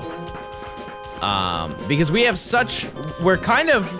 we're not on a time crunch, but we are, in the sense of like how much is left, because eventually that will be the last Pokemon that we have to hunt. As long as you don't trigger autosave by fast traveling, you don't even need to use backup saves for that. Oh, that's true. Yeah, you're absolutely right. I didn't think about that. Well, how do bench resets work? You just interact with the bench, and it just respawns. Thank you, Mr. Blogs. What rank does the sewer open? Way, way, way later. Way later. Yeah. I'm pretty sure that doesn't unlock until you do the stuff with Corbeau. Like, we're talking rank D. How many more do you need for this section? 9 Pokemon. That's it. How's it going? Chillin'. We're just looking for Dratini weenie. I'm also gonna save. We're gonna hit it, Chad. I think we're gonna hit 400 hours today. The big 4 Honda.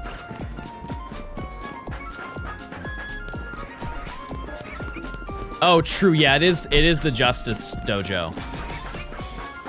What song is this? Is this not Pokepelago? Apparel shop, my bad. I'm too focused on Matt getting his shiny Comfey. Today's a longer stream? It's 6 hours. I went live later, Chet, because I had to do a meeting this morning.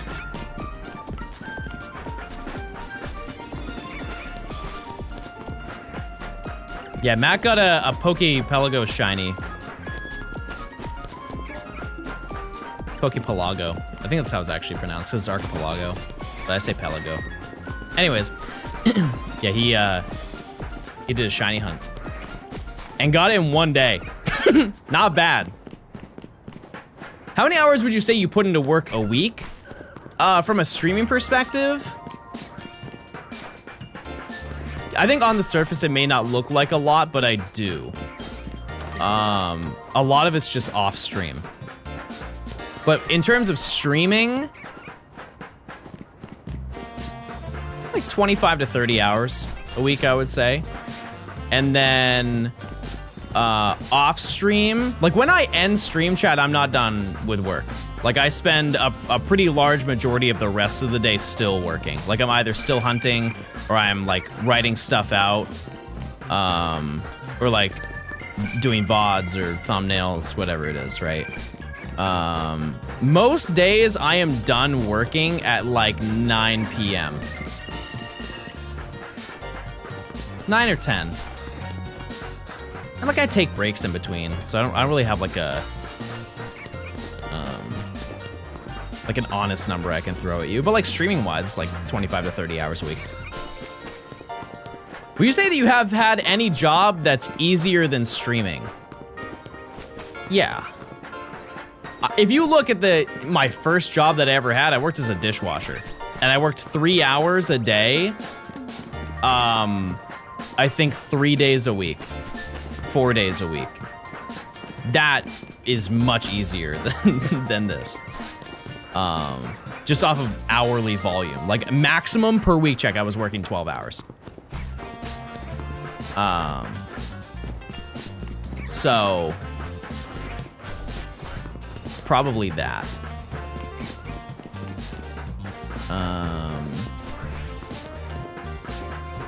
And then, and the worst part about that job chat is I was paid every other week. So I was making nothing, but I was especially making nothing when I got my check. I think the largest check I ever got working there was like $150. For 2 weeks of work.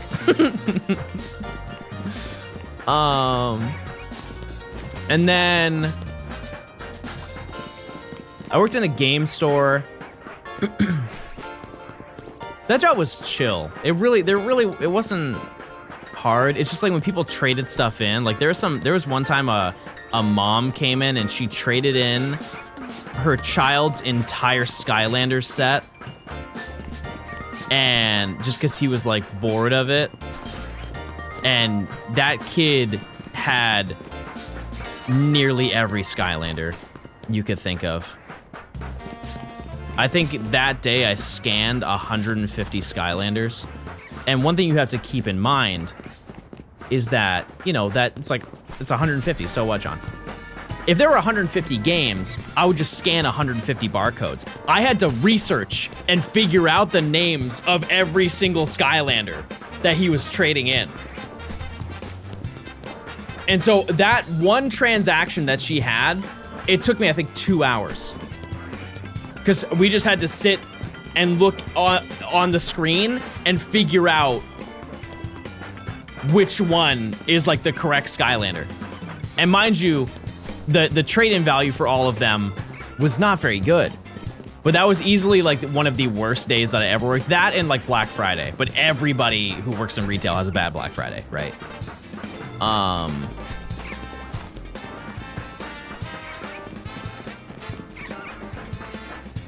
Yeah. But I don't know, like, I think that this job, for what I had to do, I think that this job is harder than that job. The warehouse job that I had before before I started doing this, 100% was harder than this. Way harder. In like every way. Can any mods get the prediction, please? Who would you say is on your Mount Rushmore of Poketubers?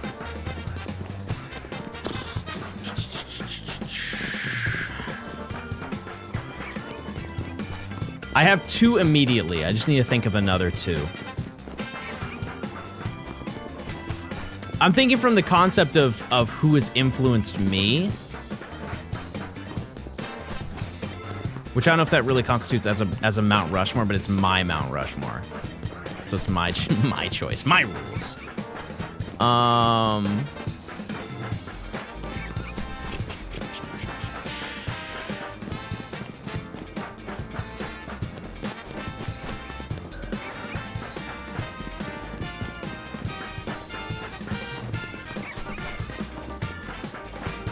Okay, I think no, I think I have it. I think I've picked 4 that cover everybody. Nearly everybody.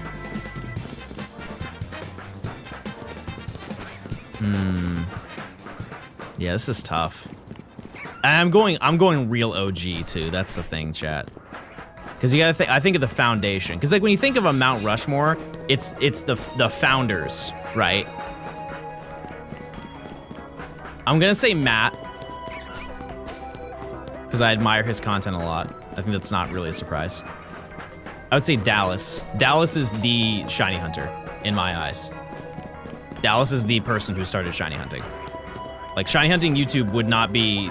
the origins of it would not start if it was not for Dallas. Maryland.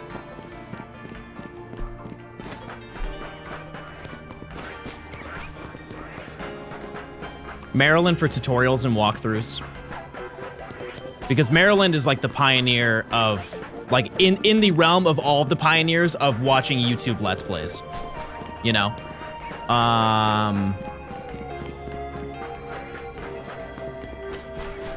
The last one is so difficult. I'm gonna say Purple Cliff. Because he brought, like, virality to, like, the Pokemon community.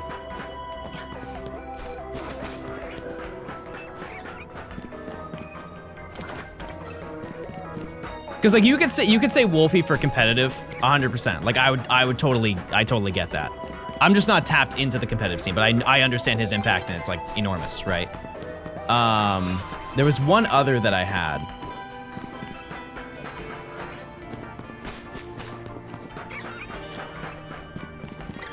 Nah, I'm content with that. Shady, yes, it was Shady. Thank you. Yeah. Shady also, like, that was the start of, like, the Nuzlockes scene and stuff like that. Yeah. Yeah. It's tough. It's tough to narrow it down. Yep. I'm falling the wrong way now. Yeah, I remember I learned how to do Poke Radar through Maryland, and I didn't know how to. I didn't know. Oh, you know what? No, I'm gonna still stick with it. I'm just thinking of like really, really old Pokemon creators, because I used to watch. You know, I've been watching Pokemon YouTube since Diamond and Pearl.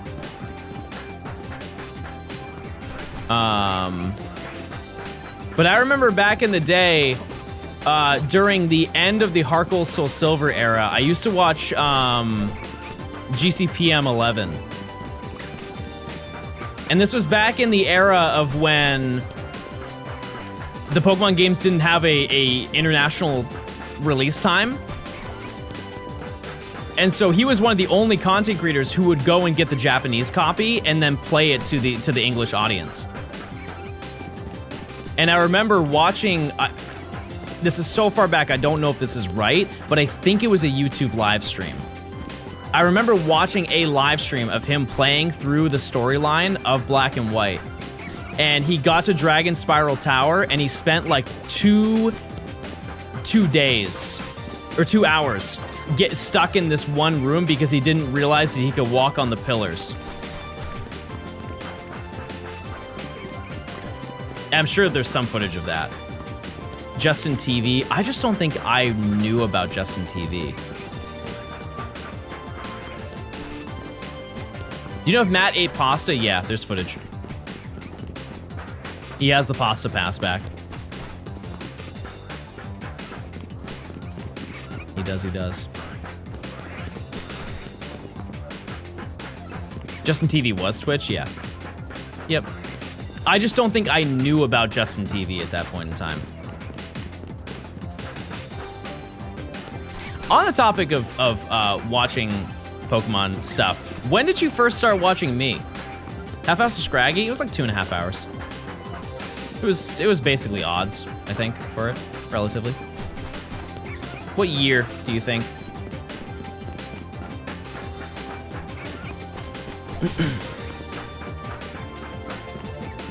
Today, epic. COVID, yeah. Yep.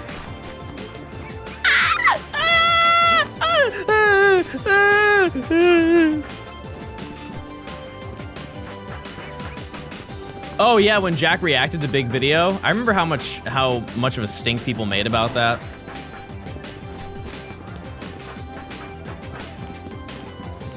If you go west, you won't fail. What is this, Red Dead Redemption?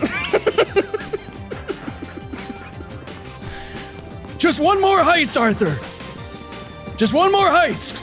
It's a big one. It's gonna be the big one.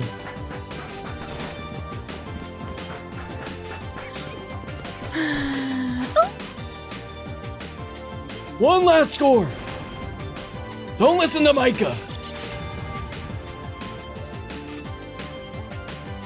What's Big Video? The Subathon Living Dex? No, that is a big video in theory, but it's essentially the Let's Go video of this video.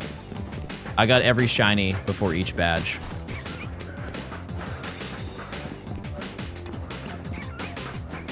Who am I cheering for in the Super Bowl if you care about it? No, I care. Who's in it? Just let me know.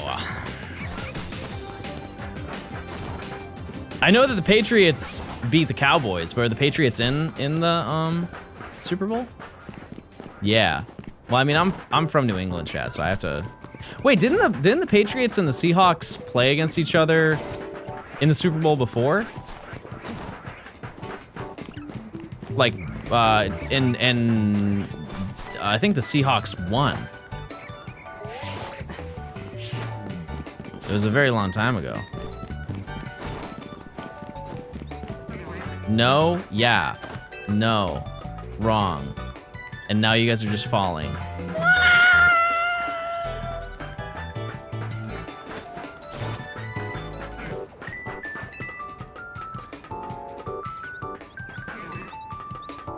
We are still Dratini running. Yeah. We haven't hit odds though yet. We're still going. Odds is about 2 hours from now.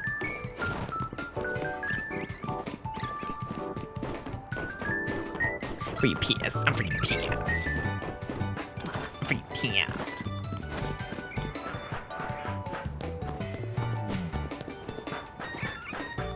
My mommy pays for my Super Bowl.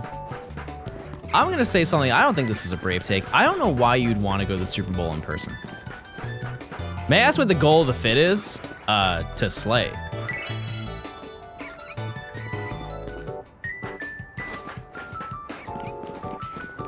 Networking? How many people there are going for networking? Like the best seat that you get is the one where you are hovering over the entire stadium, no?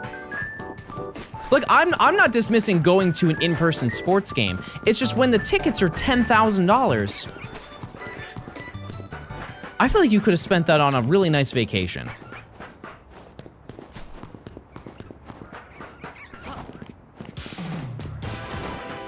Like for a bad seat, isn't it like $5,000?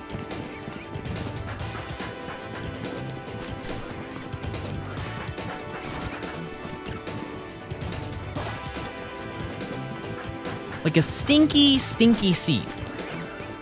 More than that, buy Super Bowl tickets. Oops.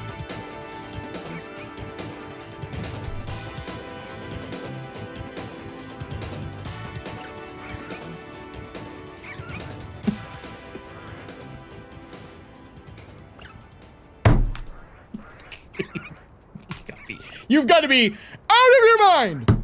You've got to be out of your mind! Let's just say you want to be in the nosebleeds. You want to be so far from the stadium, you might as well have got a TV. You have got to be insane, chat. You have to be beyond delusional to do that. Don't look at the picture. That's so misleading. That's so wildly misleading. That is not where you're actually, like, the perspective is so skewed. Now let's just say you wanted to be in a decent seat.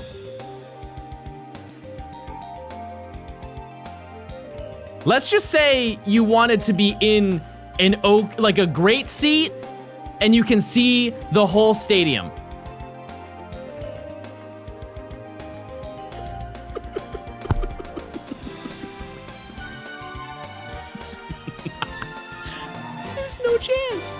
There's no chance. There's no realm I would pay that. I'm sorry. There's no realm I would do that. That's crazy mode. How much are World Cup tickets? I don't want to know because the World Cup is they're doing that in Atlanta. It's like one of the what's the term that they use? Something city. It's like one of the promotional cities or whatever. All right, I'll look. Because I was like, oh, it's a reason to go to the Mercedes-Benz Arena. I've never been to the Mercedes-Benz Arena. World Cup, Atlanta.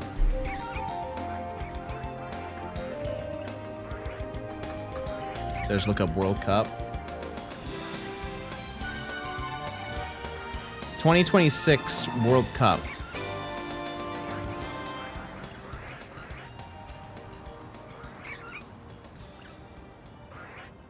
Where do you get them? Buy Atlanta World Cup ticket. World Cup Atlanta 20. Oh, it's on StubHub. I see. What day is it, Chad? When does it happen? Oh, there's a bunch of them. Okay, this is just a random one. Spain versus Saudi Arabia. I want one ticket.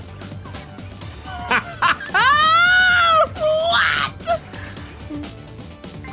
You've gotta be, someone call Bingus. Somebody better call Bingus. If you want to be front row, 42 grand, 43 grand. Holy moly. To be fair though, if you want to be in 300 level, it's $400. Is that expensive? Yes, but when we're looking at everything else, not bad. That's not bad.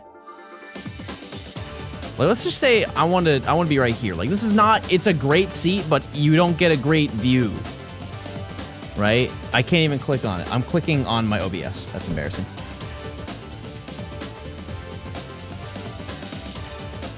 Yeah, this is so far back.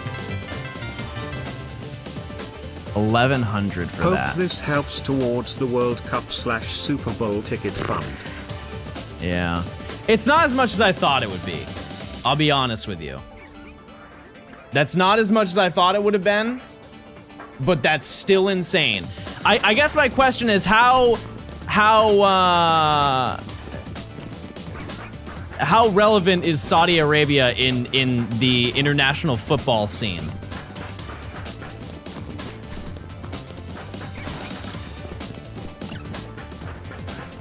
Read what Queen said. I can't read. General sales not happen. Only real tickets are available on the FIFA resale platform.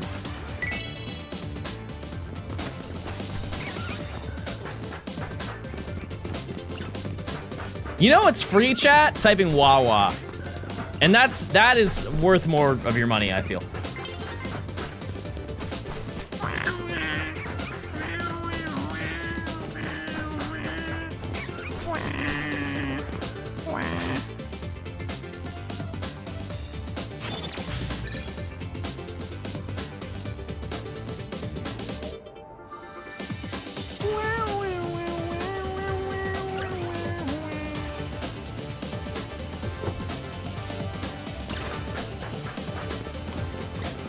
Is Pokemon cards the most scalped thing in the world?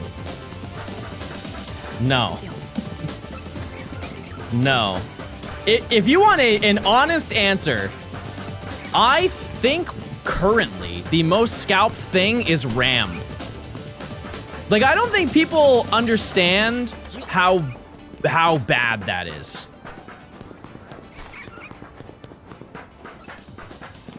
Like, there are corporations that bought all of the RAM for the next 2 years.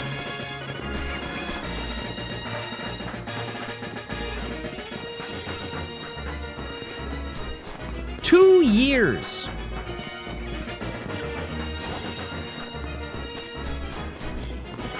Bad. And houses, yeah. Yeah.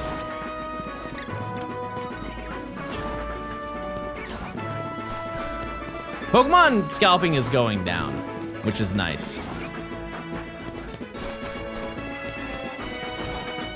I'll take it. Good luck affording a PC, I know. I know.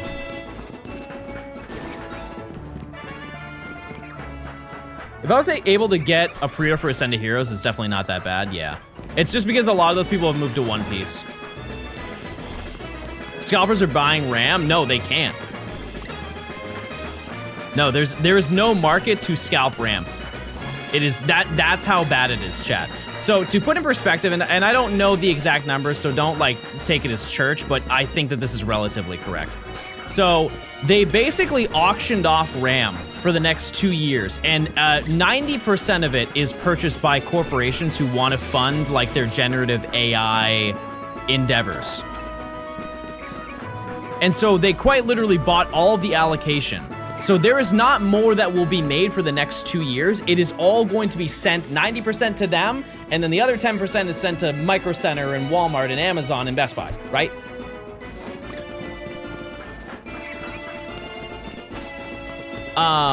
And because of that, because they're getting those other companies that are not doing the generative AI, or like they're at least not making that their primary focus, and they just want to sell the RAM.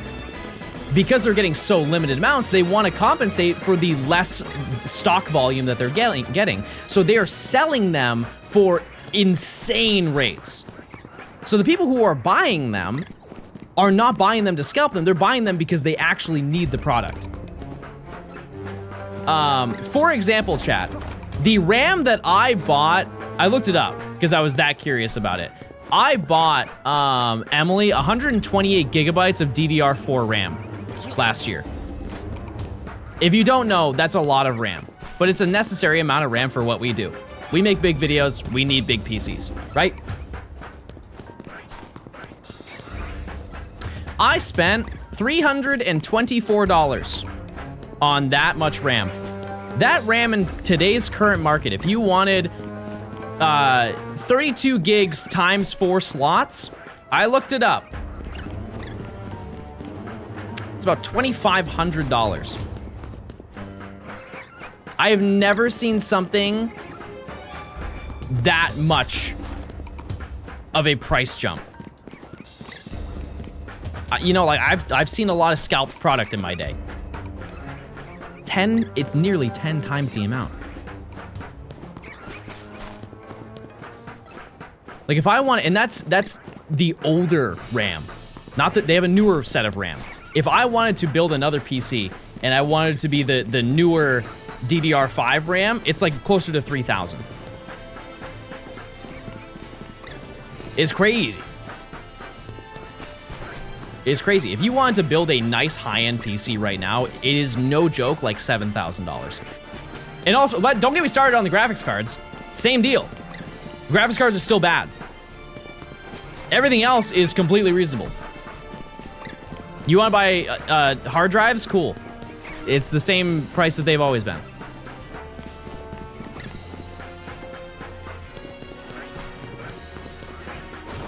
Like somehow my PC is more expensive now than when I bought it. Like just my RAM. Like I think I spent $3,000 on my PC and now that's just what's in my RAM. That's silly. That's silly. Still no Dratini? Yeah. No, this is expected, chat. We're not even at odds yet. That's how it goes. Oh, also, I did upload the VODs that I missed. Thank you guys for letting me know that I skipped a couple. It's because I didn't upload them because that's when the DLC came out. I was like, okay, well, people want to see the DLC more than me getting a shiny Eevee. Oops. This happened with GPUs and RAM before, for sure. I just don't think to this volume. How do you measure odds in this game?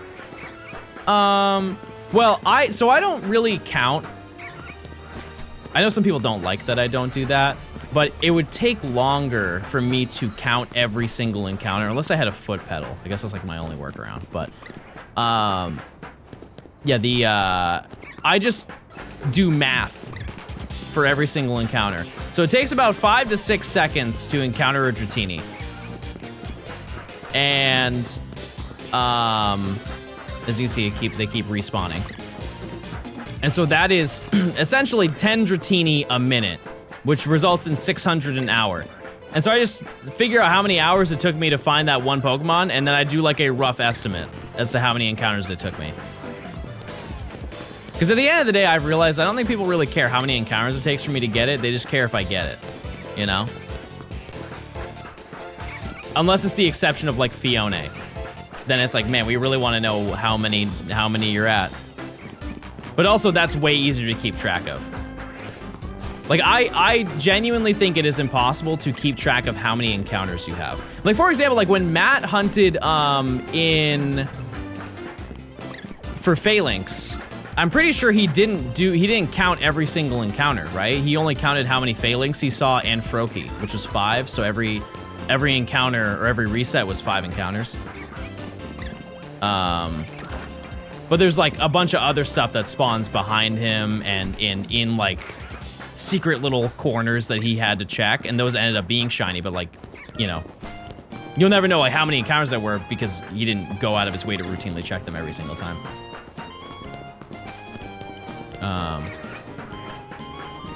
Yeah, it just doesn't really work in this game. Same thing with Scarlet and Violet. You just don't know how many Pokemon are around you. You'd have to be 360 spinning every location that you go to. I'll count the ones I was actively checking, yeah. Many phases. Strappy, thanks for the 5 months of Prime, by the way. I appreciate it. Check those Primes, chat. If you want ad-free viewing, you can link your Amazon account to your Twitch account. How many bowls of oatmeal did you eat? I ate 20, and I did it in one sitting. And my tummy full, like rock. What else are you re-rolling besides Dratini? This is it. It's Dratini or Bast. I like keeping track so I can get upset about having bad luck.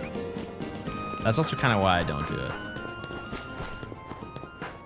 Because I always, whenever I'm in a drought, I always think of that video of those two guys who are mining, and one guy's really close to diamonds, and the other guy turned away with a pickaxe over his shoulder.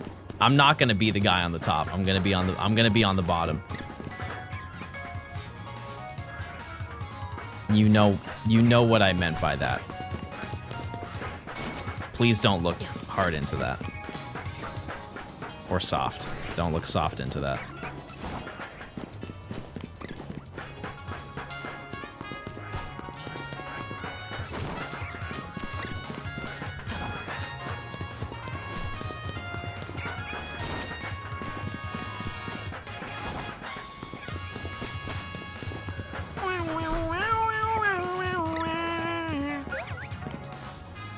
Wait, I hear something.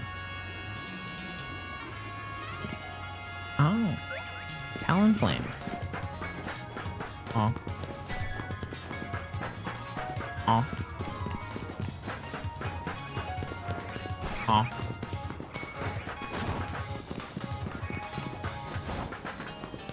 That is large Gort. You got Riolu yet? Oh, yeah. Yeah. Yeah, I got an Alpha. Alpha Riolu. And I got Alpha Larvitar. Look at him. Look at him. He's very nice. He's very nice. And he's as wide as the bridge. That's a big boy. That's a big boy right there. But I'm relatively optimistic that we will find this within the next, like, hour and a half. I really am. Because there's, like... We can't go over odds on every single one, you know? We can't. It's just not possible. Statistically speaking, that's not kind. It's not thoughtful. And quite frankly, it's hurtful. And I might cry. Bah.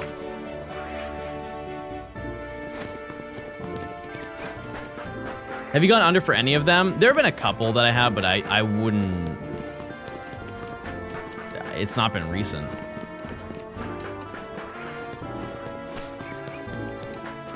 It's not been recent. Choppy, thanks for the 9 months. I appreciate it. First stream since New Year. How's 2026 treating you? Oh, I'm chilling. I'm chilling. I was very happy with last month. Like, we made so much progress. When a nightmare happened? That was like 4 days ago. I think. 3 days ago?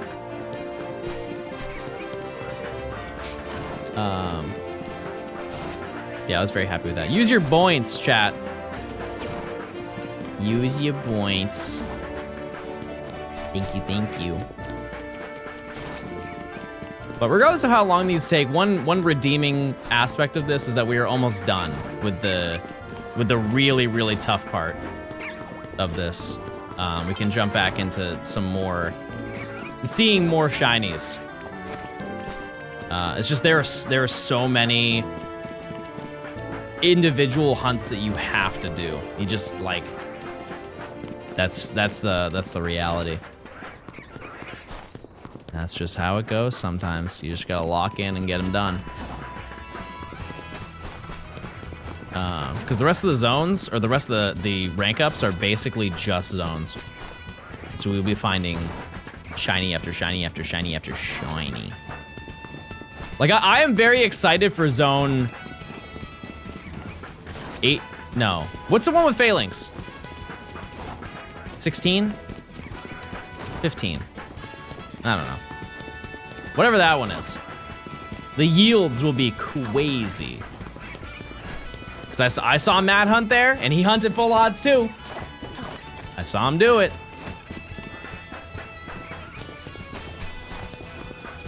So I know. We'll get failings fast. It may take a little bit to get Froakie, but we'll get it. Does this counter include Evos? Yes. Yep, so there are 93 Pokemon you can get in this section with evolutions. And just for perspective, the next section, there are 15 shiny hunts. Just 15. It's gonna be smooth sailing getting through that, because I think it's only two new areas that are unlocked. Furfrou and Kangaskhan? I don't think Kangaskhan's gonna be that bad, right? Kangaskhan's all the way at the end. That's zone 19. I think if you just reset that area, there's 2 Kangaskhan spawns. If anything, the next one, yeah, like Drampa. Drampa is gonna be pretty bad. Have you farmed candies for the pseudos? No, I don't need to. I'll be fine. We just gotta do a lot of grinding. I'm okay with that. Especially when I can use the entire party. What's the level up strat? We just go and take on the battle zone. Like I am very confident I will have max money by the time we level everything up. I'll have a cool 10 mil. And we can buy every piece of clothing we've ever wanted and still have money left over.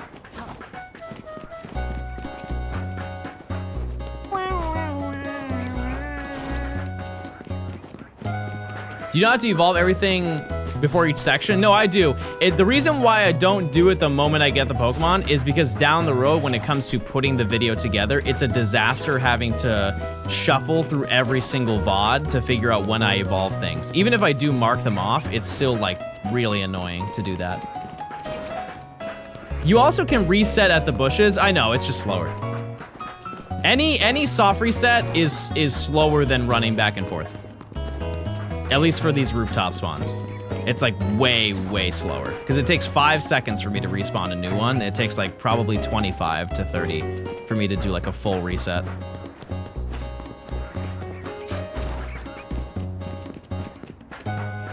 Unless you're talking about like resetting the spawn by walking around.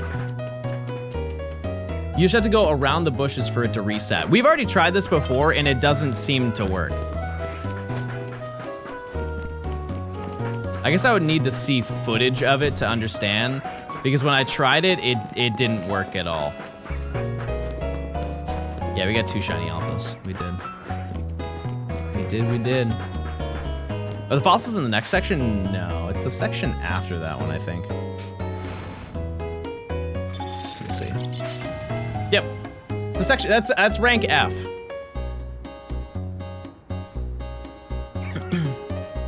That is rank F.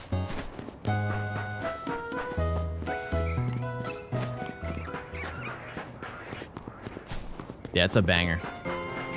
This is even more of a banger. Yeah, and we're gonna do a Rancherama for the fossils when that time comes. I just don't know when that is. Because my hard read is we'll be done with this section in, at most, like 3 weeks, and that's only because I'm going to my new place. It's realistically 2 weeks of streams, and we'll be done with this. And then the next one is like 15 shiny hunts. The only bad hunt in that section is Absol. We have one singular rooftop hunt left. Like if we're looking at the essence of doing this back and forth rooftop hunt, it's Dratini, it's Gumi, and then it's Absol. And then we will never have to do that again. Until Mega Dimension, but like, those are legendaries. I think that makes sense, you know? But yeah, that's the game plan, everybody. That's what we're doing. So I'm very excited to get this done. I think I'm gonna make an executive decision, chat. I feel like we're going to gatekeep the name of Rancherama, and we're just gonna have to change the name. Because every time that I do one, no one has any idea what I'm talking about. And I think it makes it way too complicated to explain it to people. I think we need a more layman's name Because the entirety of when we did the Rancherama for Zone 4, like the most common question was, what in the world is that? No! Yes. They call me Clutch Cammy for a reason. Just call it group stuff. I don't like how that sounds.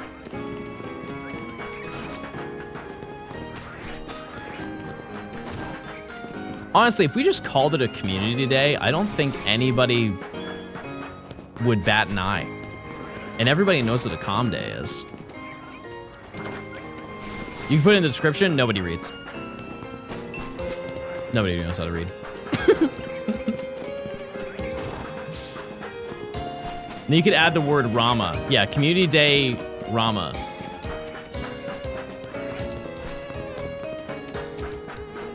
Shiny community day, methinks. How do you know what mons have to be hunted for each section? Because, I mean, it's really straightforward past this section because it's all just new zones that unlock. Because right now, I only have the first 6, right? And so when a new zone opens up, pretty much everything in that zone is something I don't have. There's sometimes evolutions. But yeah, it's pretty straightforward. Why are you walking back and forth on the bridge? To respawn this Mr. Dratini right there. And if you watch, I walk away, it'll disappear. And if I go back, now it's a large one. And eventually that Woim will be pink and we're all gonna cry because we're gonna be so moved by its presence. Unless it rains, and then we're gonna go look for goo. We're gonna goo max as much as we possibly can. And that's the whole story. That's all we need to do. I think what I'm going to do tonight, chat, is I'm gonna try and go for Goomy. We hunting for a Shalfa? There's a 20% chance. I'm fine with whatever. I might just mess around with resetting until I get, like I'll do some bench hunting tonight, but whenever it rains, I'll just go for Goomy. And I'll be able to gauge and see how that goes. Because I'm a little bit worried about that one, I'm not gonna lie to you. It's a little bit concerning. Probably should have hunted that when I had the opportunity to do it, but you know, it is what it is. The one takeaway that I have for this entire video is that I don't know if it would have been easier, but it would have been better if I didn't wait to unlock the day-night cycle. It definitely would have been better if I did that. But that's okay. It's still gonna be a great video. I'm not disappointed in it. I just think from the perspective, like when Ryan gets to this point, I think he should just activate the day-night cycle and just run it. Because you get so many more alphas. If you have any shinies you need today, nope. No. But once you get to the end of sections, it's hard. There's a lot that you're getting everything but what you want. Like when you start a new section, you immediately get something, typically. Yeah, the tail end of pretty much any Professor Oak section is, it kind of just drags. But I appreciate you guys for sticking through with it. There will be highlights. Eventually there will.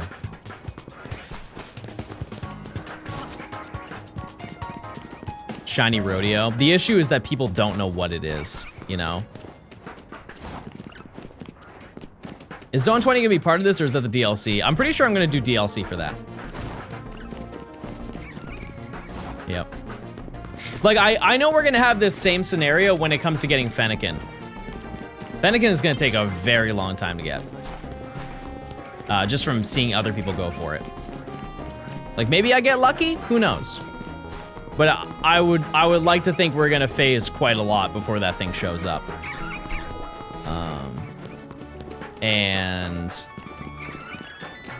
Chespin. Chespin's not as bad though. It's so funny to see people phase on alphas for regular shiny, I know. There's a way you can explain the event to everyone. Yeah, it's just like, I think doing it in the most layman words would be the best way. Like just renaming it to another variant of Shiny Rancherama doesn't, it just kind of puts us in the same position, you know? And I'm down to explain it. I've never not. But there were so many people. So many people had no idea what was going on. Maybe barbecue Orama? Where'd the barbecue come from? The Orama is the well, actually, no, it's still the ranch. Oh, I understand what you're saying. It's another dipping. We're just making sauce now. Sad. Sad, sad gaming. What's the most fun game to shiny hunt in your opinion?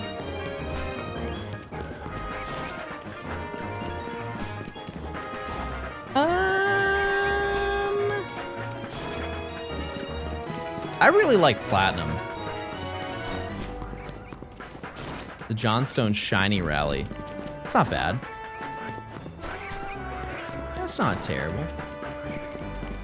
I'll think about it. Like I said, I don't think we'll do one this month. Like I would like to. We just have to find the time. We just gotta find the time to do it. Yeah, Gen 5, if you can get down Poke Radar, it's so fun. There are only a couple hunts that are genuinely like ones that you shouldn't not bother doing, but like they're a real test. Like going for Beldum or going for anything that's on the desert routes or Sunkern. I feel like I'm missing one really bad radar hunt, but aside from that, everything else is on the table and they're relatively easy to go for.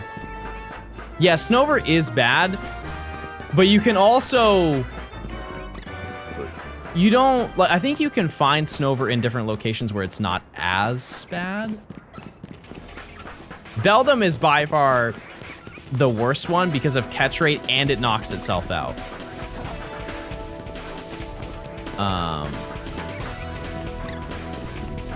And then the other one for Sunkern is bad because the patch of grass is so insanely small.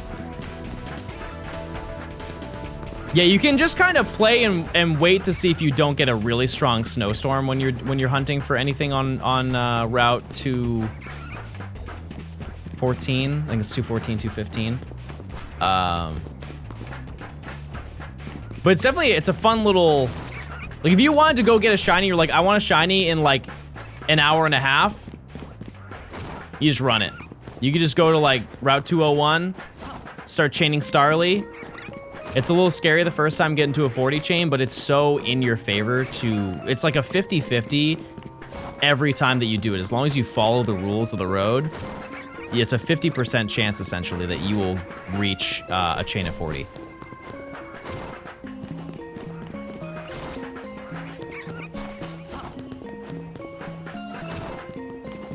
That being said, BDSP is not the same. BDSP is not as good. Not as good at all. Chad, what's your favorite soundtrack from Pokemon?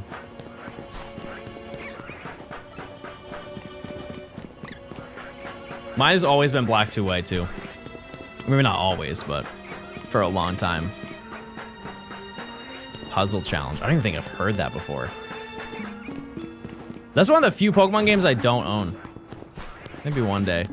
I want that and I want OG Pinball.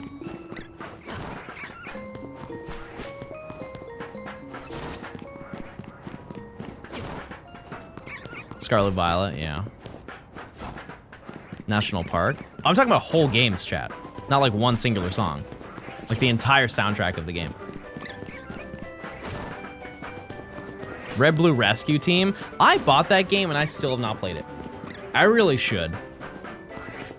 New Pampor? No, what did I use him for? Oh, I used him for the Battle Zone yesterday. Yeah, this list is a little bit misleading. We should be focusing on my Larbitar.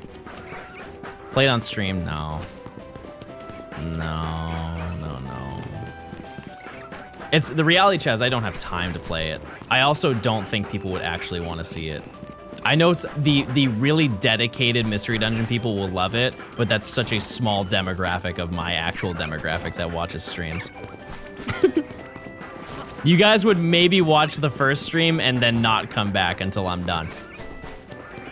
And I know you guys are gonna disagree, but I unfortunately know all too well. Because I've done these tests before and that's exactly what happens. A shining example is Pokemon Ranger. Day 1 of Ranger, people were like, oh my god, I can't wait to watch Pokemon Ranger. And then I was day 3 into Pokemon Ranger and you guys were like, when are you done playing this game so I can start watching Platinum again?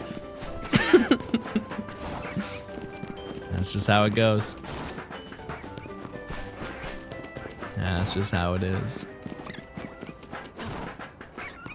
And that's okay. I'm honestly surprised. Are there any dedicated Mystery Dungeon Pokemon content creators? Like, that's their bread and butter. Like, people go to them to watch Mystery Dungeon. Because I could not think of a single person. Speedrunners? I guess that's fair, yeah. I'm saying, like, casual. Whom? Oh. I'm not sure if I know them. Doing all of Purity Forest? I don't know what that is. What is that? I haven't played any. I played DX for like 3 hours. My knowledge is so small. It's a hard mode gauntlet. A 100 floor dungeon where you start with level 1 with no items.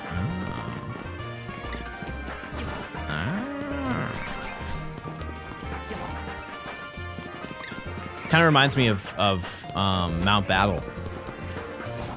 Hope you get Pink Noodle. I appreciate it. We're getting to odds. We're getting pretty close. One can hope. The one thing that I will be, like, I'm not gonna hunt it off stream, but I know this just feels like one of those days where I don't get it on stream, and then I end stream and do 3 more encounters, and then it appears.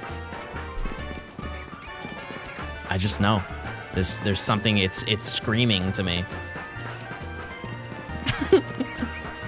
It is. But now, yeah, we are essentially like an hour away from hitting odds. So we will probably end stream today, either getting it or hitting odds. Is it Kirby screaming? No, but it's close. Just say you're gonna end. Well, we can't, they're listening. I've been saying Dratini weenie ever since John said it. My influence. Can I make one playlist recommendation? Through the Sea of Time from Explorers to Sky. It's probably in here. This playlist has so many songs, chat. You ever got a mon exactly at odds? I've got one at exactly double odds. But not odds. I don't think so. Probably, but like I would have never known. Like, when I was hatching eggs in Crystal for Totodile, I got it on egg number 128. You ever broken any bones? No. I don't think so. I think I really sprained my elbow one time because I got excited for Christmas. It wasn't even Christmas. I was just excited it was Christmas time. And for Christmas, my mom bought me these Boston Red Sox pajamas, and they were a little too big for me, and so they, like, lengthwise. And so I remember I woke up early in the morning, I was like, ooh, I get to play with all my toys that I got for Christmas. It was probably like 3 days after Christmas. And so I like ran down the stairs, and I ran into the living room where the Christmas tree was, and I slipped on my pants. And I fell down and smashed my elbow on the ground. And I had to go get a cast. So maybe I did break it, but I think I just sprained it. Like, it wasn't that bad of a break, but it was so bad that I needed to get a cast. Like, right in the middle. But aside from that, I don't think I've ever broken anything. Maybe.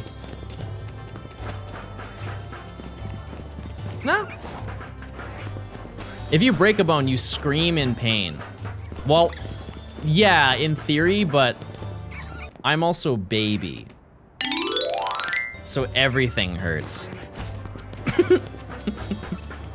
Everything is painful.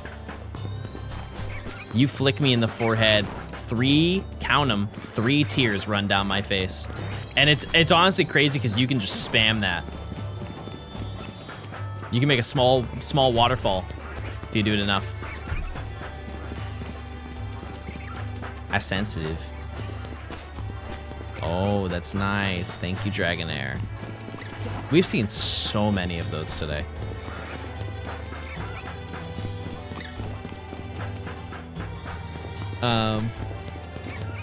But also, due to my job and me loving gaming and being inside, I'm not prone to a lot of that. I'm not prone to getting sick, and I'm not prone to breaking bones. I'm prone to falling off, though. What in the heck is this?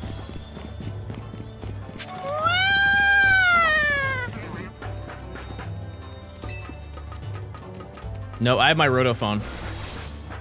So you don't play any sports? I mean, not right now. I don't play any sports. No. When I was younger, though, I did. Yeah, I never broke anything playing baseball. I had somebody throw a pitch at my funny bone, though. Brutal. I remember I cried when that happened.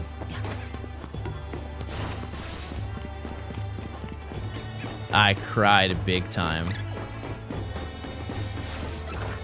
Yeah, my team made fun of me, and I remember I like yelled at them. They're like, John, you got hit in your elbow, you're fine. I'm like, you don't get it! You don't get it! I'm hurt! That hurt for like a day and a half. Like, hitting your funny bone is upsetting, but like, getting like a 50-mile-an-hour fastball to your elbow, your body takes a screenshot.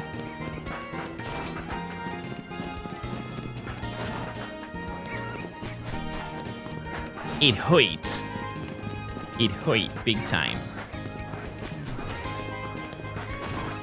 Where are you, Shiny Dratini? You could change my whole world right now. 50, that's it. I mean, I was in middle school. I think that's pretty fast for middle school. Maybe not, I don't know. Maybe it was faster. It felt like 50. I remember when I got hit, I went, ooh, that was 50 miles an hour. Ooh, that hurt. Ooh, that hurts even more. Ooh, why am I falling off so much? Ouch. Ouch. Yeah, there's no like cracked 12-year-old throwing 90 miles an hour in my league. No chance. Do you need 9 more shinies for this section? Yes. Yeah. Just for this section. And then the next section is 15, just to put in perspective. Only 15 hunts that need to be done. And they're all in between 2 different zones. And then 1 Absol. It's a very kind and thoughtful location. I'll actually give you a small spoiler. Honestly, the most difficult Pokemon that we have to get in the next section is probably Gibble. Because we're hunting in that location where where it's like Numel, and then there's the Sandile that are like going in circles. I think that's zone 7.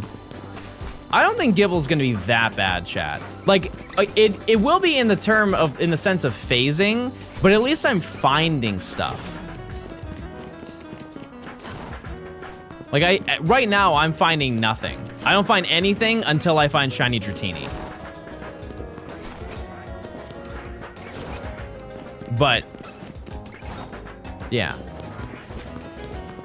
Clip this when he gets 50 Numel. I really don't care if I phase, chat. It doesn't bother me. Like, obviously I'll play it up and be like, ah, nuts! Rats! What? But like, at least I got something. I walked away the day at least phasing. Because I think that also, doesn't that make a video better when I don't get the thing I'm looking for? I need to pay more attention. How far are you into the challenge? We're a little over halfway done.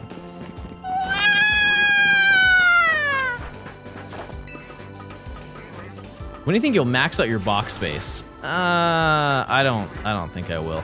What's the max amount of boxes that are in this game?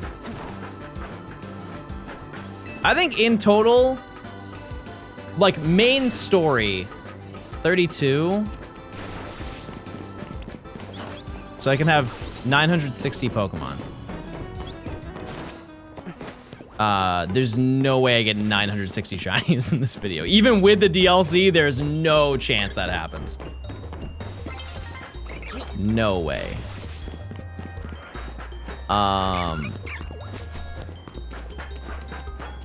But I would guess by the end of this video. Hold on. No, hold on. That looked so shiny. That was the shiniest Alpha Dratini I'd ever seen in my life. Did anyone else see that? It looked so shiny. That looked pink. That looked stinky pink. I'm devastated. What was I talking about? I don't remember.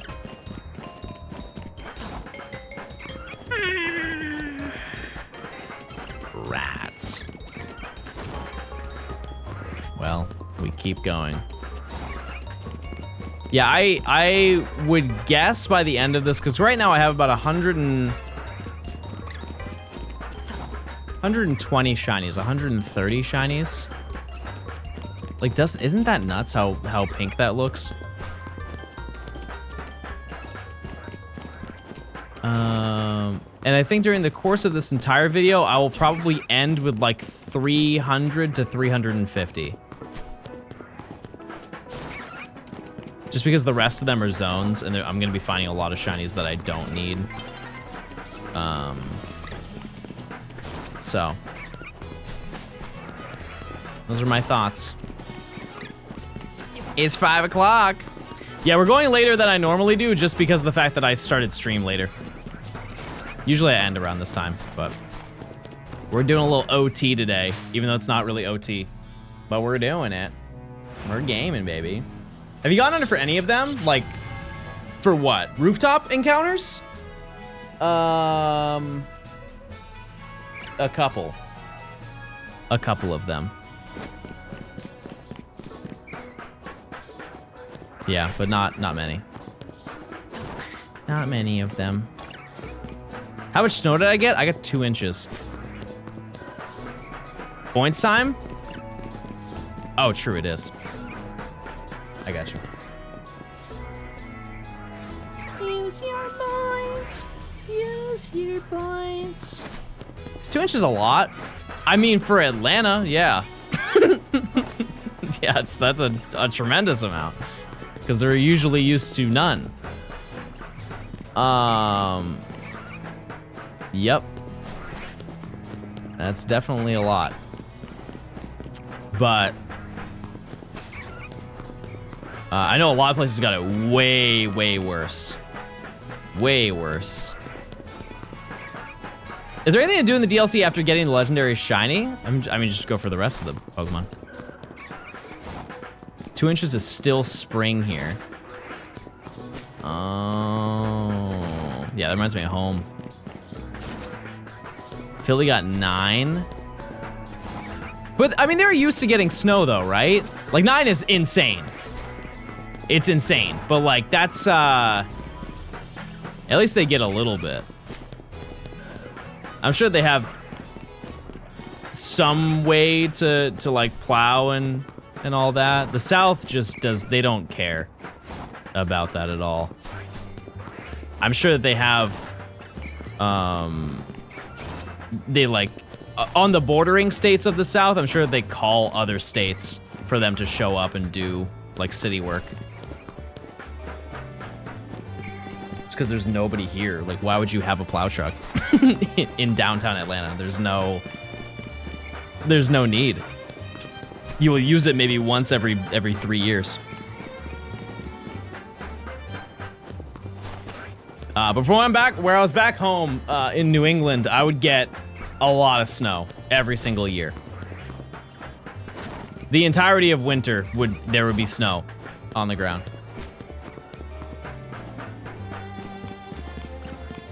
Yeah, I think like, I couldn't even give you a rough estimate, but the snowbanks would get high. I think by the end of all of the snow that comes through for the winter, the snowbanks would be probably like waist high, just from pushing it up.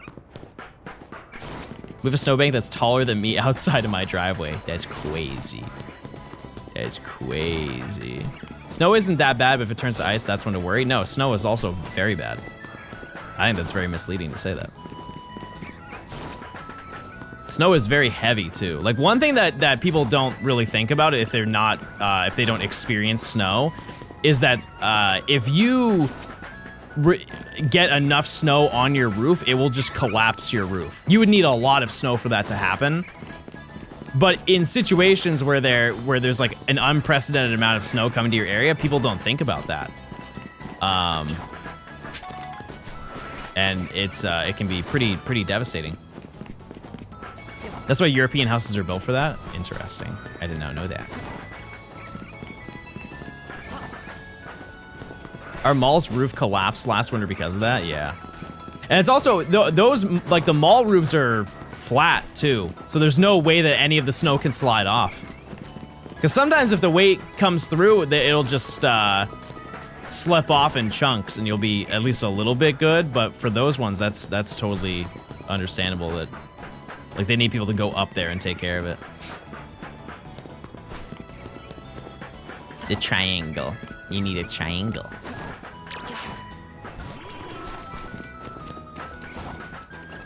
Or when people's cars get encased in snow and ice and you're literally carless until it melts, yeah.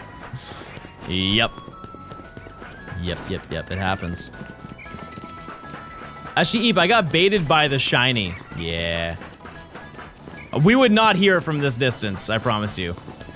Any shiny that appears, we would not hear it from here. Jim, thanks for the prime. Thanks. I appreciate it, thanks. Hopefully you guys are staying safe. I think we're done with the weather, right? Like there isn't more that's gonna show up. I can't fathom having more snow. Like mine is pretty much melted. It's still cold, but I don't think I'm getting more for the rest of the week. More tonight? No chance. Let's not jinx it. Yeah, I'm good. I'm good. I just put away my sled. I'm not ready. Oh, it's such a banger. I do like this new playlist because it makes it so the really good songs that we like on stream show up an appropriate amount. Like I'll hear this song maybe once every couple of days.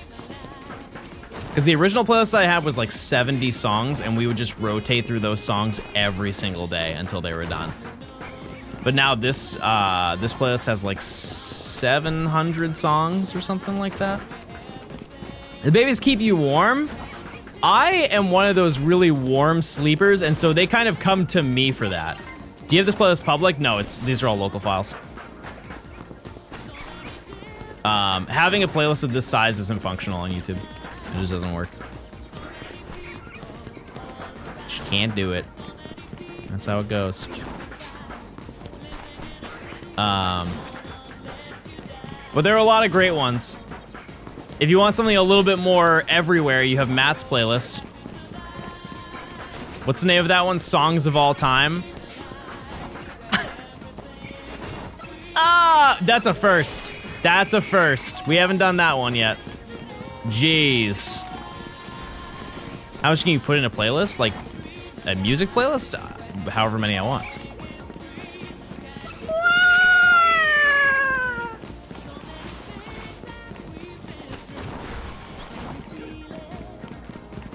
Yeah, Matt's playlist is insane. It is. like in a great way. YouTube playlist with 200 songs just stopped functioning. Yeah, that's kind of why I moved away from doing it. Also, just having to worry about songs getting taken down at any point, even though like it's not super common that it happens, but when it does, it is really kind of disheartening that you have to look in the metadata to figure out what songs are gone because they just don't even tell you. And I don't want to have to keep doing that every single time a song disappears. Because they also don't tell you when a song goes unless you look and it says this song has been removed. I scientifically made a playlist to have at least one song every person on Earth loves and hates. Wow. One that it made me sad that people hated it because they said it was weeb music was the complaint. What people didn't like Rolling Star from Katamari.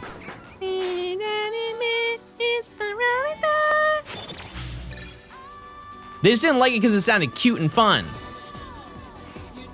But I got enough complaints that I took it off. They're like, John, this music sounds too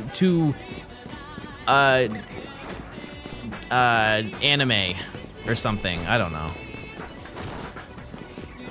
I say we spite them and we blow them up with our mind. Everybody join me in the blowing up their mind ritual.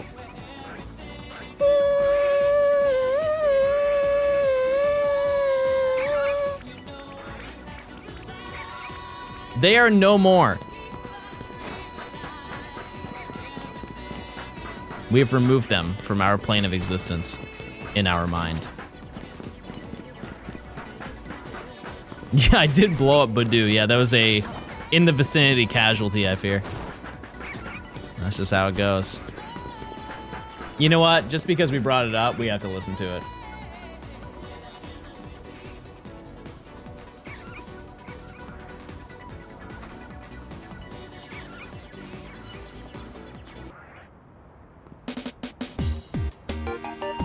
Like, how do you hate this? Do you hate the world?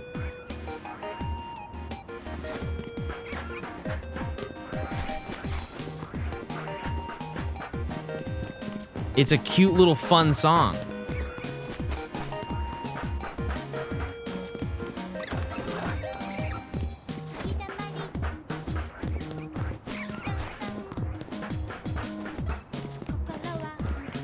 They just didn't want to hear a lady sing.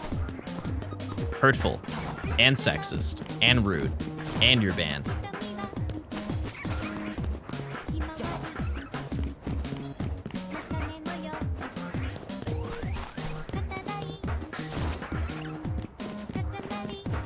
Some people are just dumb. Type 1 if that changed your life. All right. Do you know where I get the Evo stones? No. I am not Goog. I say Goog. This is Japanese, yeah. Yeah, because Katamari has a significantly larger fan base in Japan, right? Like way, way larger. I think.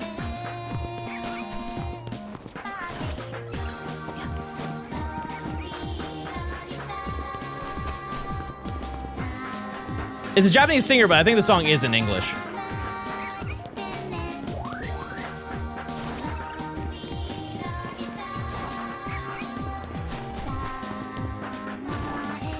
When did you and Nimi start dating? Was it during the weekend? Yeah, that's how we knew we wanted each other. I got a DA Shiny and she said, God, that's so hot. You're exactly what I want in a man. God, that's... The moment the Coobs were brought up, yeah, she folded. Yep. Yep, that's it.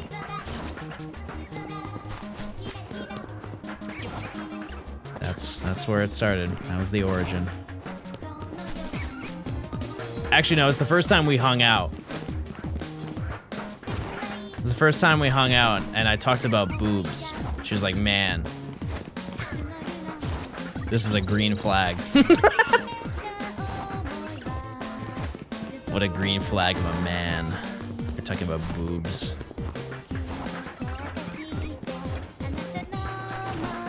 And here we are, everybody. Good luck with your coobs.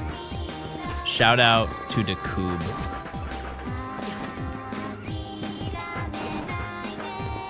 Oh, we got intense sun again.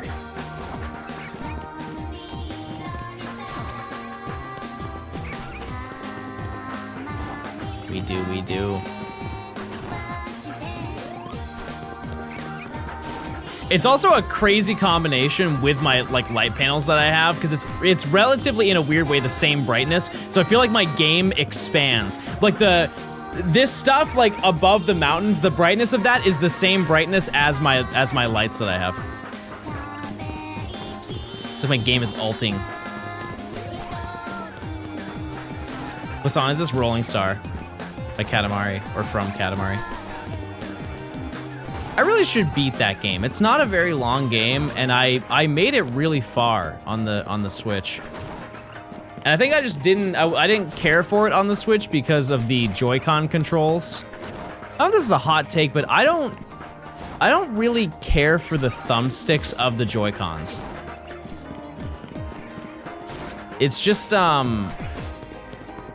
thumbsticks don't go as far as the Pro Controller.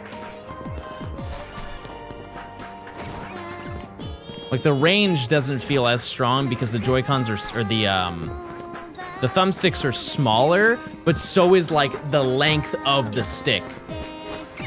Ooh, Dratini wants to be so shiny. Ooh, so shiny right now. Ooh, be shiny right now. Ooh, ow.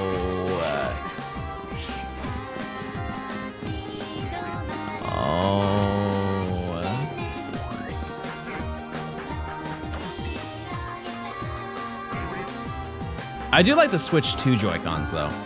They are a step in the right direction. I still will pick the Pro Controller every single time, but like I'm cool with it though, like if I have to play in handheld.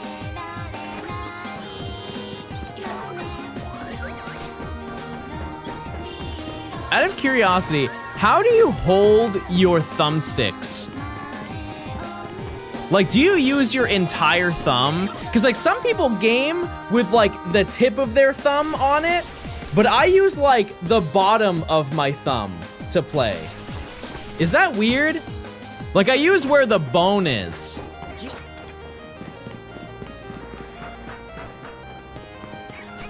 The thumb pad? Okay. Okay, I feel validated then. Now I feel quasi. I feel completely quasi. Don't use your fingernails, that ruins the Joy-Con. I just never had fingernails that long, I guess.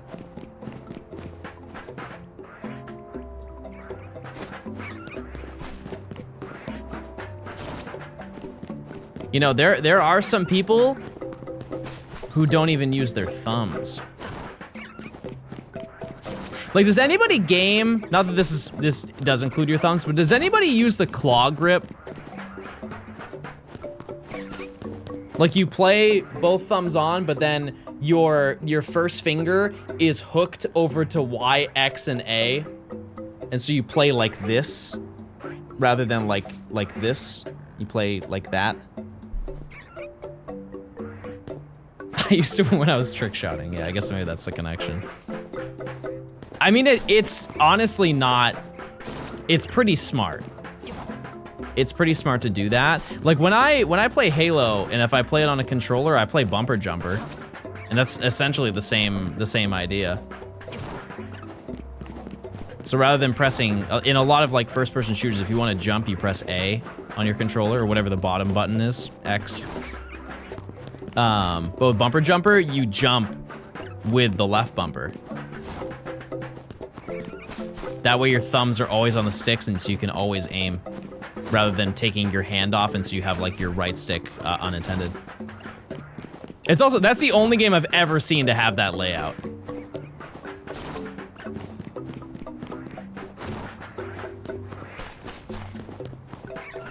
But yeah, the claw makes sense. It's just like getting used to doing it. Also, I feel like that would mess up your fingy after a certain amount of time. It has to. Just having your finger just like stuck out like that. Like you're gonna be, you know, like if somebody greets you, you're gonna be like, one fingy out the whole time. There's gotta be an outcome to that. Also, if you could, check your primes. If you link your Amazon account to your Twitch account, you get a free Prime sub. You get no ads, not even one. And I get no shiny. Actually, never mind, don't sub then. I want shiny. Maybe we change the rule and you get shiny. And you get emo, you get balasham. You get balasham. Methinks I'm going to make food after. I'm gonna make, oh wait, I mentioned it yesterday. I didn't make it. I was gonna make a steak. And I'm gonna make a steak. That's the game plan. Because I cleaned my kitchen this morning. I was very happy with that. The old weekly cleaning. Fire up the grill. I've never owned a grill. I don't think I would either. It's not, I wouldn't use it enough. I think it would be cool to own like one of those Blackstone griddle grills. Bring some friends over and I make some boigas. Maybe we throw around the old hacky sack. Maybe do some horseshoe in the backyard. I don't know. I just would only do that probably once a year. Or I get the egg. What do they call that thing? I think it's called just the big green egg or something. And you just put stuff in the egg and it cooks it. Yeah, I don't think we would do that. I don't think I would get a grill. We have a grill and now my husband's vegetarian and it's collecting dust. I'd flip that thing. Physically and then sell it. The double flip. That is a white people cookout. It really is, yeah. It is. Here's the potato salad. Everybody eat up. And if you don't want hot dogs, we boiled some chicken. Come on over.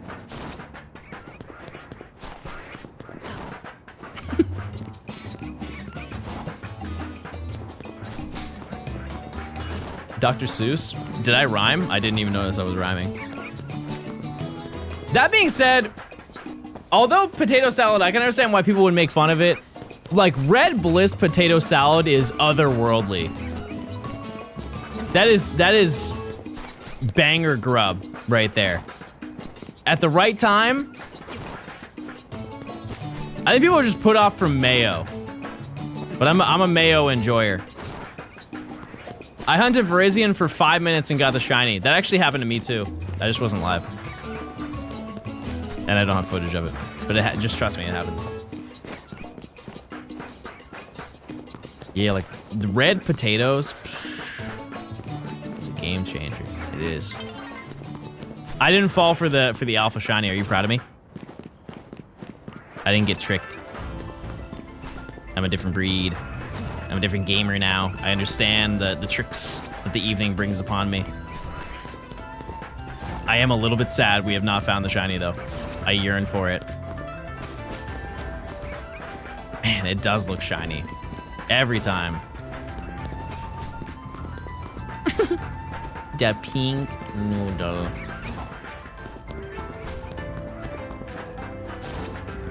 I'm a mustard truther. That one I can't get behind unless it's Dijon. I can't have it. It's not good. Chat, if you were to go to a cookout, what do you get? Not the restaurant, to be clear, but actually that's still the same. That still works. Like, you get one plate, and you gotta load that plate high with whatever you can. What are you getting? Sick? What are you, sneezing in the food? Ribs, ooh. Yeah. Mac and cheese. Fried chicken. Yams. Who's getting the yams? Sign me up. They've got hush puppies there. Best believe I'm getting those too. A little bit of cornbread. Yup. Glizzy. I feel like there's, I don't know, I'd rather get a hamburger. Or yeah, like a grilled brat. Like a summer sausage washes any hot dog on earth. The worst summer sausage in the world is better than an average hot dog. And you put a little peppers on it, put a little caramelized onion. That's it. That's it. Call me the Glizzy Gobbler. I'll pass. Pass on that big dog. Because the crown goes to me. Unsub. You're not even sub. You're already there. Or bro works really quick. Circle or burger? I am cycle. I'm cycle.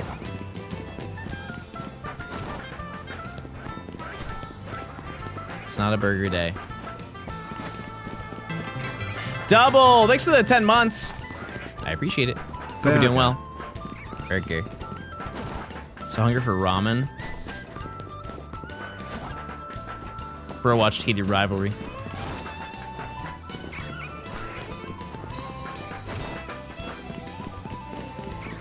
You can release the Legends in ZA, there's no warning, they're just gone. Well, why did you try that? Why did you do it? Like, look, you can't look at that. Okay, from that distance, okay, it definitely looks regular. No! No! I dropped it on my lap and I hit the trigger button.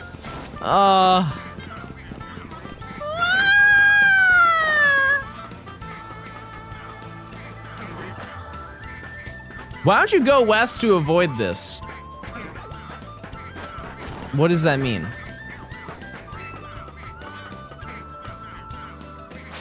Oh. Oh. If you're talking about after going on the bridge, I run west. That it doesn't work that way. That's silly.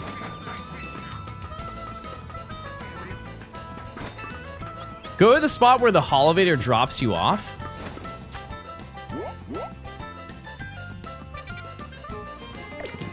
Oh, I can't use that holovator.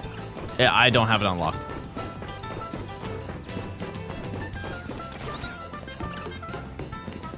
Yeah, there's a, this holovator that's over there. It is, I'm not allowed to go on it. Last time I checked, you're not allowed to.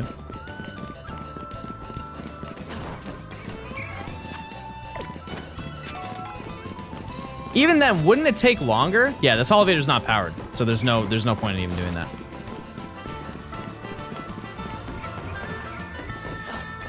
Run north to south right here. The issue, chat, is that you guys don't see the Dratini. You guys don't see it at all. There's zero visibility from that location. Because there are other spots that I could definitely choose, chat. I'm just gonna focus on doing this because I'm getting distracted now. I'm gonna keep falling. How much luck have you all had hunting in Sword and Shield DAs? I avoid it like the plague.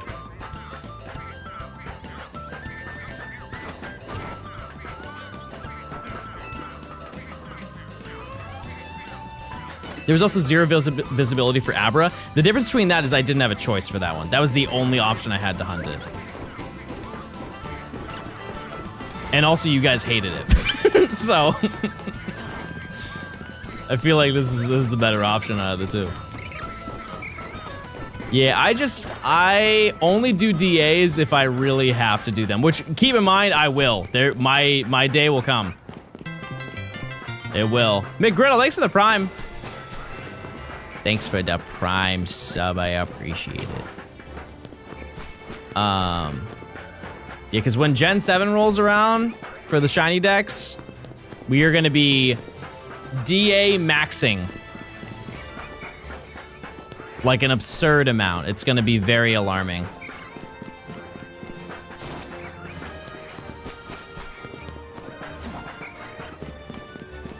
A gross amount. Because there are, I think, 9 DA shinies that I need to get. Unless we just put it off until the next gen. Which, it could definitely happen. It could definitely happen, because, you know, maybe the Tapus become shiny.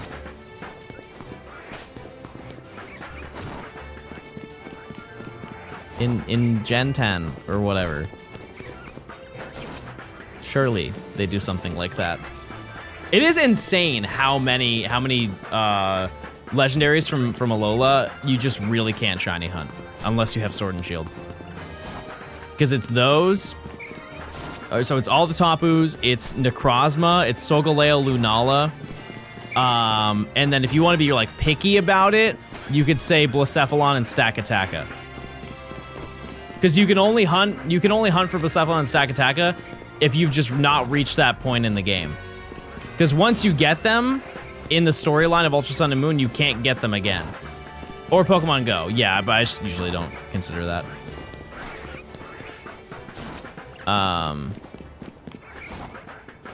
Yeah, so I usually lump in both of those with DAs. But from my understanding, hunting Blacephalon and Stakataka are actually, it's faster in Ultra Sun and Moon.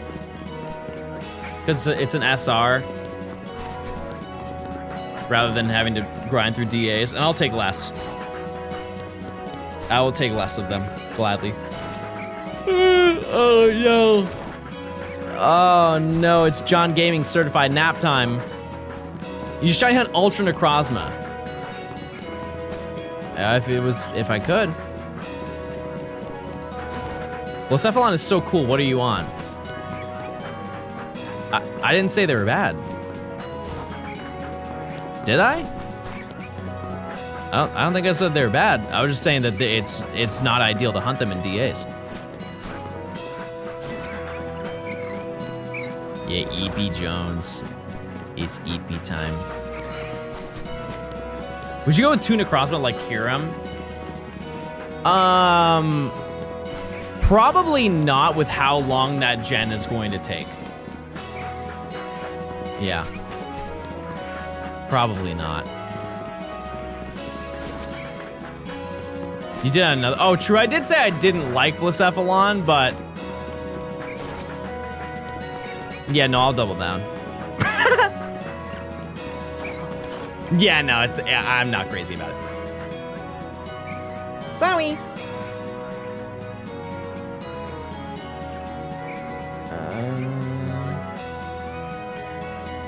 Let's see. Okay, I think this is gonna be the last prediction.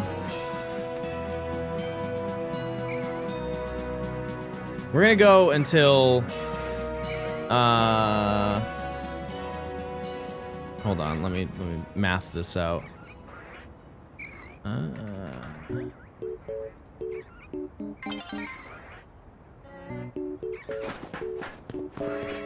Yes, we Gamba, no problem.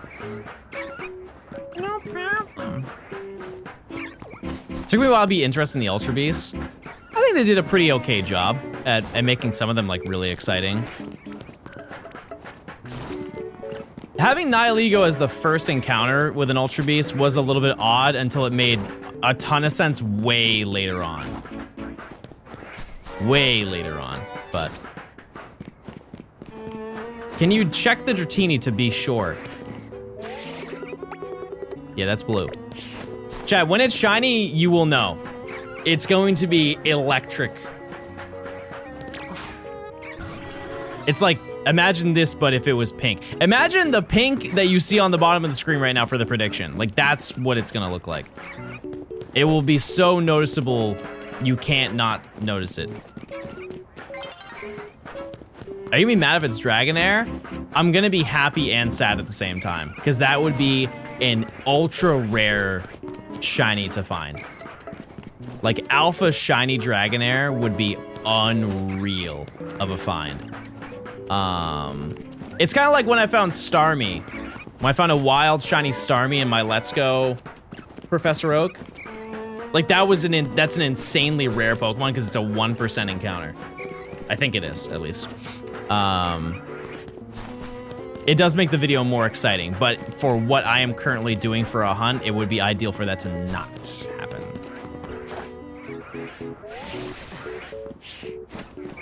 Yeah, I think that's the rarest thing that I have obtained from those games.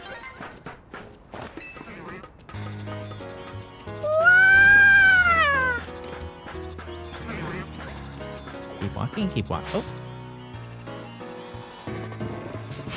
It is 1%. Yeah, I don't think I got any other really rare shinies in that game. Like percentage-wise. At least to my memory, I can. I got the 5% Doug Trio. Doing the Let's Go Shiny Oak. That's crazy. That's absurd. I am so glad, like, I remember freaking out over Diglett. Because that hunt would have taken so long if I didn't get that instantly. At least the way that I was hunting. This is pre-knowing how the shiny odds or, like, shiny hunting method worked in that game. Because I was essentially just hunting at full odds, just going up and down the ladder, and only, like, one maybe spawns when you go down. Yeah, that was a huge time save. Because that probably would have been one of the worst hunts in the entire video.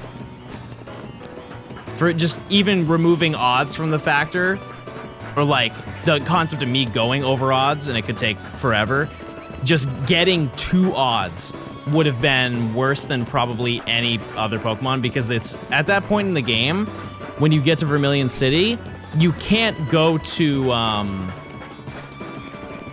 Diglett's Tunnel entirely until you beat Surge, because it's cut off. Like they put in whatchamacallits, like they have workers down there, but it still spawns a couple of them there. Hi.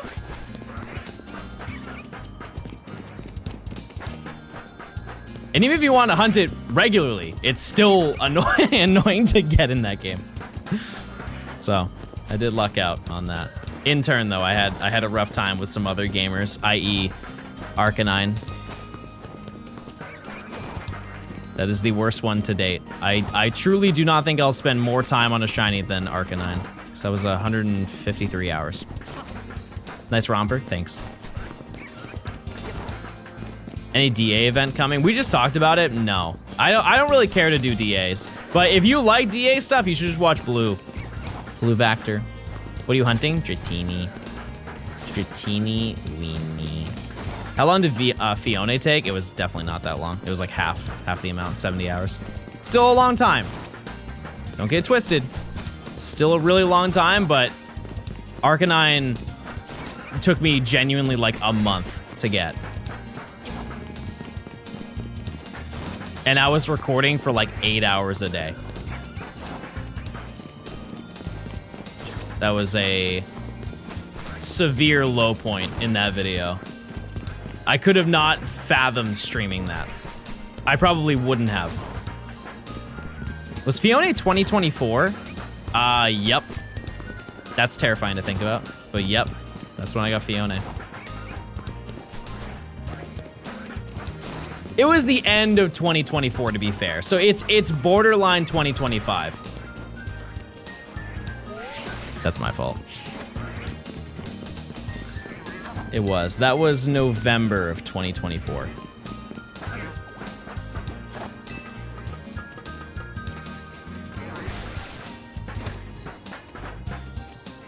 We need a fall compilation? Of what? Me silently going to the ground in the same spot over and over? I don't think we need that. 2024 was a dark time. I think that was a great year for my videos. It really was. There's a lot of banger moments. Not that like last year wasn't, or this year so far, but yeah, that was a great year for videos. Also, that's what we found out about Wawa. Was Metal Rally 2024? No, that was 23. Yeah. That was June, May? June. Me and my girlfriend spent a lot of time binging your videos in 2024. Well, I appreciate it. Thanks for sticking around. Thank you. Oh. Hello? Please, Dratini. We would love a buzzer beater. We've worked hard for you. We are almost at odds, my dear Dratini. You would never go over odds. You would never treat us this way because we're very kind to you and we're a positive influence on you, and we'll be nice to you. Not to alarm you, chat, but when the time comes that I have to catch that, strap in. It's gonna take a long time to catch it. I know I'm gonna get hounded for John, just catch the Pokemon. Please, as a future reminder, do not do that. For the love of God, please don't. For context, Larvitar took me 1 hour to catch. It took me 1 hour to get it. I tried. You just gotta be patient. Why? For a couple reasons. So this is, to my understanding, I could be wrong, but this is the highest level Pokemon that you can catch right now. Gumi may rival that, but I think it's Dratini. And so not only is it out of my level range for what I can catch. So like if a Pokemon is higher than level 25, because if you look here, Pokemon caught at level 25 or below will listen to your commands. If it's higher level than that, it's instantly harder to catch. If it's alpha, it's harder to catch. If it notices you, it's harder to catch. And then you have to base it on HP and everything. And then you have to base it on its catch rate, which Dratini has an abysmal catch rate. I believe it's 30. Could be 45, but I think it's 30. Dratini's skittish? No. Well, I mean, if we get a regular one, I guess that's fair. Yeah, it would be. This is implied if I do get the alpha one. If I get the alpha one, it's gonna take a long time. I enjoy Johnstone gaming. Do you enjoy it enough to hang out with me later?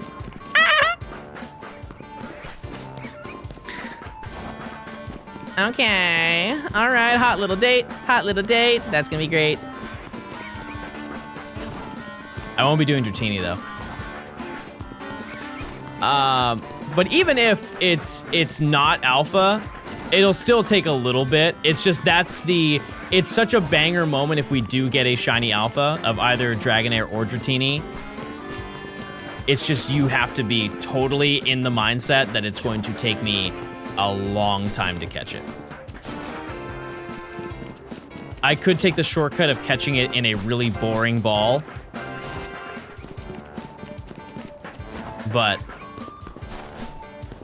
if I work this hard to just get this one monster, I kind of want to catch it in something fun, you know? Just save after you knock it out.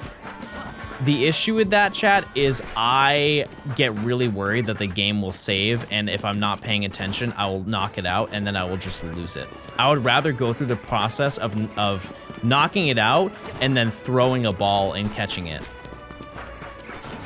rather than just spawning in once it's already knocked out. Thanks for the raid, I appreciate it. You guys have a good stream? I hope you're doing well. Hope you're hanging in there. You did catch us at the tail end of the stream, but we are searching for Dratini. We need a Dratini, just one. We are just about at odds. Would you put it into a pink ball or a green ball for Dragonite? I think the issue is we don't have access for either one of those balls. Like what I have in my inventory, like, I don't think anybody's moved by the nest ball. I think honestly, I have no idea. Unfortunately, it's not even a reality yet. No, I feel like Dust Ball's yucky for that. Dust Ball, I really like doing for Larvitar because it reminds me of the part of the movie. Which movie? Pokemon Forever, where the Mass Marauder captures the Tyranitar with the Dark Ball and turns it into Dark Tyranitar, and it like blows up a bunch of stuff. I feel like the Mass Marauder right now. Not right now, but like in that moment. Heal Ball. Yeah, it's just that one is we would just need to be sat. Why was that movie so scary growing up? I remember being absolutely terrified of when Celebi wilted and basically died in Samuel's arms, or Samson. It looks so scary. And I remember wanting to turn off the VHS. And I would have to just like close my eyes and then press the rewind button so I could watch it over again. Sammy Oak. Nah, bro really said VHS. I'm sorry you didn't grow up around peak television. That's not on me, big dog. If you want, I could trade you a Pokemon with a certain ball that I fear would break the rules of this challenge, but hey, I appreciate it. Gotta do it solo, chat.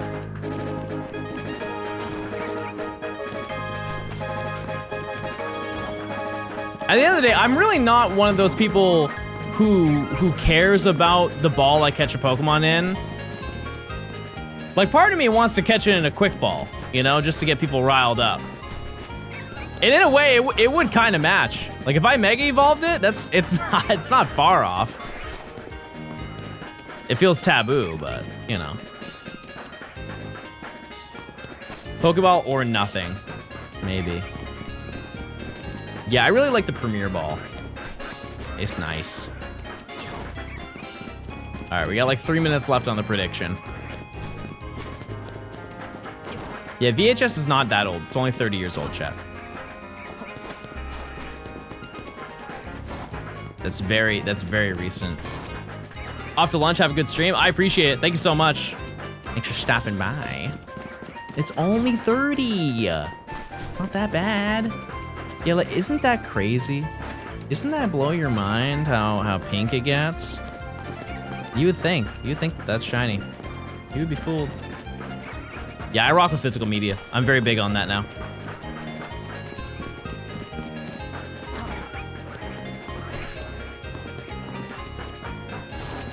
Bro is 30 years old. That's crazy. Based on your comment history, I would like to think you're 12. You're teetering. You're teetering on the line there, brother. The trigger finger is itching right now. The Sunset Light, yeah, it's crazy. I think this is really the only game the only time this will be an issue.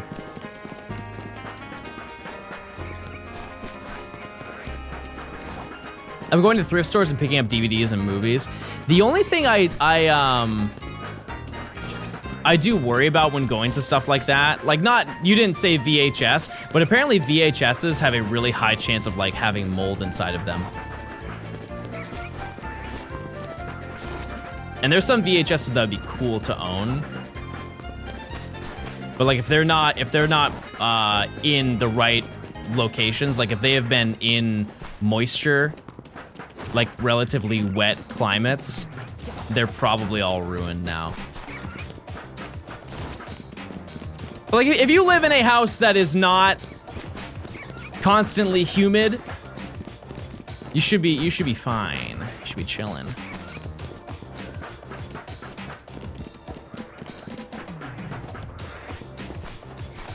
All right, chat, we're gonna do a couple more checks. I say we do 5. But yeah, I do want to get some, I want to start getting some Blu-rays.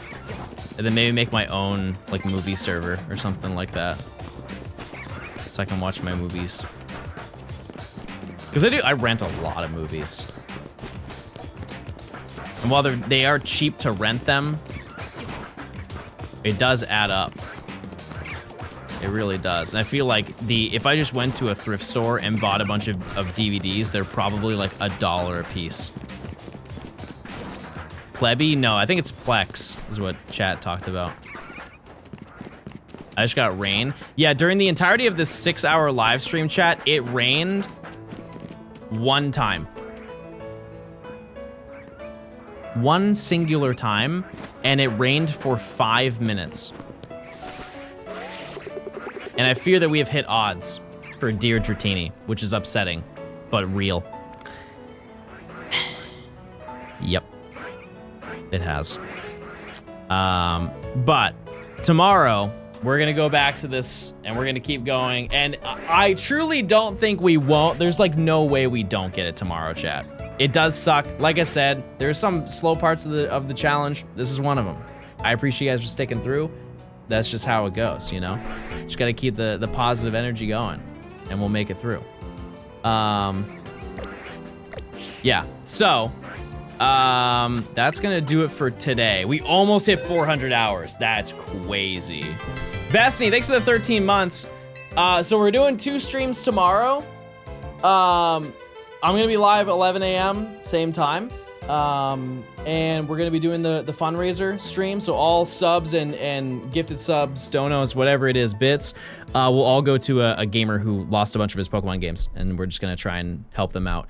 And then we're gonna do Minecraft. We're gonna do Minecraft stream the following, the evening. Which I don't know what time we're gonna do that, but we'll see. We will see. How would you guys go say hi to Nimi? And she'll tell you more about it. Yeah, and I'll see you guys tomorrow, 11 a.m.